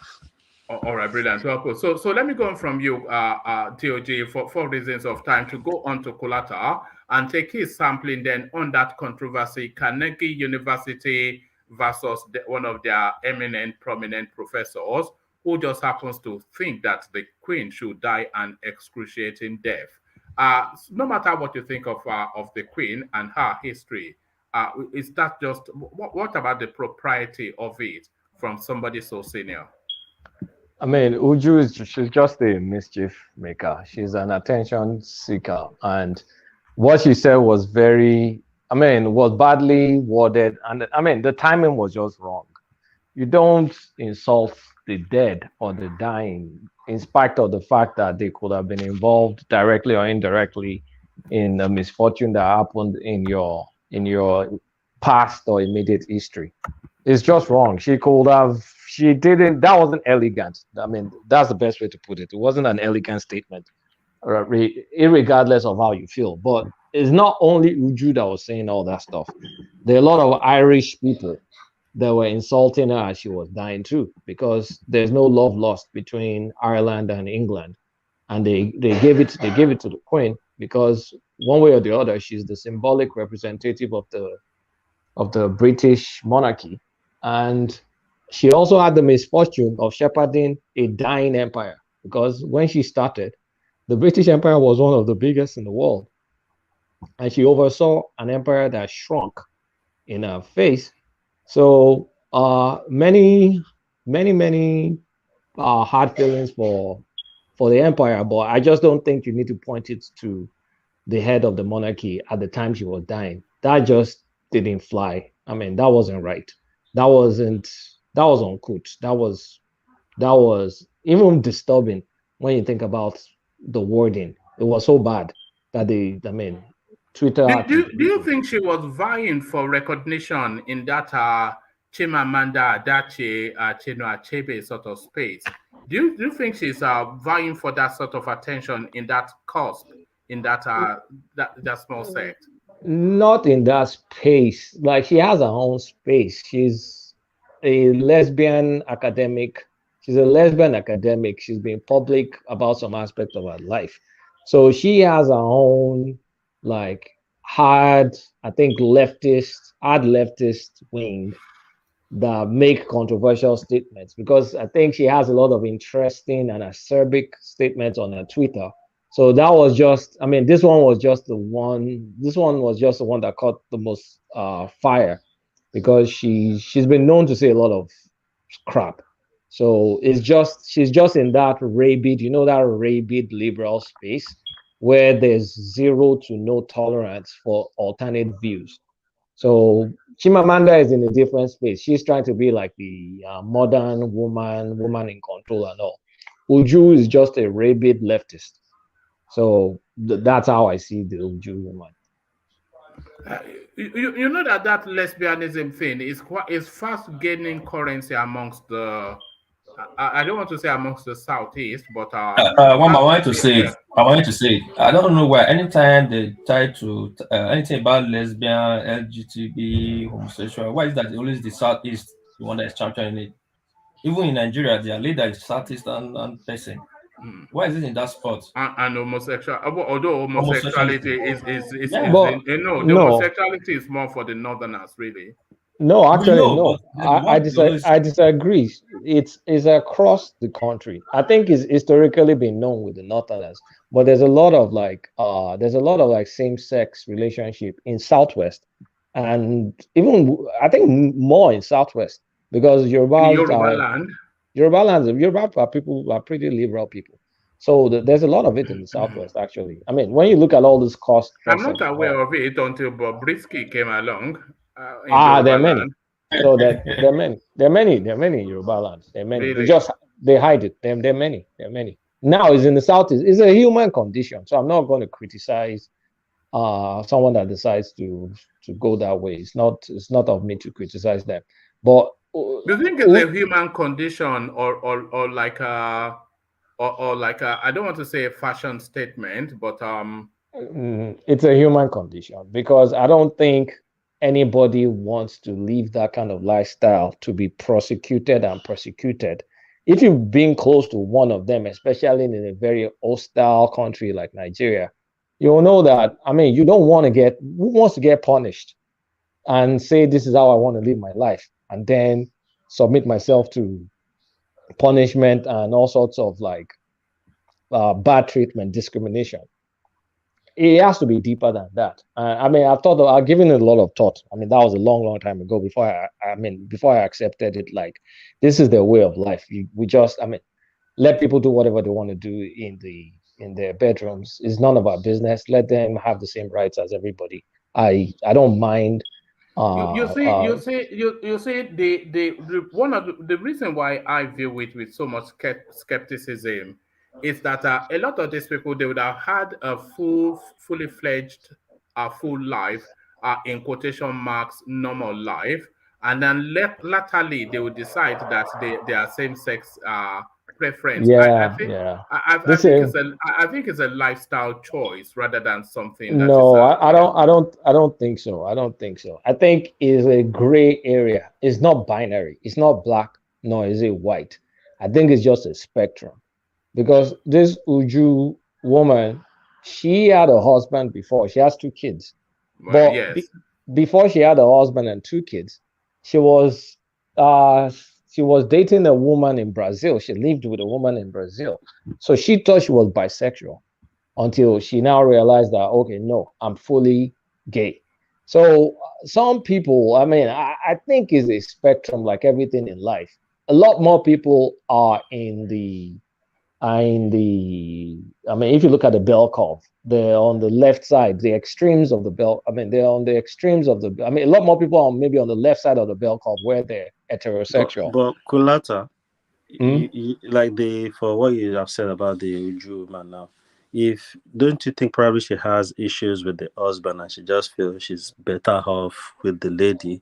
Not like she was with a lady. Listen to what I said. She was with a lady before she dated before she married. So she was dating women And that before makes she her a married her bad. She's husband. probably still doing men Eh, too while she was that lady. but now she's said she's dropped the men now that she realizes she's gay, Because not I'm just bi. trying to buttress one man's point that is more lifestyle. Because I if think you, it's No, a I no. think it's a because lifestyle. I've known a lot of. I've known some of them personally. I do not think they want this on themselves, especially the ones I've known that got through persecution in Nigeria. They were beaten, they were brutalized. Like, if it's a lifestyle choice, nobody will want violence as part of their lifestyle choice. And they still could not change. They still could not change despite the persecution they got in Nigeria. A lot of them ran away to Europe and all. They're living in Europe. So it's not something anybody wishes upon themselves because, I mean, what do you get for it, especially in a hostile country, in Nigeria, where they beat the crap out of you? If it's lifestyle choice, won't you drop that lifestyle so at least you can survive?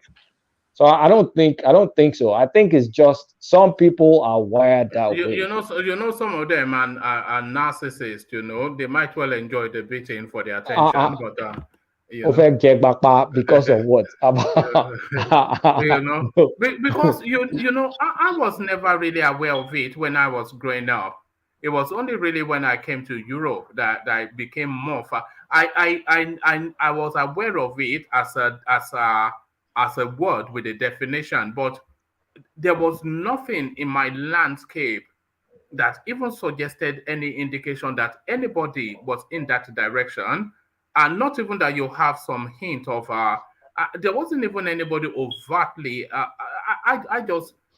Oh, I just wonder sometimes if it's not a lifestyle choice. But then, of course, you know, the grown-up adults, you're entitled to do what you like. Or I'm not against anything. No, well, I just I yeah. grew up. I grew up knowing one guy that once you know that guy, there was just something different about the guy. The mannerisms was just different. Everything was just different about the guy. It was so effeminate that, I mean, you just looked at him with curiosity that why is this guy like this? It just, I mean, and it was naturally like that.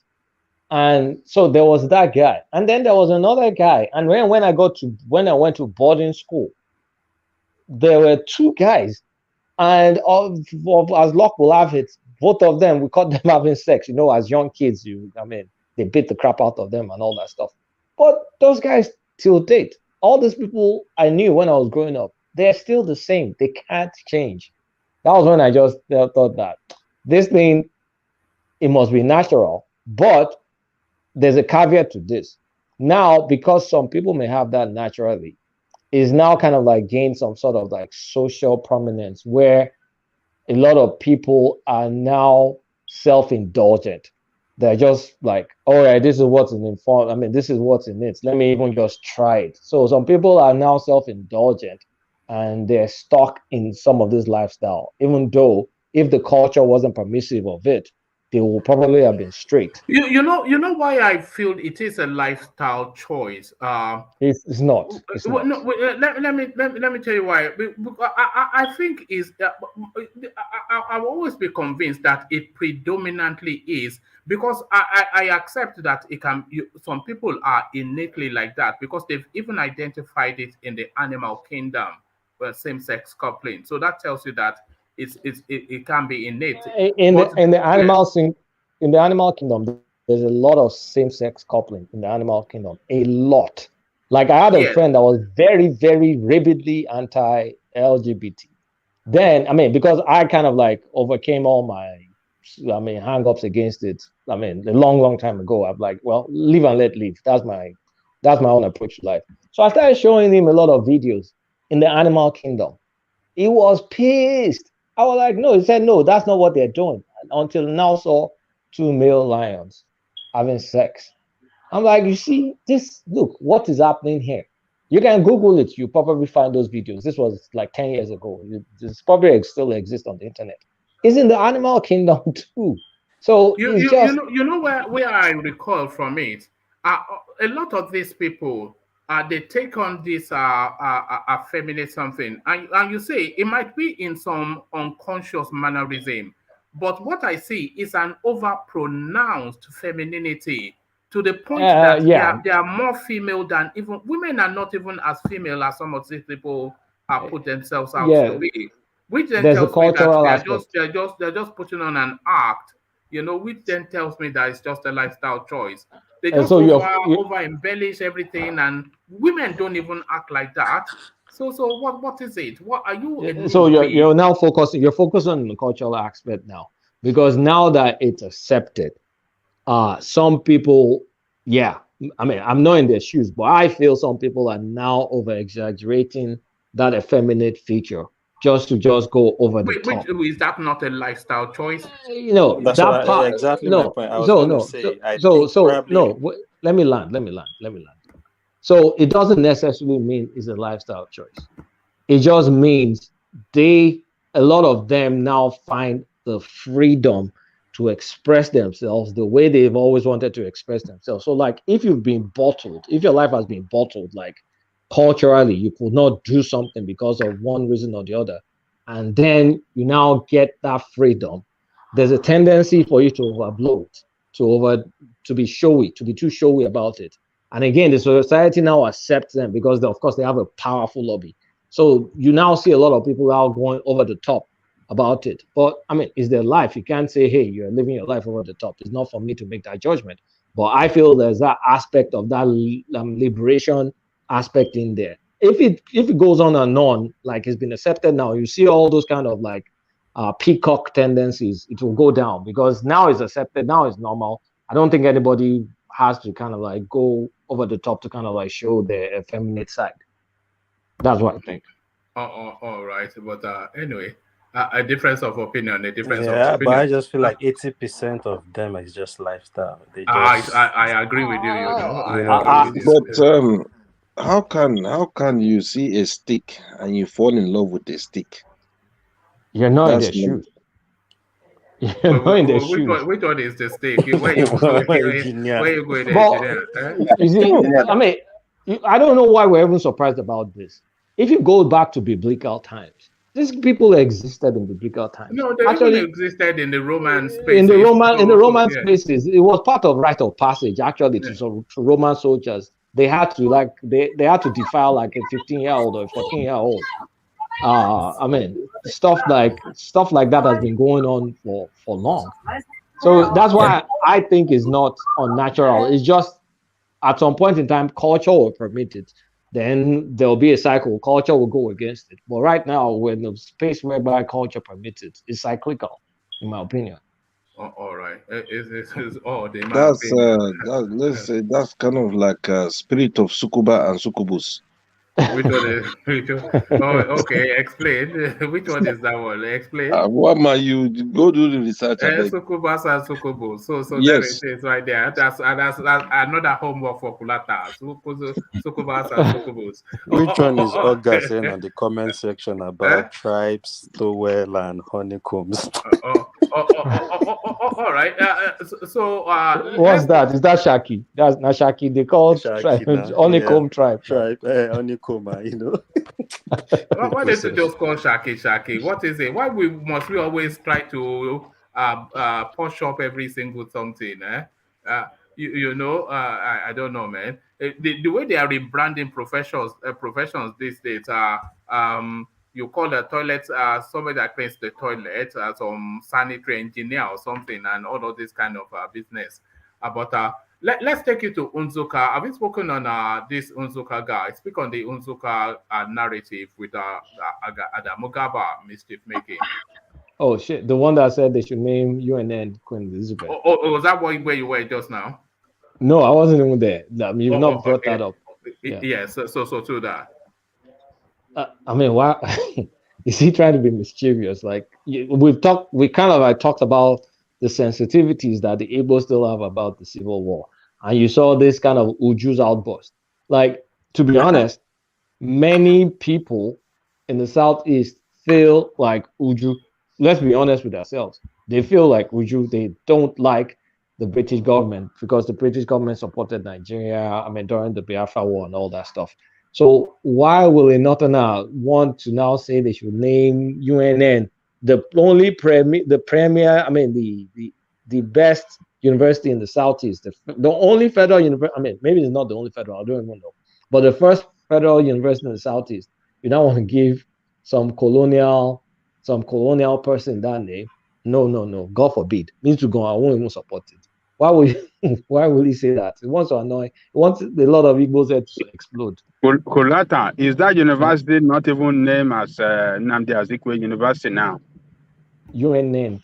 No, it's still UNN. I don't think they changed the name, Abi. I don't know, but I don't think they changed it. Is it still UNN or Nnamdi Azikiwe? I think it's now Nnamdi Azikiwe, or is it still UNN? I think it's still UNN. No, there are some schools that you should not name. You should not change the name. Still in Sukak now, yeah. It's still UNN. Okay. Yeah, there's some schools that they shouldn't mess with the names, like UNN, University of Lagos, University of Ife itself. Just if it wasn't for Obafemi Awolowo, they shouldn't change the name. Like there's some those UI, they shouldn't change those kind of names. Those are legacy names. Those are names that should live forever. Yes. So nobody, when they changed University of Ife to University of or to Obafemi Awolowo, a lot of people were upset. Yeah, I was upset. But I mean, even though it's our law, but I was still upset. It's Unife now, University of Ife. So it's nobody should mess Remember with when they UNN. wanted to change Unilag to Moshood Abiola University? Imagine, honestly, that name sounds ras. I'm sorry, but I mean, how can you call it Moshood University? No way, no. It should be Unilag. Unilag is Unilag. They shouldn't mess with things that we got right. They shouldn't mess with those. What if they changed it to Wole Soyinka University? Would you object? No, I don't object. You can go and change College of Education SRK or College of Education Ekuma to something, but don't mess with our Ivy League now. Don't touch it. There's so many College of Education you can mess around with, or Polytechnic, but do not mess with our Ivy League. Or Uniben. You can't change Uniben. No, forget Uniben now.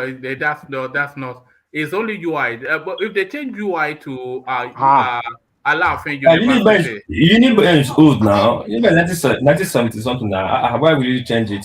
One man is now giving there's some schools that you can change. There's some schools you can change that I don't care. No, you cannot change Uniben though. You cannot change Uniben. You cannot change Uniben. When they change UI, why can't they change? No, they cannot change it. When they try it, they cannot change Uniben. No. Uniben is like second after the UI, after you Ibadan, Lagos and Uniben was the next top. Go and check it out. Let me tell you the ones they can change. Now, why can't they? If they change, that's if they allow them to change it. We didn't allow you to. You know, UBT is one of the best. What if they change it to Omonoba University? Who will object to that? You will object to that. You don't know that Nova is because we have great alumni in Uniben. Check it out. Uniben, do you know Professor Dimudia is one of the Harvard best? Papa Hanashi, that is talking. Sorry. Language. Whatever language, a Nigerian dad is still a Nigerian dad. Shut up your mouth. I am talking. Look at that. Exactly. In any language, a Nigerian dad is a Nigerian dad. Not only, you know that there are some names that they give swagger to. They add swag to those who attend those schools, and they can't trade with that swag for anything. They can't trade it for anything. For example, that's Unilag. That's swag for people who like. Then even Obafemi Awolowo University, I believe now people even enjoy OAU more than what it is like Unife. No, please don't say that. No, please. People call it more of OAU than University of Ife, 100%. Because it's been changed for a long time now, so people have forgotten. But the people that went before the changeover, they still insist that they went to Ife. It is normal that they should call it Unife.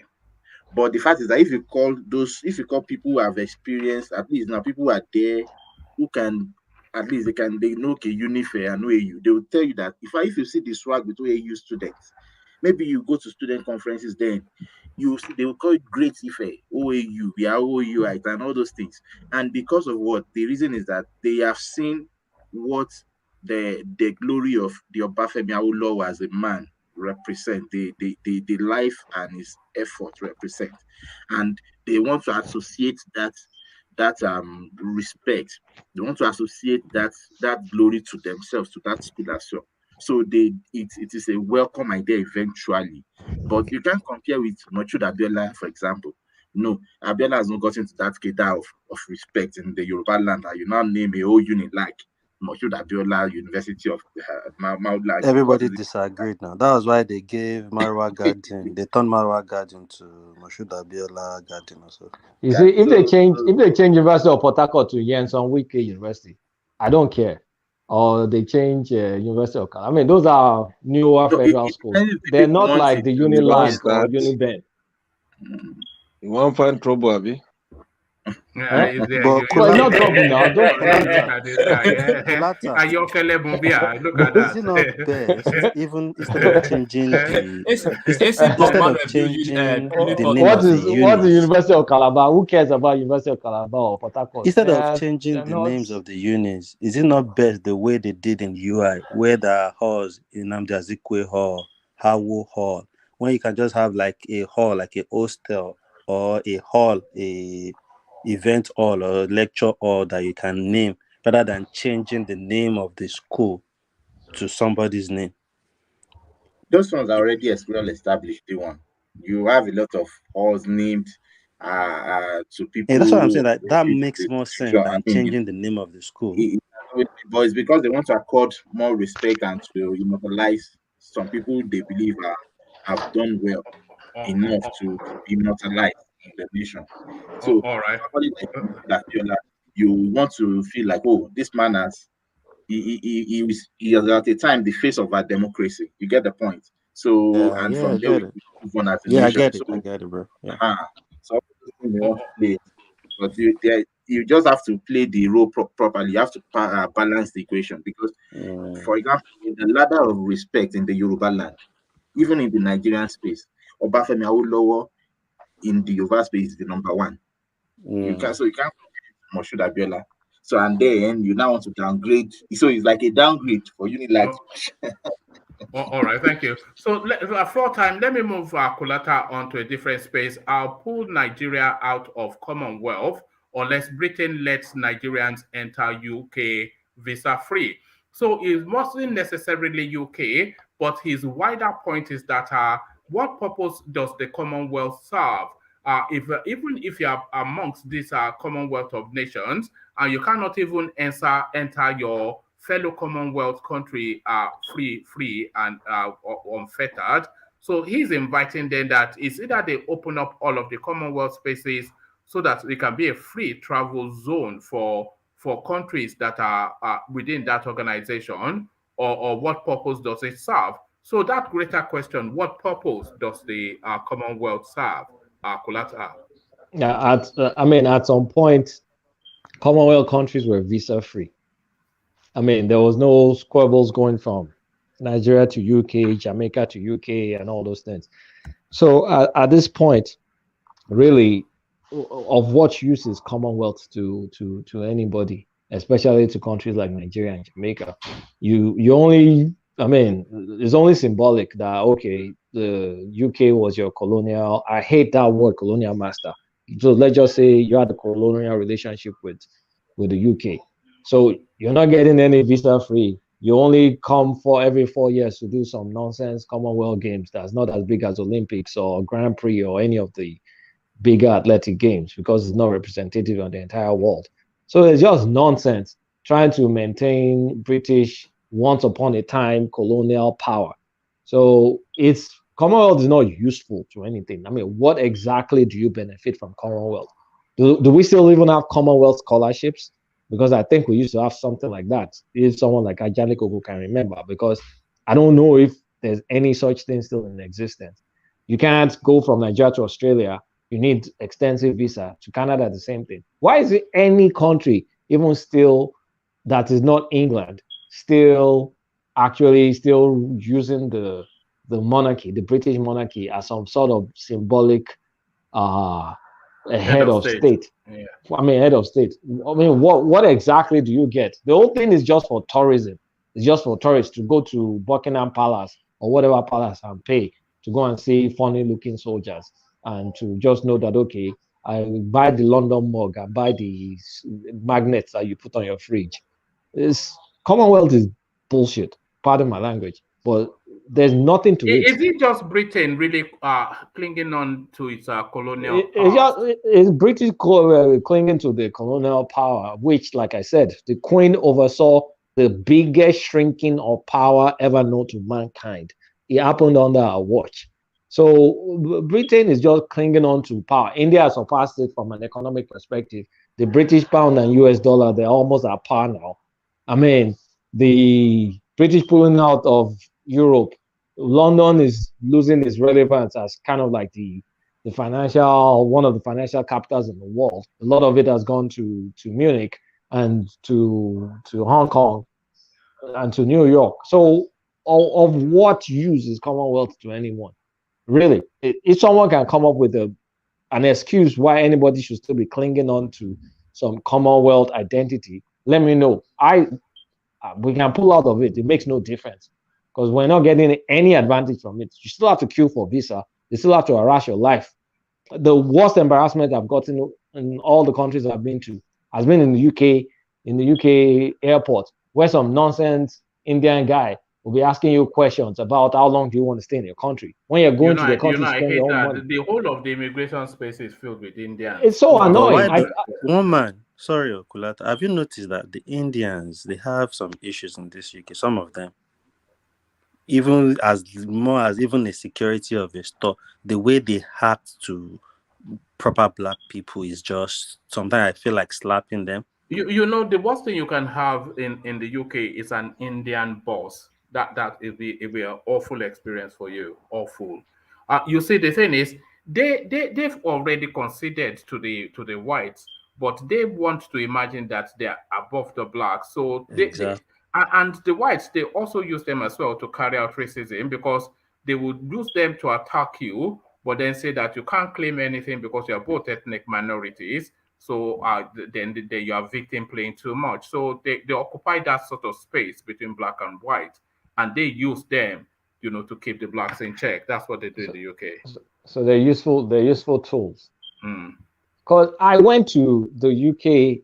Actually, I had my American passport, and it was asking me how long am I staying, what's the address. I was like, what do you mean? I insulted the guy because if I was carrying, if you're carrying Nigerian, I mean, when I used to go to the UK with Nigerian passport, you have to be smiling like a sheshe cat, like, no, this is my hotel, or this is my cousin's place, or I'm going there to. I was with my American passport, and you were asking me all these stupid detailed questions. I was like, look, I'm spending my money here. I mean, stop asking me nonsense questions. And when I went with that attitude, he quickly like, okay, this guy has maybe blue pally, and he just conformed. But the time I used to go with my, green passport, they'll be just harassing you unnecessarily. Where are you staying? How long are you doing this? Like, I had a decent job in Nigeria, so I was going to come out, not even going, and you could see that it was pretty stamped. So why are you asking me this stupid? That thing still boils my blood. They no respect our passport. I was coming in from Nigeria just a couple of years ago, and I had the encounter with this Indian fella, and he was asking me what I went to Nigeria to do. And I told him I went to Nigeria to breathe fresh air. And he looked at me, and I looked back at him. And then he looked at me again, and I looked back at him. And then he just handed back my. Usually they would say welcome back or something, but you could see he didn't know how to move or where to move, and he knew that I was on to him. He just gave me back my passport and walked off in a huff. That's the best answer. I went there to breathe fresh air. So what is your? Am I allowed to be in this country? I am more than you standing in front of me. So what is it? What is your business? What I went to do in Nigeria? I went to breathe fresh air. So make of that what it's just. I cannot. If I see the queue, I will always go towards an Oyinbo person because he's not there to ask you ridiculous questions. He'll take your passport, have a look, say welcome back, sir, and off you go. But the Indian, forget them. Yeah, they feel they are white. It's only Heathrow Airport that they search my bag in all the trips I've made in this world. It's only Heathrow. And that, this was when I was traveling from Nigeria. And for what? It really, really annoys me, especially those Indians, the ones that can speak, whether not Cockney or whatever you guys' accent is. Those ones, they feel entitled. Like, we don't turn Oyinbo finish. That's how they feel. It's like I want to punch them in the You face. know the only place they've ever searched my bags. You won't believe it. It was actually in Abuja. In Abuja, well, Yes. in Nigeria, they are begging people like our boss. You know, and it was searching my bags, and then I'd bought because I'd gone to India, you know, and then there I'd bought this very nice chess set for my uncle. So and then he was searching through it, trying to give me a hard time. And then when he came across the chess set, he then yielded. I think that might have tipped him over the edge that maybe this one is not for the eating, you know. But very curious people. But then my best experience also was in Abuja airport. When I was coming out, the guy was maybe because my expectations were so low. He was so polite and so mannerful and so professional. I had to pause to commend him. And he was a northerner, by the way. And I was saying that, look, this wasn't at all the experience I was anticipating. And I was saying that, look, we are looking to make improvements. And it's the best airport in Nigeria anyway. It's cleaner. There's more space. It's just, yes, I don't know. Then Maybe I think because it's Abuja, you can't tell who is who. Mm. So even in Abuja, police can't stop you just then because they don't know who you are, whether you are son of a minister or you are affiliated with the top dogs. So people accord that respect to people. It's only if you are not tidy, but if you are tidy, people don't know who you are. So everybody kind of see caution on how they treat other people. All right, brilliant. I think I've only flown through Lagos, and I mean, as soon as you get down, you want to, as you're trying to stamp the passport, they start smiling, and of course, you know that is, give us something, bros, give us something. So me too, I indulge them. I mean, I'm sorry, but I indulge them. That give us some because it's just don't an want easier anyone. life now. Yes, you know, it's just it's just an easy. When I was coming through Lagos Airport, we were bringing EPA. You know the EPA that you put in this sort of bottle that you buy in this sort of plastic something. Oh, I have story of my own EPA. Yeah. And the lady was giving me a hard time. You know, she sweated me for 5 months. I said, just keep the EPA. Now, what is EPA that is? I'm now having a conversation with you over. You know, but then she used charm. She wasn't being aggressive, but one way or the other, she diddled maybe 1,000 naira or what she did. But I wondered because their uniform is not meant to have pockets. So how do they even keep the money? Is the thing. Oh, their uniforms don't have pockets. I'm not sure that they should be allowed to have pockets. Are they have pockets? Yeah, they put it inside the uniform. They put it in the inside. Okay, yes. Sorry, let me quickly get tell you this. When I was going to South Africa to watch the World Cup in 2010 from Japan, though I don't have Japanese passport like people have American passport. So are you entitled to one? Are you entitled to one? Yeah, I can apply. Okay. I can apply, but I'm not ready to pass through all the school to go and start learning things. I'm not ready to learn. My brain is not there. You understand? So we took off from Narita. Then we had a transit in Malaysia. So it was a long transit. So a lot of plane came. This half South African girl, half British, South African, and black. She was coming from Australia, and so many other people. So we were kind of few blacks. So we were waiting on a transit hall now. Then about to depart, they started doing screening. There was a lot of Chinese. Then they started doing screening, and this Indian, in Malaysia, it's Indian, Chinese, and Malay. So this Indian immigration came, started checking our passports. Then it took that girl was coming in South African, half South African, half white, but the Australian white. He has an Australian passport, but he's South African indigenous, more black.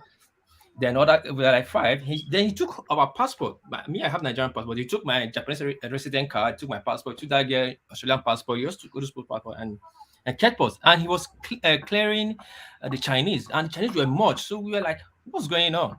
And the guy he walked to the girl and he spoke with the girl, and the girl was furious. So I didn't really hear what the girl said to her, to the guy.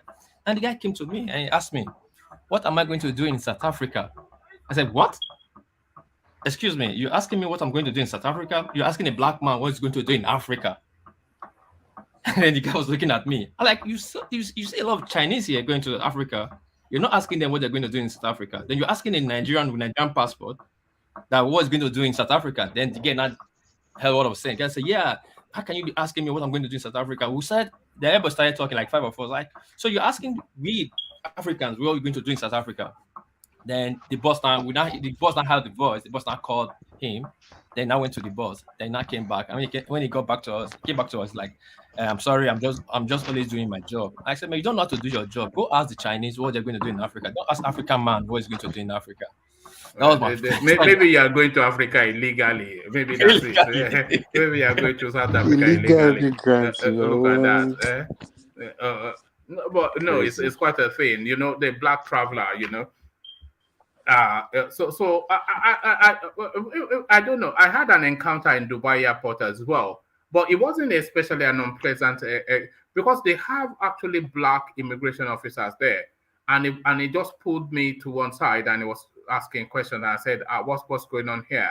You know sometimes when you are singled out in a queue, you feel self-conscious because you see everybody go through, and then suddenly you are stopped. And then you feel self-conscious. So, but then as I was about to launch into it, he just said, "Look, it's not because you are black. Oh, we have a randomized system. So maybe every 7, then 1, then every 8, then 1." That's just how he explained it to me. Oh, whether I was lying or not, but he had that pre-prepared thing. But back to it, and back to Omoyele Sowore and his so Yele is spot on. Yele is spot on in what he said. There's no use for Commonwealth for us, especially now that Britain has lost. I mean, Britain is fast losing. I mean, Britain has lost a lot of influence. Honestly, it's just riding on. I mean, Britain is just riding on the coattails of US. So there's really not much to UK right now, honestly. Well, all right, brilliant. Okay, let me go from you for time, Kulata. Go to Tiger. So Tiger, you're up next if you're still there. Tiger, very quick to defend that. No, the first university is Sunzukao. Don't try and steal that one from us as well. Oh, we lost him. Oh, there it is. He waited so long as well. Sorry, woman. Yeah. I will just stay. I will listen from the background. I will yield my space so somebody else that wants to come in can come in. All right. Thank you very much. All right, cheers. Cheers, guys. Yeah. My money. Oh, you are still on it. I'm coming to take you Babylon and get my money from you in January, or is it February the election? Okay. When I see Waju, Emilio enters. All right. Whoever is still betting against the Jagaban is, you might as well just go give your money. But DOG, they don't want to hear that name. That's their business. Tinubu is going to be your president now, whether you like it or not. Tinubu is going to be your president. But I've been thinking, when Tinubu becomes president, Yoruba people are in trouble. We're going to become we're going to become the new Fulanis if Tinubu becomes president. Yes. And the worst part, I've been thinking about it. The worst part is going to be for Yoruba Peter Obi supporters, because nobody's going to spare them. That is, they're always going to be explaining themselves that I support Peter Obi. Nigerians forget. Everybody will move we already have that thing with the Southeasterners as betrayers. Oh yeah. So now they are saying it's their turn, and they are saying, why can't you support us because it is our turn? So that even adds more to it. Then if Tinubu goes and wins, God, don't go near Igbo, just don't go near Igbo. Guys, they will wrestle you to the ground. Yeah. All right, thank you, DOG. So thank you, DOG. So let's go on to Emilio Conden, since we're and ideally, because I was just looking at the time and the number of people. So ideally now, so up comes Emilio Con next, and to the space Emilio Con. The conversation around this eminent, or is she still eminent, Southeastern professor at Carnegie University, who comes out to say that she wishes the Queen of England, Great Britain, Northern Ireland, and the Commonwealth excruciating death. So this was what she said in the build-up to the Queen's demise. A lot of backlash against that. But she's going to the Biafra space to say the Queen was an enabler in that space. Does that justify this level of crudeness from this lady? Woman, good evening. Good evening to everybody. Well, I would say that we can't judge how people should respond to, or how people should feel about the kind of things they pass through.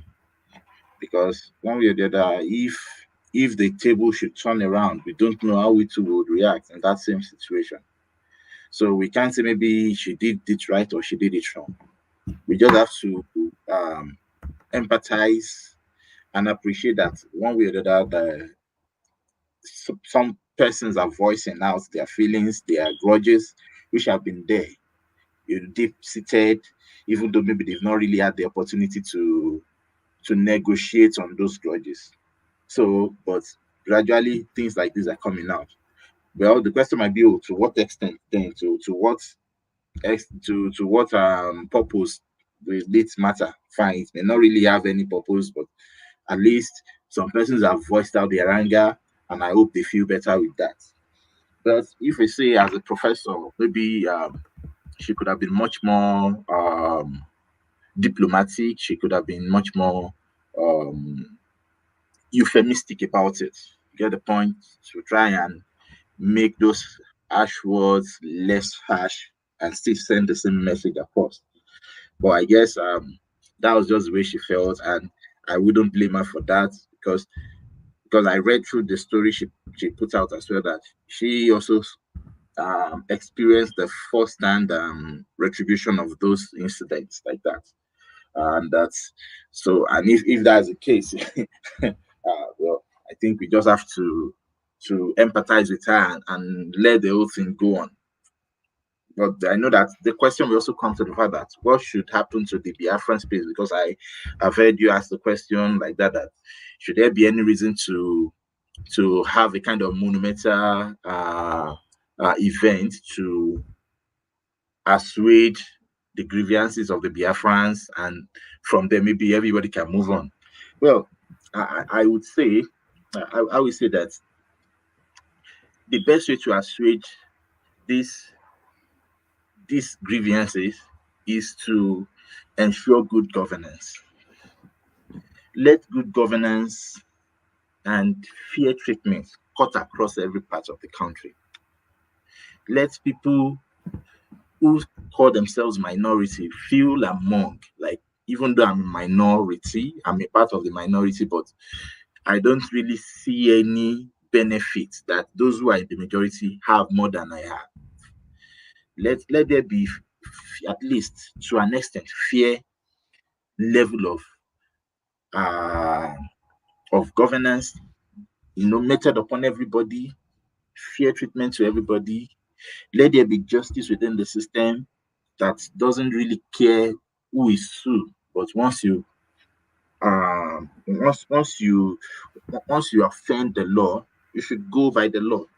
So it doesn't matter if there's a connection or not. You get the point. Let there be that fairness in there. So gradually people will begin to understand that it's not the same story again, because they will have a lot of evidences to back up the new narrative that's come on. Things have changed.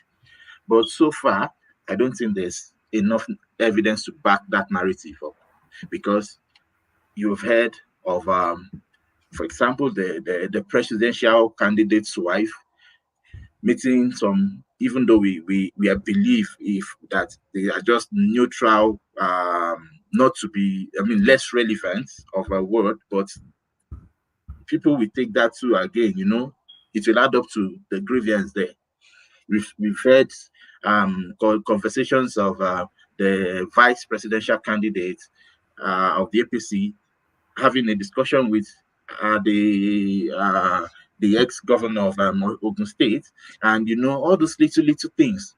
Once they seep out, they reinforce those biases in the minds of people, and this is why we need leaders who are empathic enough, who are discreet enough to understand the space and to know what to say, to use their words to mend everyone together, and not to joyfully break us apart. Because when you see them take glory in speaking those words, and it shows like you are nothing, and you even hear the president saying that these are dots in the nation.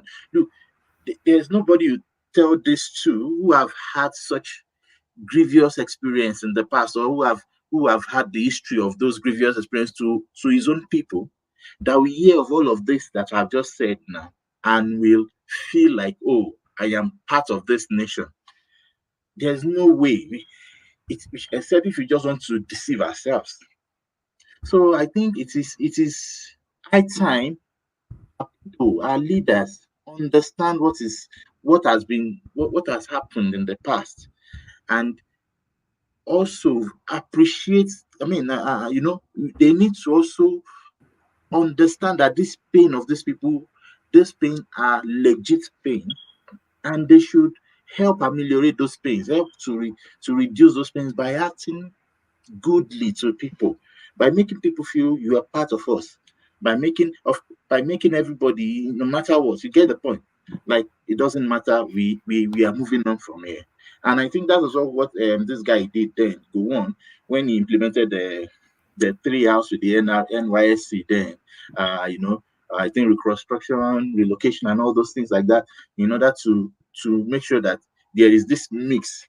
Let everybody go learn from other persons within the nation. Let there be this mix within the system. Let at least by that, before you know it, they begin to intermarry and all those things. We need to continue to improve on those kind of legacies, so that eventually we will have a truly wholesome nation, and nobody will feel too marginalized.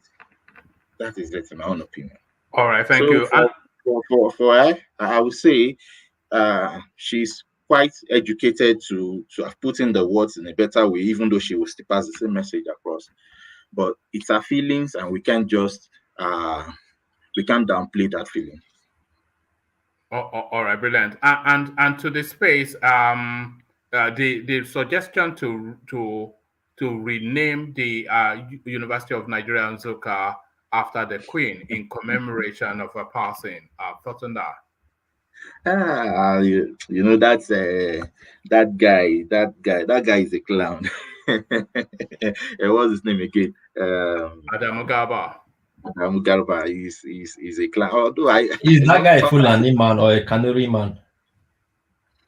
I don't know. I don't know. I hardly see Fulani behave like the way this guy is behaving. I don't know. But you at least in the national space, he's always the kind that he wants to appear to be a clown, and he acts like that sometimes. You can see the last time he left the APC, took away the flag, eventually went back again, and all of those things he was putting out on the on Twitter space, so just to garner attention, and so I'm not surprised what he said, but we shouldn't count too much of a meaning to it, because actually that is what he wants. You get the point. So if he says that is his own opinion, and I don't think that will matter to any decision-making person to say, to influence such a decision, let us think the name. And so I just think that he's just a clown that wants people to, and I think as somebody said too earlier, that maybe he's just trying to he's just trying to irritate the average Igbo person. Get the point? So it doesn't really count anything to me. I think it would be nice that they should just ignore him and let everybody just begin to be the fool that he wants to be. All right, brilliant. So thank you. So for time, let me go on from you, Emiloko, to Thomas. So Thomas, you're up next, and to the same spaces that Emiloko just left. The commentaries are first on the lady that had those derisory tweets regarding the Queen. So your thought on that space. Thank you, Woma. The ladies is a disappointment. You don't talk to people in that manner, and the time they are going through, maybe they are passing, no matter how you feel or no matter how you take them, that moment is a moment of respect. Even a comment that is going to die excruciating death, nah, you don't do that. You don't do that. It's very disgusting. Even though in the other way we can understand where she's coming from, but I hope we should be preaching healing by now. People should be healing by now. And the same in Nnamdi Kanu, the Biafran space have been shouting is their savior. It's the same British that give him shield that protected him from Nigerian government. Can we deny that? No. If the British or the Queen, if they want to hand over Nnamdi Kanu to Nigeria way back, they should have done that, but they didn't do that. So at least they should look at it in that manner as well. At least even same Nnamdi Kanu. You say? Which protection are you talking about? The guy is in prison in Nigeria. Is he talking of protection? What kind of protection are you talking about? Before they rendition him to Nigeria, is he not in the UK? Why don't they hand over him to Nigerian government? Are you not looking that in that manner? So if they want to hand over him to Nigerian government, would they have done that before? And they give him asylum and he's living in the UK and he's even bashing the UK themselves in his broadcast. And they don't even care. He bashed UK in their own soil. And they don't even care because they see him as, maybe they don't count him as somebody or they just leave him as freedom of speech. So are you not looking at it in that manner? So I understand the plight of the lady, but she went to the extreme. That is just my opinion. She went to the extreme. He shouldn't have gone to that extreme. He went to the extreme. All right, thank you. And to the University of Nigeria local space, the renaming of it after the Queen. Good idea. No, it's a bad idea. Why in the UK, why don't they name anything there Awolowo? Don't we have great people in Nigeria? We do, but why don't they? But they already named some places concerning the Queen in University of Nigeria. At least we have Queen's Hall in University of Ibadan.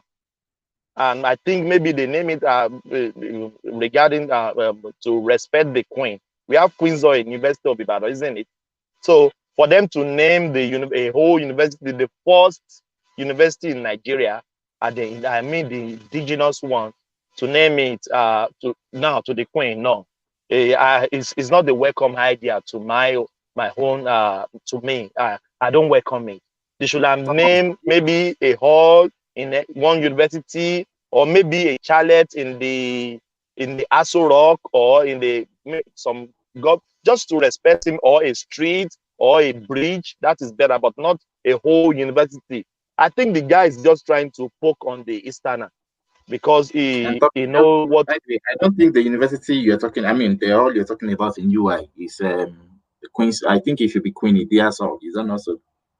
In my memory, so I don't think it's the Queen of England that they even. It's not the Queen of England. No, it's Queen Idia. Oh, yes. Idia. So, and I think that's a Nigerian name actually. That's one of the. Oh yes, yeah. But I thought it's because I know there's Queen's Hall in UI. So, but I think the guy is just trying to poke the Easterners to see their reaction, and we saw the reaction now.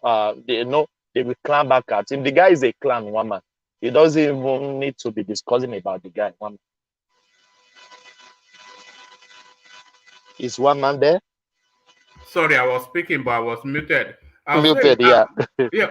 So I was saying to Showore's idea to pull Nigeria out of the Commonwealth, and the reasons why he's adducing for that. Is this something that chimes with you, Thomas? Oh, that is why he will not be the president of Nigeria. Some comments he normally makes sometimes. It's ridiculous to me. Commonwealth is still, it's in my own opinion, it's still useful because even as an Australia, we can enter all the Commonwealth country without visa, but I don't know why it is not vice versa. Because even as an Australian passport holder, I can enter 189 countries without visa. Some without visa, some visa on arrival. And Nigeria is among the ones, visa on arrival. If you are going to Nigeria, you don't need a visa. You can get visa on arrival. So it's still useful to me, but maybe it's not vice versa when Nigeria is traveling out of their shores, but into so many Commonwealth nations. As a holder of international passport of Australia, I can travel anywhere without visa. I don't need visa to go to anywhere. Almost 189 countries with my passport. So, but maybe because it is Africa, it is not vice versa. But I think it should be like that. It should not be a difficult task to get a visa. It should be much better, much more advanced. Like Australia now, you can travel anywhere without visa. You can get visa on arrival. It's allowed for your first 90 days. So, but maybe because it's Africa, that's why they don't give us that grace. But other countries, they enjoy the benefit of the Commonwealth country. They do. I just signed an Australian passport to you now. You can travel to all Commonwealth countries free, visa free. You don't need a visa. There are some you can get visa on arrival. But I know maybe it's because of Nigeria, they don't want that. But what he said makes sense. But in another way, I don't think it can happen. I don't think Nigeria has that balls to pull out of the Commonwealth country. That is just my opinion, Wama. All right, brilliant. Our result. Hello, Yes, man. I didn't also comment on that space anyway, just to put that on there. Thomas. Yes. It was like that before. Nigeria weren't required to apply for visa in Nigeria until maybe at arrival in London. It was Margaret Thatcher that changed everything. And so... Did she give any reason? There is no reason. What the reason they want to... Is it not part of their way of discriminating against Black people? So our government stopped that visa on arrival and then require Nigerians to apply at their embassy.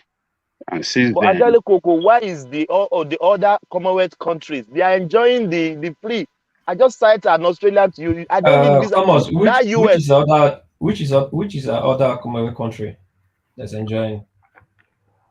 All Commonwealth countries from Australia. What about Ghana? Is Ghana not a Commonwealth country? Which country? Even some Caribbean countries don't get in. You mean white countries is what you mean? Thank you, Aman. Okay, white country. So what I'm telling you is a source of revenue for Britain as well. Do you know how much revenue? Do you know how much Britain makes from visa application? Generates. So now, when Shore said that there is no point for us to be part of them if they cannot accord us the same respect. But you are saying, oh, that is why Shore cannot be president, and this is don't you see the way you are contradicting yourself? You are condemning them. That I mean, you are raising complaint why they are not giving us that kind of treatment, and at the same time you are condemning Shore for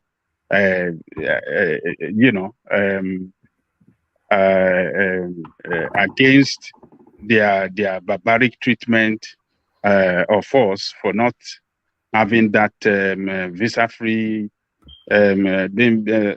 treatment. You know, I just want to point it out that you are contradicting yourself. I understand what you say. I retrace my word later. I said what he said. It's a good thing, but I said it. I said, but I don't think Nigeria has the ball to pull out of the Commonwealth nation. I said it. It's a good thing. Adeleke, I don't dispute what he said, but I don't think Nigeria has the balls to pull out of Commonwealth nation because they are a little bit tied to them in many ways, in which we don't need to be mentioning. Very, very tied to them in many ways. So it is a good thing, Adeleke, but you know, sometimes Shure normally makes some statement that he knows that the other candidates will not, that are serious will not make, because Adeleke, don't let us deceive ourselves. Come 2023, Shure is not going to be your president. We all know that. So he can make some ridiculous or maybe make some even good comments, or he can say anything he wants. Nobody cares about him. Thomas, Yeah. it depends on what he believes in. It depends on his conviction. So when he speaks like that, that is his conviction. It doesn't matter whether he has the right. Yes. Yes. Yeah. So that is his conviction, and he believes that Britain, as colonial criminals, they should treat us better than we should treat them. They should treat us better because they humiliated us. They, inflicted that kind of generational pain. Pains, yeah. Generational pains that we are still languishing into today. And many generations after us will come to, go through that same pain.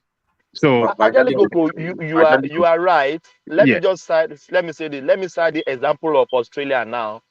The original owners, the original owners of Australia, they are thieves and the Aboriginal. Right now, I'm speaking to you, Adeleke. They don't need to pay anything to go to school. Free to buy food. Free. They give them concession for everything, Adeleke. Even to enter bus, to go to the shopping mall, they have concession. They give them concession for education. They give them concession but they drink for a lot, don't they? They have alcoholism problem amongst the Aborigines. Yes, that's you can't take that from. If you want to take that from them, you just kill them. So they give them more concession, Adeleke. Even to enter bus, to everything. Yeah, university, everything, health-wise, free. Everything is free for them. So they should, as you rightly said, they should give us some concession as well, because here, Adeleke, the Aboriginals, they are like, they don't work at all, and they are living fine, living very good. Yeah. All right. Thomas. Okay, go on. Can I interject, please? Yeah, go on. Yes, yeah. Okay. Yeah, number one, I want to ask that what kind of concessions do you think they should give us again? We own our own country. Majorly, we are blacks who own our country. So I don't think the British, they have like a direct influence. Of course, they might have indirect influence to play their game, but directly, they are not influencing our decisions in any way. So I don't think there's any concession we're expecting from them. But the real question I want to ask is that, were they wrong to have made the decisions of taking away the free entrance that they gave Nigerians in the past? If you look at it retrospectively now, you understand that they were not wrong. Because considering the way our leaders were leading the country then, I don't think it would take too much of a wisdom to see where the country will go to. Look at what the military did to us. Look at the way they manage the system. Look at the corruption. And look at the way our people, to what extent did they even resist this bad governance and demand good governance? You see all of these things put together, and the average Nigerian, as at then too, you question of course you have brilliant people, but also within the system, you know that there are a lot of atrocities going on within the society itself. So you can't just say you open your gates and even consider population growth from 1970 to 1990. Within that 20 years, our population growth, you can't do it. Is a kind of geometric progression that we did. So all of those things put together, nobody needs to tell us that when you don't have planning for population growth, you don't have planning to manage yourself and to grow economically, and your leaders are even showing greed at a very maximum level. There's nobody that will tell us not to. Everybody will try to man their gates and say, oh, please, stay in your place. And that is part of the problem we are. I think the only way we can really solve our problem is for us to solve it within ourselves, make our own country enviable for ourselves to stay in. And from there, we begin to garner the respect of other nations. But without doing that, we shouldn't beg the British to say, oh, okay, because you are part of the Commonwealth, you are free to come. No, Nigerians will flood the place and we know what we can do. All right, thank you. So, Thomas, let me move you from that space to one final talking point, and then I'll move on to world peace. Brief commentary on this, Thomas. Our result portal was attacked from Asia during Ekiti OSUN elections. So this is Inec now going back memory lane to tell us what their experiences were in the most recent of elections. So they're saying that there were cyber attacks against the Inec portal. They said none of them succeeded, but they're giving us indications of what the experiences are within that organization. So are they alerting the space, or is this just sensitizing towards possible rigging in the upcoming? So your reading of that space, Thomas. One man. Anybody that wants to attack our election, state election, I don't know what is their motive. If they want to influence our national election, I mean presidential election, we can still say maybe they have influence. But state election, what is their motive for doing that? So in some words, I will be saying maybe INEC is lying to us, because I don't what is their motive for doing that is only if it is from maybe from opposition parties, the new coming opposition party, they want to garner some votes, or they want to do some mago or wuru. But I don't think what is the motive of those people. So I'm rightly okay, and it commensurate with even what the election, or what they call it, the new election law that is talking about influence from outside the country as well. So maybe they put everything together to bring us this. To me, this news is a fake news, because people doing that, what is their motive for doing that? Do they want to take charge of Osun State, or do they want to take charge of Ekiti State? So I don't think that news is right, one man. Maybe it's just propaganda. To me, that's my opinion. All right, thank you, Thomas. So thank you, Thomas. So I'll go on to world peace, but just to Emilokon, Thomas gives shorter answers to the talking points. So that's why I'm able to ask him a bit more. It's just me really trying to manage the time. That's all. But one man, you are guilty of that, because you should be early. People who talk earlier, they tend to talk in hours, and we listen to them. For example, I stay in South Africa here. You can imagine the time now, and I listen to all this conversation even I don't talk, because I wait for you to call me. So you need to moderate it proper, the space in terms of time. Let everybody have equal time. If it means reducing the, especially those who talk earlier, they talk at length. They talk. Somebody like Ovie can talk hours. You don't. Yes, usually Ovie, isn't he? Never shuts up. But the same thing with Solomon today. So I can guarantee those who talk earlier, they always talk in hours. So maybe we felt about let the topic go around for everybody to talk. Then people begin to throw in their own. It's really the length of like somebody like Thomas, for instance, or World Peace, or even San Diego. They give just short answers, and they land it quickly. Because people interject, and that interjection alone can take 50 minutes. I check the times. So I don't take up to 15 minutes to talk. But the thing is that you don't give me all the topics at once, and it's not the first time. Because you are very expansive, which is good. But if you're expansive on all the topics, then it will stretch it. But somebody like Thomas, somebody like World Peace, they are very short and crisp to the point. So you are not right. So it's because when it's going to the deep hours, I don't want to talk much. You remember, if you have me for the first or second, it tends to extend a little bit. But it's deep hours now. Yeah, yes, that's it. Well, One well, man. yeah, and when we get to deep hours, then of course we don't have the space anymore for Yes, yes.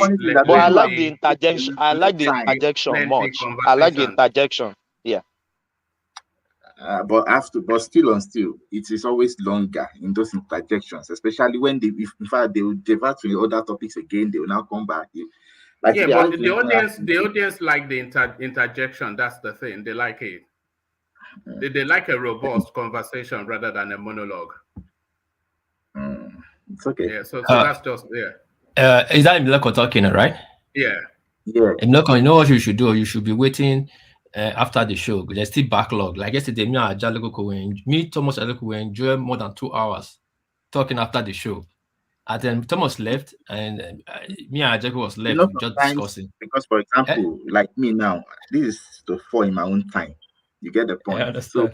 I understand. So those things also they tend to play. So I think one should be calling people like Imbilokon Uvie first, because like Wama said, they have people have wider view on explaining on things. Like me, it's very short. Sometimes before you get to my turn, I don't have anything to say again. I'll be waiting for Adeleke to round it up. And also the interjection is part of the conversations as well. So if somebody has been interjecting all the way through the session, so I mean they would have had thank you, one man. I think my own good say on most of the talking points. I think I'm very more. I enjoy the interjection. I make my point better when I'm interjecting than when you give me the floor. Sometimes you give me the floor, I think it becomes too heavy for me to handle. No, that's just me.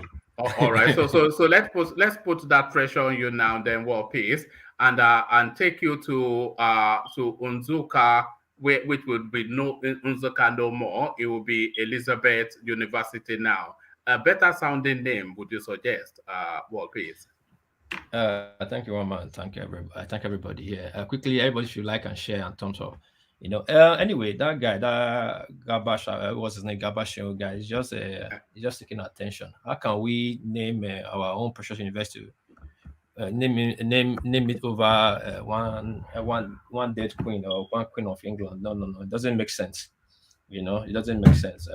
We should not waste our time on that topic. That guy is just looking for attention. And still stay with the Queen, World Peace. The lady that is inviting that she has an excruciating death for reasons of the part that she feels she played in the Biafran War. Your thoughts on that?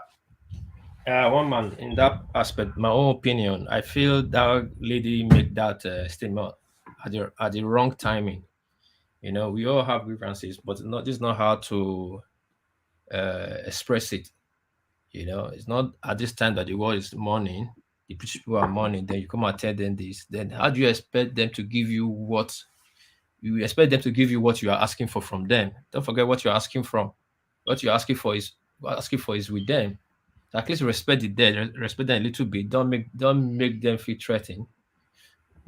So that when you come to the table next time, they can give you a listening ear, not just attacking them. That was, to me, that was her statement was, whatever her statement was our own opinion. She's entitled to it, but was it on the wrong? It was the wrong timing for her to express it. That's what one man. All right, and to Shuwore's idea that Nigeria should pull out of the Commonwealth for reasons that it doesn't really offer her anything. It's just really some trinkets that the British are using to hold on to their colonial past. Do you agree then with the man from the Creeks?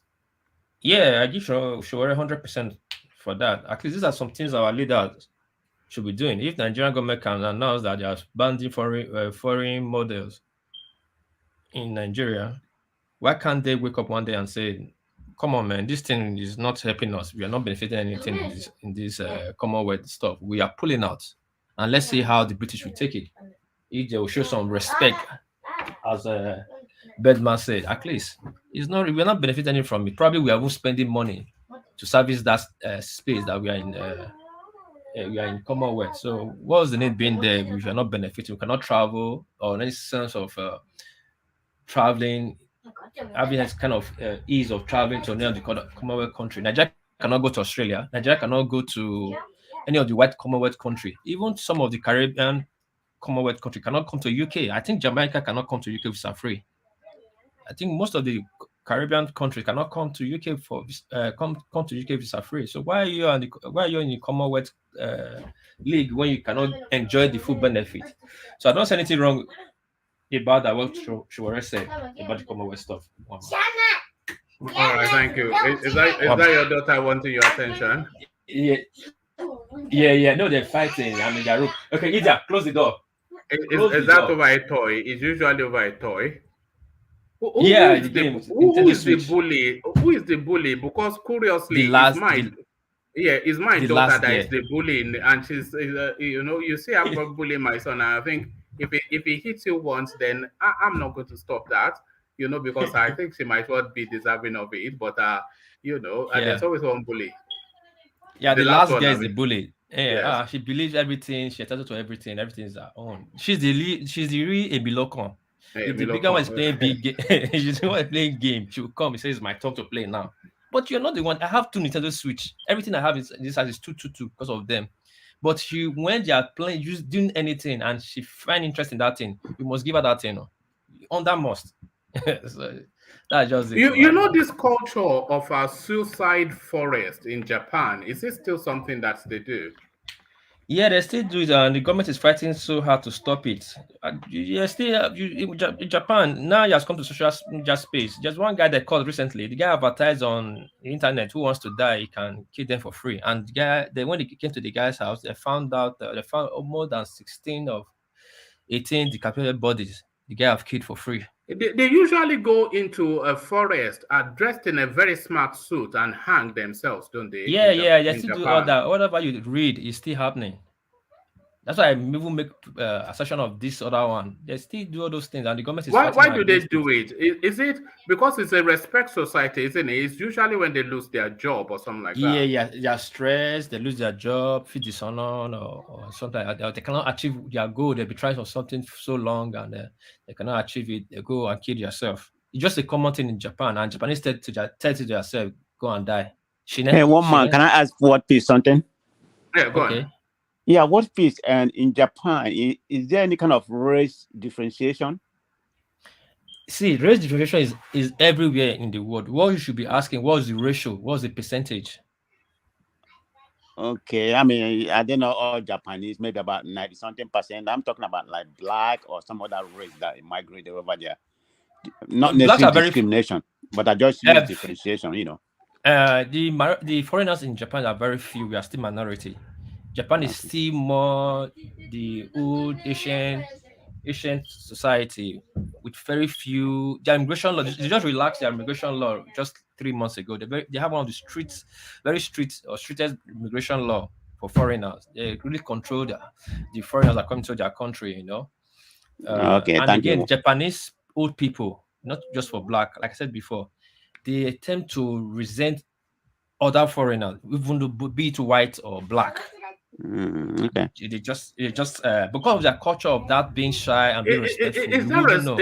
Is there a sub mix in their ethnicity? So you think that they are all the same, but they are not all the same. Just like we are all blacks, but we have Igbos, Hausas, Fulanis. Do they have that subdivision within their? They have little. That's the Okinawa people. The Okinawa people is kind of a sub mix, like the descendant of the Russians and Russians and mixed Korean people. If you see the Okinawa people, they behave different, but you think they are all the same. But it's not as much the way it is in other countries, like in China. Japanese sub mix is little. So that's Is there Mongolian blood mix in their race? Yes, they have Mongolian, they have Korean, they have Chinese, they have the Russians. Right now, the Japanese sumo is dominated by the Mongolian mix. It's being dominated by the Mongolian mix. Then the Korean mix. The Korean mix are much. Like my wife is half Korean, half Japanese. My first wife too is half Korean, half Japanese. The Korean mix is really more. They are taking over. If we don't have a parliament now, the lower house parliament, the leader, if they are good aside, the lower house leader is half Korean, half Japanese. They have it, but again, but again, they all seem to think in one way. They all think they are Japanese. That's the good part of it. But the old Japanese, they have one bad way of classifying other people, they'll call you half-fu. Half is a very bad language. Half, it means you are half black, half something else, not half Japanese. Half breed. That's not even Japanese. They say half-fu. When you say half-fu, is a bad word. So it means you are half black and half something else, not even Japanese. You know. So they don't acknowledge the Japanese in your blood at all. No, they don't want to acknowledge that you're Japanese in your blood. Like, even though your mother is Japanese and you're out, they want to describe you to so half-fu. Half means you are half black, that's your father. Then the next part, the other part is something else they don't know. No, so okay. But that's just the Japanese culture, you know. You got to that's their old, even the old Japanese are worst, even the new ones are changing. But the older Japanese, no, they resent anything foreign. You know, within the, are you able to distinguish the ethnicity of a Japanese person just by looking at them? Between Japanese and Korean and Chinese? Yes, you say they are a blend of so many Asian bloods. But are you able to distinguish that this one is this blend and that one is that blend just by looking at them? Yeah, you can distinguish some. Yeah, but not that much. The ones you can really distinguish is the Korean people, the Okinawa people, which is half mixed with Russians. If you see them, they tend to look like Europeans, but they still have this Asian fixture. You understand? They are tall. They look more like their nose look more like pointed, but it's not pointed. Their yellowness is different. It's more that of white. It's not that banana yellow. Do they still have that obsession with milk skin? Just you know, they used to have this habit of walking around with umbrellas so that the sun doesn't hit them at all, so that they look as pale. It's worst. They believe they have this say in Japan, like the white is beautiful, black is ugly. So they tend to be the more they feel they are white, the more they can keep their skin. They feel they are beautiful. They are more whiter they are, the more beautiful they think they are. So they work on that skin. Cosmetics make a lot of money here. They have a huge plastic surgery industry in Japan, don't they? Yeah, but Korea is number one, Japan is number two. Japanese is it their nose that which feature do they change the most? Is it their nose? Their lips. Their lips. Yeah, they inject a little they tend to inject to get a little bit fuller. Bigger. Okay. Yeah. But the Koreans, they have the problem of cheeks. The Koreans have the biggest cheeks in Asia, so they tend to file it. I don't know how they do it to make it look smooth, like straight face, not that rounded candy face. You know, Korea cosmetics is a big deal in big market between Korea and Japan, and the Japanese do everything for makeup to keep their skin white. Anything that makes it white, they believe they are more beautiful. They are white. You know, is sumo their national sport? Which sport is more popular, sumo or football? Oh, right now, sumo is a traditional sport, but the popular sport right now in Japan is first is baseball. People don't even know. Baseball is very big in Japan. Soccer, the 5 big sports: baseball, soccer, rugby is very big. Then come basketball, then boxing. That's it. All right. And which of their mix which one is the taller of their ethnic mix? Which one is the taller? Japanese seems to be tall, but I think the tallest I've seen is from this Okinawa branch of the Japanese people. Well, what's their average height? Yes, I always thought the average height. The men are tall. Like I said, the men are tall. The men are like 5'10", 5'11". The normal one, 5'10", 5'11". That's why you see here in Japan, medium tends to sell, like normal, medium, or large tends to sell faster for the men. Then small sell faster in the ladies. The ladies are pretty small. But the men, like size 43, like I wear 43 for shoes, 43, 42 sell faster. But you hardly get 44. 44 is like from people like 6'2", 6'3", 6'4". So the average height in normal height here, most common height here in Japan is all this 5'10", 5'11". Close the door. And what is their relationship with the Chinese? No, Japanese don't. Japanese are the New Yorkers of Asia now. Everybody envy Japanese because one time Japan conquered the full Asia, just like the British conquered the world. They conquered Asia, controlled Yeah, Asia. So they colonized China before now. yes, now they conquered. See, do you know Japan control the price of metal in the world, and they don't have metal. That's steel. Because the steel they took from China, they finished China from Mashuri. They colonized China. They finished Korea. Japanese is still apologizing to Koreans in tomorrow. All this underground raid work in Japan is Korea they use. They enslaved the full Asia to build Japan. Indians, Chinese, Korean, Philippines too. They're still apologizing to Philippines tomorrow. What they did to Filipinos. Those people, what the Japanese did is horror. If you watch, they show it here every day. Here, that's a good part. They show it to their citizens. The horror they did, oh, my brother. You see Japanese, you fear them. It was America that break their yeah. That, if not America. Yes, not for America. It's not Japan America. will have ruled the world. Let me tell you something, Do Let me tell you they still something. have that in them? Do they still have it in them? Of course, they have that. Yeah, of course. If you tell a Japanese woman you look like a Chinese, that is the worst insult you can ever use on her to describe her. To tell her she look like a Chikoku. They call Chinese Chikoku. No, that means you disrespected her so much. Because they feel they are superior than all of them. Tomorrow, in Japan, they feel they are superior than every Asian. It's America that changed their ideology. Let me tell you this.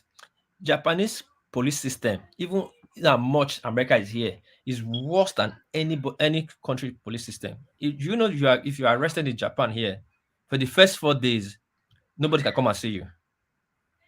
And the next 21 days, only your lawyer can come and see you. Without no bail, you're not entitled to bail, except the police decide to let you go. You're not going to court. You're not going to anywhere. You're with the police. It happened to one Trump guy, friend, a Trump supporter. He has a wife. He has a child, a Japanese child. And the wife took the child from America and he ran back to Japan. And he came and he thought, I'm American and come and do what I want to do and get away with it. Oh man, let me use this word, shocking. When they're shocking the guy. When they arrested him, shouting, I'm American. For the first 4 days, he didn't see sun. In the next 21 days, he did not see sun. When the guy got out, when he went to CNN, when the guy opened his mouth, he said, these people are evil. It took intervention of American embassy to break that chain to let that guy go. If they arrest you here, Japanese will tell you they don't come for suspect. They don't come for Japanese can follow you, then police can follow you, they don't come for suspect. But when they come, one man, forget it too. There's no lawyer that will bail you out from that place. The lawyer doesn't have the power. And why did you choose it as your destination? It seems one man. Like my family, my area. Like I said, my family, my area, the area I grew up from, Japan was our destination. My big brothers, my uncles, like my elder brothers, the first ones that went to America in the 70s. But my immediate elder brother that brought me to Japan and their age group, they're all coming to Japan from the 88. They started coming, 88, 87. My uncle that brought them, so they added to them. That one came here, I think, first time 90. He left Japan 1992, and after 8 years in Japan, you can imagine. So we started coming to Japan. And I remember one of my uncle, then in the 80s, he was telling my immediate elder brother that he would go to Japan and be laborer. That's how we see Japanese people then. Like, if you go to Japan, you go and do laborer work. Because we used to go to London and America then. But my other uncles, they just started that chain. And when they started coming back from Japan, what we saw, man, was how the technology they were breaking then. So we all started coming to that place that we are going to Japan, Even me, when my other cousins were going to London, America, I refused. I've traveled long, far back 96, but I said, no, I'm going to Japan. I waited in 2000 before I left. I came here. So I don't really know, but just like we love it. When you got there, was it as you expected it to be? Were you disappointed or happy? No, I wasn't disappointed. The only problem I have here is the language. If not, one man, this place is nice. Truth to be told. Wow, it's fun. Like if you come to Japan, it's like it's a shocker to you. It's not what you expect. It's nice. It's nice. At the first 5 years of your life, you really enjoy it. When you start understanding the language, then you start feeling bad anyway. Yes. Because you start, the first 5 years, because you just go against the law, enjoy yourself. You don't understand the language. Anything they tell you, you don't even know. You will be enjoying your life. And they know you can do anything and they let you go. They know that time we used to go. That time they call it Nampa, go and look for girls. We would stand on the train station looking for your whole day girl hand. That's it. The girl tell you, no, yada. We didn't know the danger that if you drag the girl, that's how you go and drink from there. The girl end up in your room. So there's so many things we're doing that they know you are new, so they just let it go. But when the more you stay here and understand the culture, you start being ashamed of those things you did then. Inside train, we're chasing girls inside train. Man, one man. What we did in this country. It's nice though. In Europe, you can distinguish the Japanese from especially the women from the Chinese, because they're always so elegantly presented. They remind me very much, in Europe at least, of our French women. That's what they have that French-like elegance. Yes, yeah, that's what people misunderstood about Japanese. They always tend to, when they say Asia, they tend to look down on them. Japanese are one of the well-dressed and well-cultured women outside. When they go outside, elegantly rich looking. If you see any Japanese outside Japan, outside is on top notch. Clothes, bags, everything about her is well presented and quality. Not like Chinese going out. Well reserved. And well reserved, and they spend money. When Japanese come to Australia, my brothers, they always go to Australia. And they are polite. Yeah, polite. When they come, at one time they were protesting in Australia, like. But the Chinese are so rude. Rude. So yeah. Those guys are racist, and they are poor too. It's just now they don't have money. Chinese don't have money. They don't have money. It's just now that they are becoming having some money in their pocket. But before, in the 80s, money, they still don't know how to behave. In the 80s, in the 90s, they are very, very poor people, man. They are still very poor, Adeleke. I'm not saying they don't have money now, but the truth of the matter, Chinese don't really have money. If Japanese companies should pull out of China, China will broke in a minute. Yeah, I don't know if you studied about this bubbling economy in Japan in the 80s, one man. Even every Japanese say bubbling economy. When Japanese say you are unused bubble, you're talking about the bubbling economy. Actually, when my brother came here, they were paying a no-skill worker $4,000, $5,000, up to $5,000. No-skill worker, like you are working on the line as in a factory. And the economy was bubbling then. That was about that. Japanese goods was like everything about it was about Japanese goods in the world. So they needed workers, and they were paying, because it now became a challenge. They were paying so much. Then at the same time, it became a problem. Those $2,000 job, nobody was taking it. So the Chinese started coming in to take that job. The Japanese citizens were not taking it. The Chinese and foreign immigrants started coming to take that job. So when the economy crashed, it affected the Japanese. But Japanese were so smart. They think ahead. And I said, if people are coming like this, taking our job, and Chinese is just about 1.something billion citizens, and Japan is just 150 million people and small land, they will overrun them. So what they did, they started moving their companies to those countries: China, Korea, Malaysia. Check it. Japan built all these countries. When it comes to economy, it started moving their industries to those countries. So keep those people there to get job opportunity. So when the economy crashed, so it wasn't too hard for Japan. So Japan now adjusts their salary scale to $2,000. That has been since then. So Chinese don't have money. They don't have factories. There's no technology Chinese develop on their name. None. All the technology is either by American or by Japanese. And the companies there in China, 80% are Japanese American companies. If they pull out, China will collapse. You know, in terms of products, a lot of people consider that the Japanese product is only really second to the German product. It's a byword for standard, and yes, it's Japan. Any money you put in, like in made in Japan, if you are buying inside here, made in Japan is expensive. And when you ask them, they'll tell you Japan Dakara, I mean it was made here. It's anything that you are paying, whatever you are paying for is what you are getting. Made in Japan is standard. Yeah, very quality product. Yes, quality product. Even that's why when I went first time I went to Europe, I went to D&G shop. Do you know the European manager was taking picture of my D&G belt I wore because it was not in European market. It was only designed for Japanese market because it was expensive. At that time, it was sold for $2,500 in Japan. And then for that belt, the D&G belt, like kind of a flower. It was never, the design was not even in Europe. Because it was a top dollar product, it could only be sell sell in a place that can pay that top dollar for. So it was designed for just Japanese market. Anything you pay your money for in Japan, don't just worry yourself. It's top dollar and quality.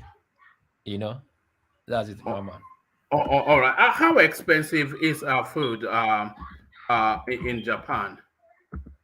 Food is not really that expensive. You know, Japan, they have good system, government system. They try to make it easy.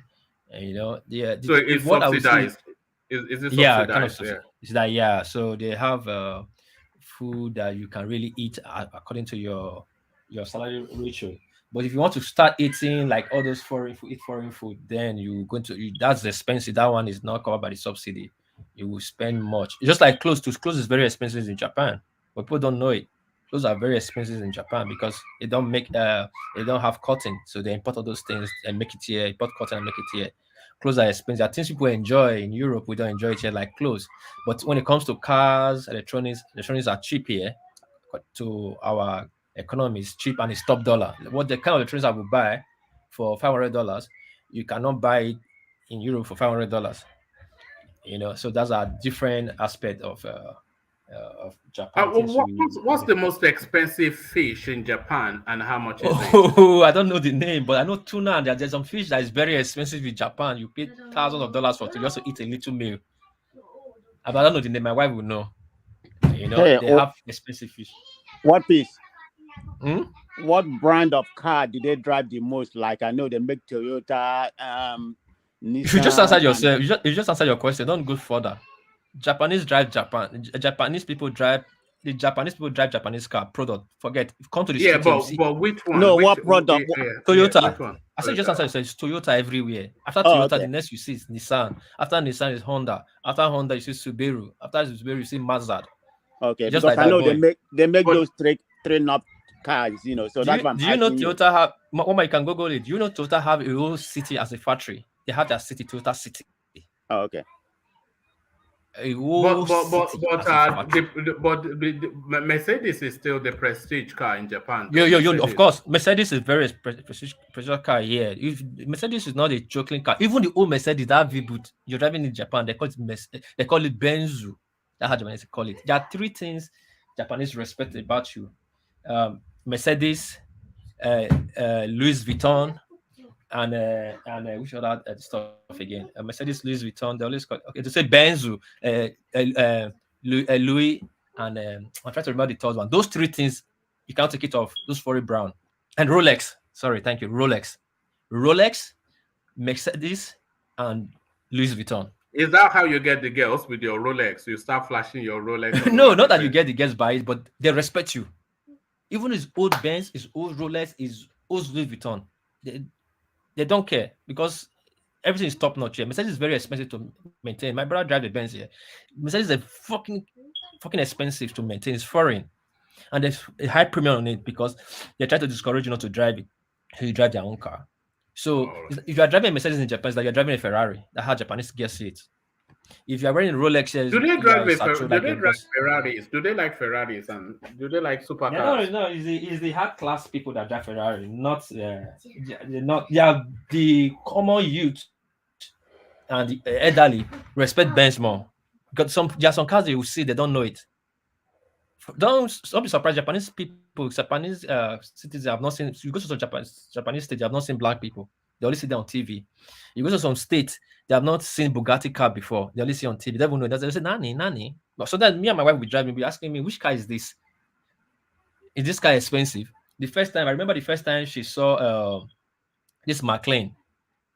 I don't know if I pronounce it without American product, AMC. McLaren, yeah. It said Okonemuchika. Okonemuchika, it means, is this the car for the rich? I said, yeah. She doesn't know it. She was just looking at it. Yeah, so but she will see Ferrari. Most women don't know cars though. Most women don't. Yeah, she will look. Same with the men. They will look Ferrari, be asking me which car brand is this. But once she see Mercedes, you don't need to tell her. She'll say Benzu. Now they call it Benzu. They respect that, But Benz is not the most expensive, but to their culture, is the most respected. Just like Louis Vuitton, when it comes to brand, Louis Vuitton, then Rolex is they respect Rolex here, Rolex watch. It's funny way they think anyway here. All right. Thank you. So our Japanese correspondent. So don't worry. We'll continue to. We are living in Japan vicariously through you. I got Jolly Coco. Thanks for yesterday. We had a good section. After one, did you notice it? We were still online after you left for more I than didn't 2 know. hours. I thought the place shuts down when I leave, but No, me, I got Coco and Thomas. We were just gisting, talking, and Angelico really taught us and schooled us about a lot of things. Even I turned off my car. That's how I got off of this session, because I was outside till like 1 a.m. in the night. After 1, we were just talking. It was a very fine session. Anyway, one more. Thank you so much. all right, brilliant. Let me go on from you to San Diego, who has stayed the course this time around. So a long, grueling session, San Diego, but here we are at last. And to the space, then the renaming of Unzuka. Look at that. I've forced this guy out of retirement. I only had to go and bully his wife to get him out of bed. So you've been asking of him, and there he is. So sorry, Ete of Africa. Is it because I said I don't like Peter Obi that you ran away? Who, me? It's not that. It's not that. I've been really busy lately. All right. Is Alexander Akashi is always asking about you, so I decided to send the DM to check on you. No problem. Thanks. I've been doing some businesses, so it's been very hectic. All right, brilliant. Good to have you. So let me go back to sorry. Is it the crash of Turkey economy that set you backward as well? What are you talking about, Tete? Is the one crashing the economy now, taking all the money to Nigeria? All right, good to have you, Ete. Stay with us. Let me go then to Oba of San Diego, and we were just discussing now the excellent idea of renaming Nnamdi Azikiwe University to what's it called, Queen Elizabeth II University, an upgrade for the Southeast. So you don't say the Nigerian state don't do things for you, San Diego. Man, one man, you put me to back on. I've forgotten what the subjects were, So I start watching, American college football. But anyway. So sorry about that. Everybody is complaining today, but I must really improve. I must improve on how I do the sessions. But it's okay. I can contribute. Who said that? That was Gaba Shehu, right? Yeah, Adamu Gaba, or even worse. That guy is mischievous and ignorant because he doesn't even know the first indigenous university in Nigeria. That's how you know. I think he's just trolling the Igbos, because if you notice, that guy is a careless speaker. He just throws something, out there, in order to see how people are going to think about it. I mean, I'm familiar with him. I know he has said, certain word that doesn't even make sense.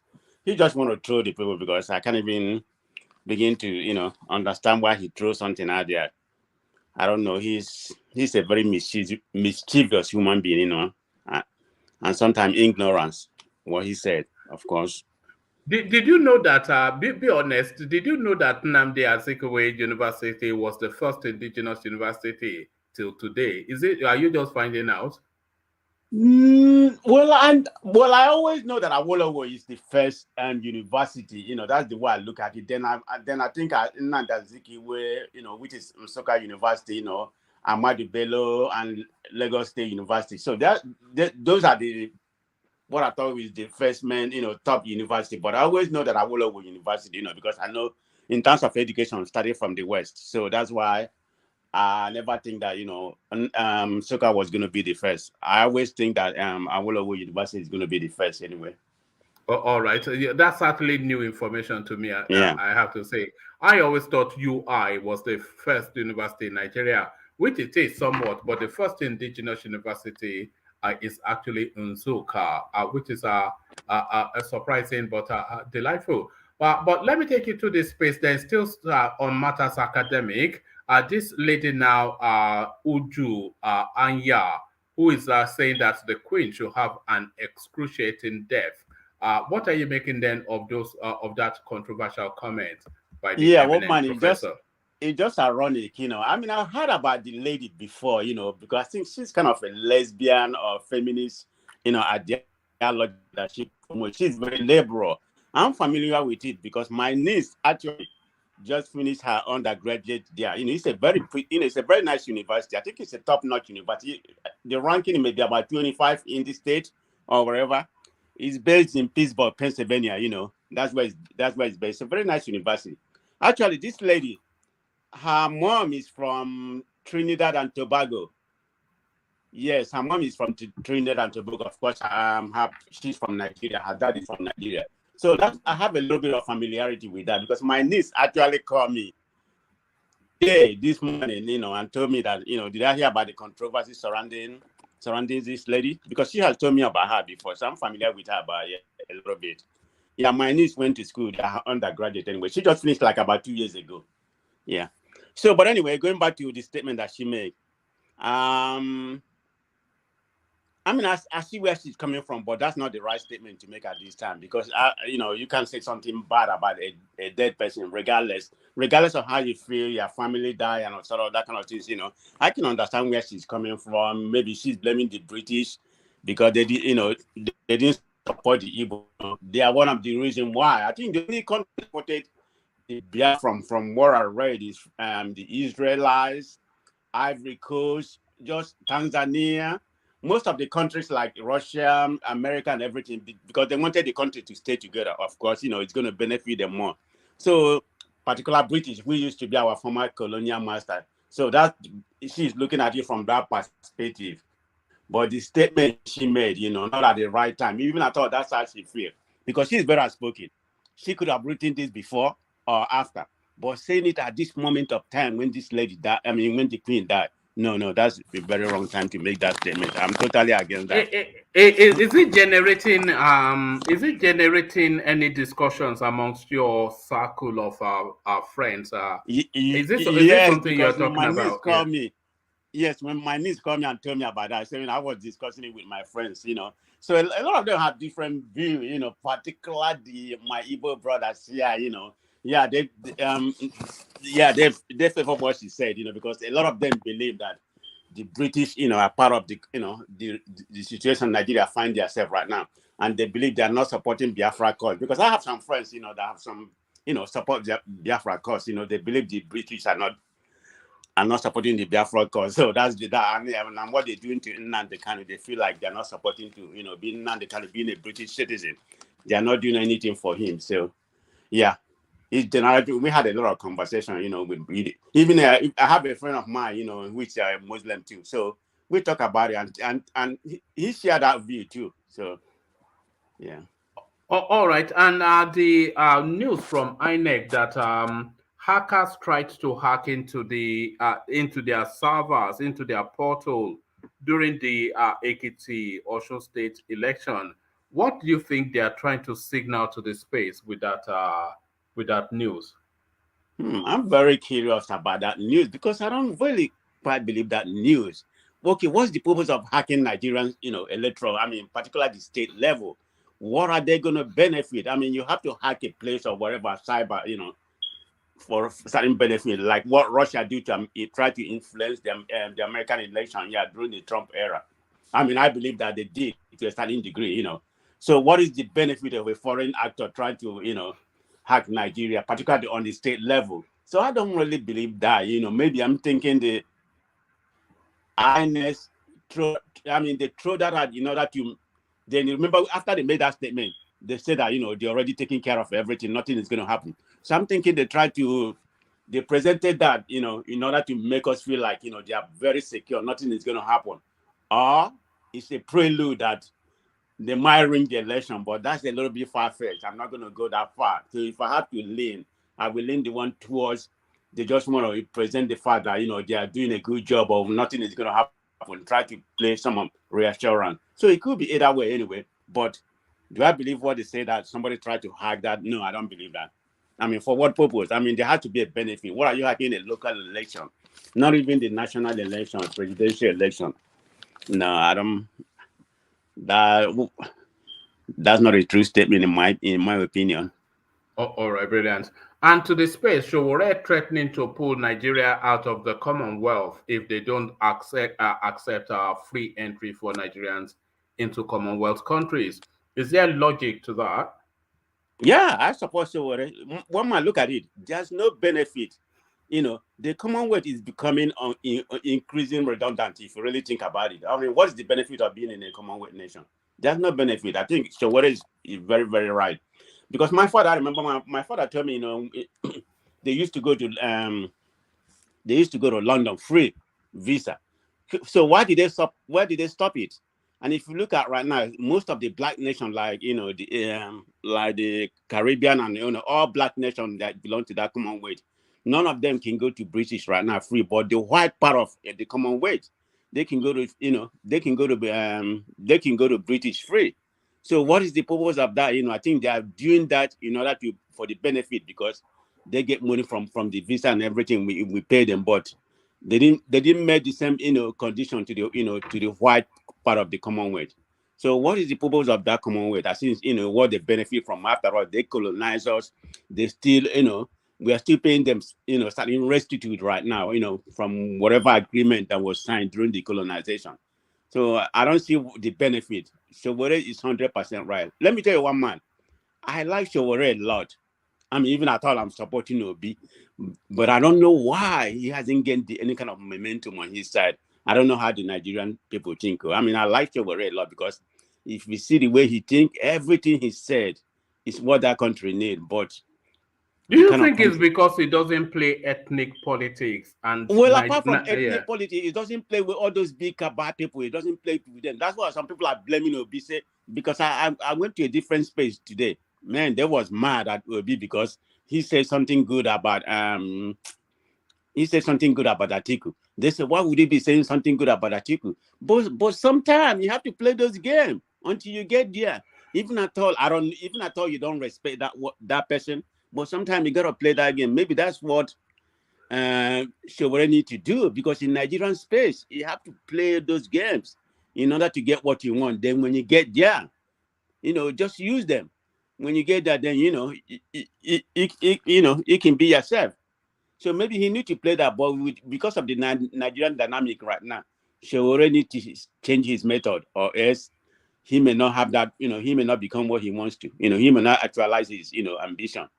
But it's a pity that's how we are, particularly Nigerians. They're so gullible. They still want that masterhood. Person. Somebody has to be well known, respect or whatever. For you to vote for them, which is terrible. I completely agree with everything Sowore said. He is 100% right. All right, brilliant. People for the ethical treatment of animals praise Nigeria custom for intercepting 7,000 donkey penises at Lagos airport. So 7,000 donkey penises on its way to China. What is it with these Chinese people and just their very bizarre ways? What are you making of that? So I'm okay. I mean, I didn't even know that was part of the story. That was part of the story today. That's kind of weird to me. I mean, how did they come in and how did they get that? I didn't even know something like that exists in Nigeria. I mean, I'm not an animal person. I didn't even know we had donkeys in Nigeria, not to say 7,000. I didn't know we had donkeys. Right, to that much, it's kind of strange to me. Abbas, and sorry to interject. There was a time in Nigeria they were complaining in the House of Rep that they intercepted 6,000 human being penises in Nigerian port going to China. Was that bad? So are we sure is this? Yes, I saw that as well. Yeah. So are we really sure it's donkey penises they're talking about right now? They're trying to cover with a different name. It's because there's a habit that Chinese like to eat human penises. Why do they like penises? What is the use of penises? Yeah, I've seen a documentary. I think they'll probably grind it into some Chinese medicine, isn't it? Herb, dry it and grind it. You grind it to like herb, but these are Chinese this thing. I've seen in some of their this thing about using different type of things for herb. So these people, what kind of things they import and they need from you, you need to baffle you when you hear it. All right. That's weird. But anyway. So strange and unusual. And when you say strange and unusual, it's usually usually Chinese. Yes, sir. All right. To this final space, Peter Obi's bid for presidency has made Southeast politically relevant. So it is David Umahi saying this. So do you agree? Because he paints the picture of Peter Obi bringing the Southeast into the mainstream. When has the Southeastern not been political relevant? I mean, they have always been political relevant. I mean, but the only difference right now is that they have one of their own, you know, in that place. So that kind of changed the dynamic a little bit. So they want a representative in the country. So I don't think that the Southeastern hasn't been relevant, because if you look, they have been voting for PDP. So if they didn't vote for PDP, PDP probably wouldn't win. I mean, they voted completely. The whole state voted for Obasanjo, I think, Atiku. Most of the PDP time, you know, what's his name again? Jonathan. They voted for him. So they've been political relevant. But the only problem is that they are not united. You know, they are not a monolithic people. They like to do something separately. You know, so that's the problem they have. You know, they are not united. I would say that. But they do, you know, it's not a they don't have a united front. I think they borrow some of their philosophy, like the Americans here. No, not the Americans, the Black Americans. I always, you know, because I've been around a lot of them. They borrow some of their philosophy, or they have the kind of like their descent, you know, the way they behave. That's the way people behave here. I mean, they're very outspoken, all that kind of things, you know, and they're not united. You know, there's no one voice in that country. So I think they have been relevant, but what he said, it's kind of half-baked, if I may say that. If I may say it, yeah, they've been political relevant, but will be probably because of the Igbos. Okay, this is one of our own right now. That's why you see most of the Southeasterners, and I believe he's going to win all the Southeastern states. He's going to win all the Southeastern states. I mean, is that being tribalistic? I wouldn't use that word tribalistic, because, you know, I'm not a tribal person. I don't believe in that word. I'm thinking because this is the first time they have somebody coming from that area. But I mean, you may look at it as being tribal or something like that, but they haven't had a representative. This is the first time. So that's why everybody, you know, if I'm in Nigeria, I'm probably going to go for him. I'm not going to lie. Of course, I don't have any votes. So, yeah. I mean, that statement that he made is kind of half-baked. There's some truth to it. Not all truth, because, you know, the Igbos have been political relevant. Of course, you have almost about 40% of the Igbo living outside the Igbo land. So that's why you see whenever there's their population of voting over there is not as big as other places like West or, you know, Southeast. So the Igbos are the most diverse, you know, people in Nigeria. I mean, you have a lot of them. I don't know how many million living in Kano, you know. Of course, I have a niece. Actually, I have about three. Two of my nieces, you know, and one other one living in Enugu State. And they're well established business and all that kind of thing. So they live everywhere. No, I'm not even talking about Lagos, okay? Lagos is like home. So, but I'm talking about being in other state. Of course, you know, my according to what my dad, you know, my grandparents, they grew up in Kano. Most of them grew up in the West. I mean, and I don't mean the West. Most of them grew up in the North. So I would say they are not. I think it's because of the dynamic situation right now that they have. So that would be the difference, I would think. Like I said, what Umahi said is kind of half-baked. Yeah, there's some truth to that, but not all, in my opinion. All right, brilliant. Well put. So brilliant, well put. So thank you, San Diego. So you've been reduced to watching collegiate football now. Are you that bored? Are you that bored? No, I'm a sports fanatic. I mean, in terms of sport, this is how. No, we can see that you're a gym man, aren't you? You go to the gym. I go to gym, but I'm a sport fanatic. College football is number one to me. Then you have the regular NFL, which is the regular pro football, which is going to start next week. College football started last week, and you have World Cup coming. So I'm a sports fanatic. Okay, basketball, every kind of sports, I watch it. I'm a sport fanatic. So what time is starting tomorrow? Well, 2 sessions, so okay. Thereabouts, yeah. Okay, I'm trying to schedule because I'm, because of my college football and everything happening this weekend. Okay, I'll be here tomorrow. Thank you, one man. I appreciate it. All right, brilliant. There was one thing I wanted to ask you, but I can't remember now. Okay. So do you play? Do you still play any sport? Oh no, I was going to say to you that you are lucky because we are not able to watch sports in this country this weekend. One man, you know what? I normally watch soccer, football. I mean, I have a lot of the channel TV for soccer. But when I look at it for the soccer coming tomorrow, they postponed all the whole soccer tomorrow. They've cancelled it, yes. Is it because of the Elizabeth stuff? Yes, that's it. But so they've cancelled football this weekend. But the funny thing is they are going to have her funeral the following weekend. So there's a chance that they may cancel it as well. So we may well go 2 weekends without football. And everybody is sympathetic now, but if you start to cancel football, it will start to turn into resentment because people like to watch football at the weekend. What else? Yeah, because over here where I am, London is about 8 hours, ahead. So I wake up early in the morning, and start watching soccer. That's my, with my tea and coffee in the morning. So that's all I wake up with every morning. But that's not going to happen tomorrow because I already look at the schedule. All the game has been postponed this weekend. So you have to look for something else to watch. Which team do you follow? Manchester United. I like Manchester City. That's my team. Yes, because they are winning, Abi. Well, not necessarily because they are winning. I've been following them even before, I never really like Manchester United, I like Arsenal, Chelsea, but Manchester City has been my team because I like their coach. When he left Barcelona and came to become the manager, I always follow him, because I think he had coached Bayern Munich. Then he came out, then he came to Manchester. So that's when I started following Manchester City. And I adopted them as my team since then. All right. So if he leaves, then you go with him. Probably because he's a good coach. I mean, I just like the guy. I don't know. He's from Catalan. He's from Catalan. He's from Barcelona, right? I mean, from Spain. Yes, there's a semi-autonomous region called the Catalans, who I suspect may well be the closest narrative to the Biafrans in Nigeria.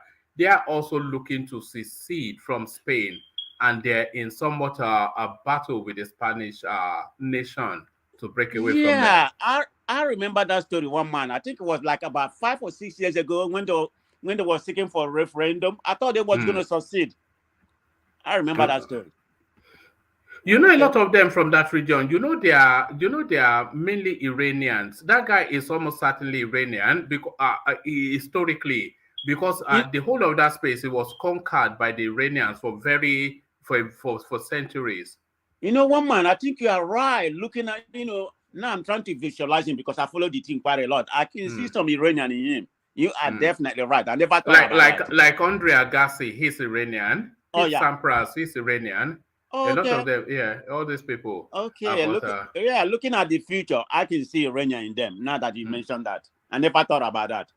Okay, that's you learn so many things. Now the Unzuka is the first indigenous something, and now of course, one man, you're the brain, so I'm not the brain. So it was actually Tiger that gave us that one. Ask him where Nnamdi Kanu comes from, whether you can know that. Who, me? Yes, what are you talking about? What are you talking about? No, but seriously though, where is it from? My sister is married from somebody from Umahi. What are you talking about? Oh, all right. Yeah. And where is Umahi? What do you mean Umahi? Umahi is Abia State, the capital of Abia. You have to check now. You're an American now. You don't even know. No. My sister, you are far away. You are from San Diego, man. Married to somebody from Abia. Yeah. I have my suspicions. I'm going to check you because you look Cameroonian to me. So I'm going to check your credentials very soon to make sure that maybe you're a spy from who are those freedom fighters you're the one that is from London. Kulata is my brother. I don't know. We need to tell you, man. Like somebody from Nigeria. You need to check me out. All right, brilliant. I did not try to revoke my Nigerianness on that Edo space. They want to on Nigerian me. All those Edo people. They are so crazy. Let me tell you one man. There's a guy that come there, right? Because I listen to them. Actually, I don't remember my week ago, but there's a guy come there, right? That guy is very smart. His name, because his name, but he speaks very eloquently. He doesn't believe. It's not like he criticizes me, but he tries to give them some good points. So everybody assumes that he's supporting Tinubu. But the guy is very brilliant. So they don't believe that he's from Igbo. I don't know why. His name is. They've not chased him out yet.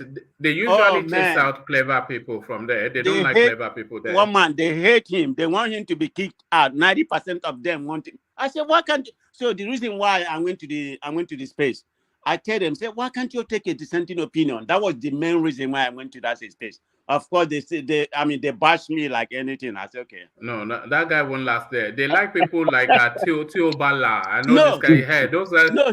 He last. They like the he will last because he give them a lot of money, regardless how he feel. Yeah. Oh, he's always giving them money. He actually gave them $100. That day was. Yeah, I don't know why. I don't know the reason behind why. I think that is what Pansat is doing. The money is coming from Tinubu. Look at that. It's unbelievable. It's unbelievable, those characters. Sometimes I stop going there because it's getting somewhat tedious. Like the girl, she's always just hysterical all the time. The girl that moderates the space, always screaming. I think her name is Kashi. Yes, always screaming all the time. And then some of them are just so... I don't want to say they are dumb, but it's just no, one man got dumb. You have a lot of man like doctor that come to that. Not just their belief. That's nothing that come from. Before you go there, they say, look, this is an OB channel because the Edo guy that established that channel. I mean, that channel has been existing according to what he said before OB, but he said we're going to dedicate this in space for OB. So you have to respect that. But they have to. No, I respect it, but I would respect it more if they take critical views, so that they don't blindly. It's just like storytelling, isn't it? So they make up all this, and then they don't want to hear any criticism. They don't want to hear any counter argument. They don't want to hear anything factual or anything substantial. All they want is just this heightened fable telling. Just I think it's not necessarily the moderator. It's the participant. Yeah. It's not people. One guy from Ghana, I think that's before. He's supposed to be Vin, yeah, we know him well here. We know him well here. Vin Maxwell. Right. No, people there, there are some people there. Your participants, they believe in the beat. It's not necessarily the moderator. So I respect that. So if you want to go that way, you listen to silence. All right. We're losing you somewhat. So we're losing you somewhat. So we are losing you somewhat. Adeleke, would it upset you if I round up now? Adeleke. It's okay if you want to go. Yes, because I just feel like I should yeah, because the time 6 hours. Yes. Yeah, it's okay. Yeah. So maybe next time I'll come to you first. No problem. So I will seek to start to round off here to land on Adeleke, and we take it from let's actually let's take it's good to see you again.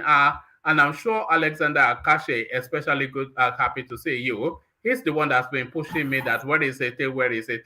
So Alexander Akache, there is it. So explain your absence to Alexander Akache, who has been asking of you. Yeah, Alexander, thanks for asking for me. Today, I've seen the topics. It's very interesting topics. Let me start with Gaba? What is his name? Adamu Gaba. Adamu Gaba. It's just somebody that likes. He thrives on people engaging his comments. So he's always looking for things to provoke people on Twitter to comment on his post and all that. So there's nobody should take it serious. There's no way in this life UNN will be changed for Tete, sorry to interject. I'm out. Time for Daddy to buy ice cream and snacks on the kids. It's Saturday here. All I'll right, see you all guys right. again. All right, thank you. Bye. Thank you, Wapi. So Mm. thank you, Wapi. Cheers. So carry on. Yeah. Just give us a very short because I'm just about to leave, but you must join us again because your fans have been harassing me. So just give us a quick feel of what they've been missing. Yeah. So I also want to talk about the lady, the evil lady that said things about the queen. Yeah, Uh, Uju Anya, Uju Anya. Yeah. yeah, Ugo Anya, yeah. The thing is that uh, um, the Western world controls the media. So the media decide who we hate and who we like. For example, you see, the Queen has killed millions. We know this thing that indirectly or sometimes even directly has been responsible for the death of millions. That is a fact. But the thing is, she's in the right side of history, which is the Western world, which are the ones that control history. If it was she was Gaddafi, or she was from Libya, or she was from Russia, we know that the story will not be like this. In fact, there will be celebrating the death of a tyrant. So the thing is, I can understand where she's coming from, but another thing is she's in a Western country, so it's a bit tricky. And I feel that she's going to be okay because she's in the leftish cancel what they call it, cancel culture, because she's a lesbian and all that. So it's going to be difficult for them to sack her. I'm going to be very shocked if I hear that she's sacked, because I know that if she was a straight woman by now, like, in fact, 2 hours after she made that stuff. She's leftist, she's black, she's African, she's So covered you, some, yeah. she's covered, you understand, so she can make any statement, and nothing is done to her. So that's just it for her. And also I got for the Peter Obi space. You all know that Peter Obi is my man. Anytime, any day. And You've still not abandoned him. no way, no way. Is the only source of hope in Nigeria right now. Is the hope in hell. I don't know if you follow this new seasonal movie Sandman. Is the hope in hell right now. So the thing is, we just hope that we get the hope we need in Nigeria, so that Nigeria will progress as a nation. That Oh, is it oh, for me today. Thank all you. right, brilliant. Well put. So that's it. Is back, still as controversial as ever. And now you have him back. You wish he would stay way longer because it's just the same. We thought he would have been cured of the Peter Obi something, but it looks as though you need to cure yourself of Peter Obi. So the final word from Ajanle Koko, and we all get to hit the bed. So Ajanle Koko, the final word. Thank you, woman. Let me thank all the contributors today. They have done well. Come back tomorrow to do another round. I believe that you have educated and sensitized a lot of listeners, Nigerian people around the world. So come back and do it again. And so those are the commentary section. You are the strength of the platform. Thank you all for being with this section from the beginning to this time. So come back and do what you like to do best as well tomorrow. And for the listeners, if you haven't hit on the like button, share and subscribe, do that right now. And we hope that you're going to join the session tomorrow as well. and to one man who has gathered everybody together for the past 6 hours. Thank you as well for the great job. Bring another round of news from Nigeria, and I guarantee you will be joined by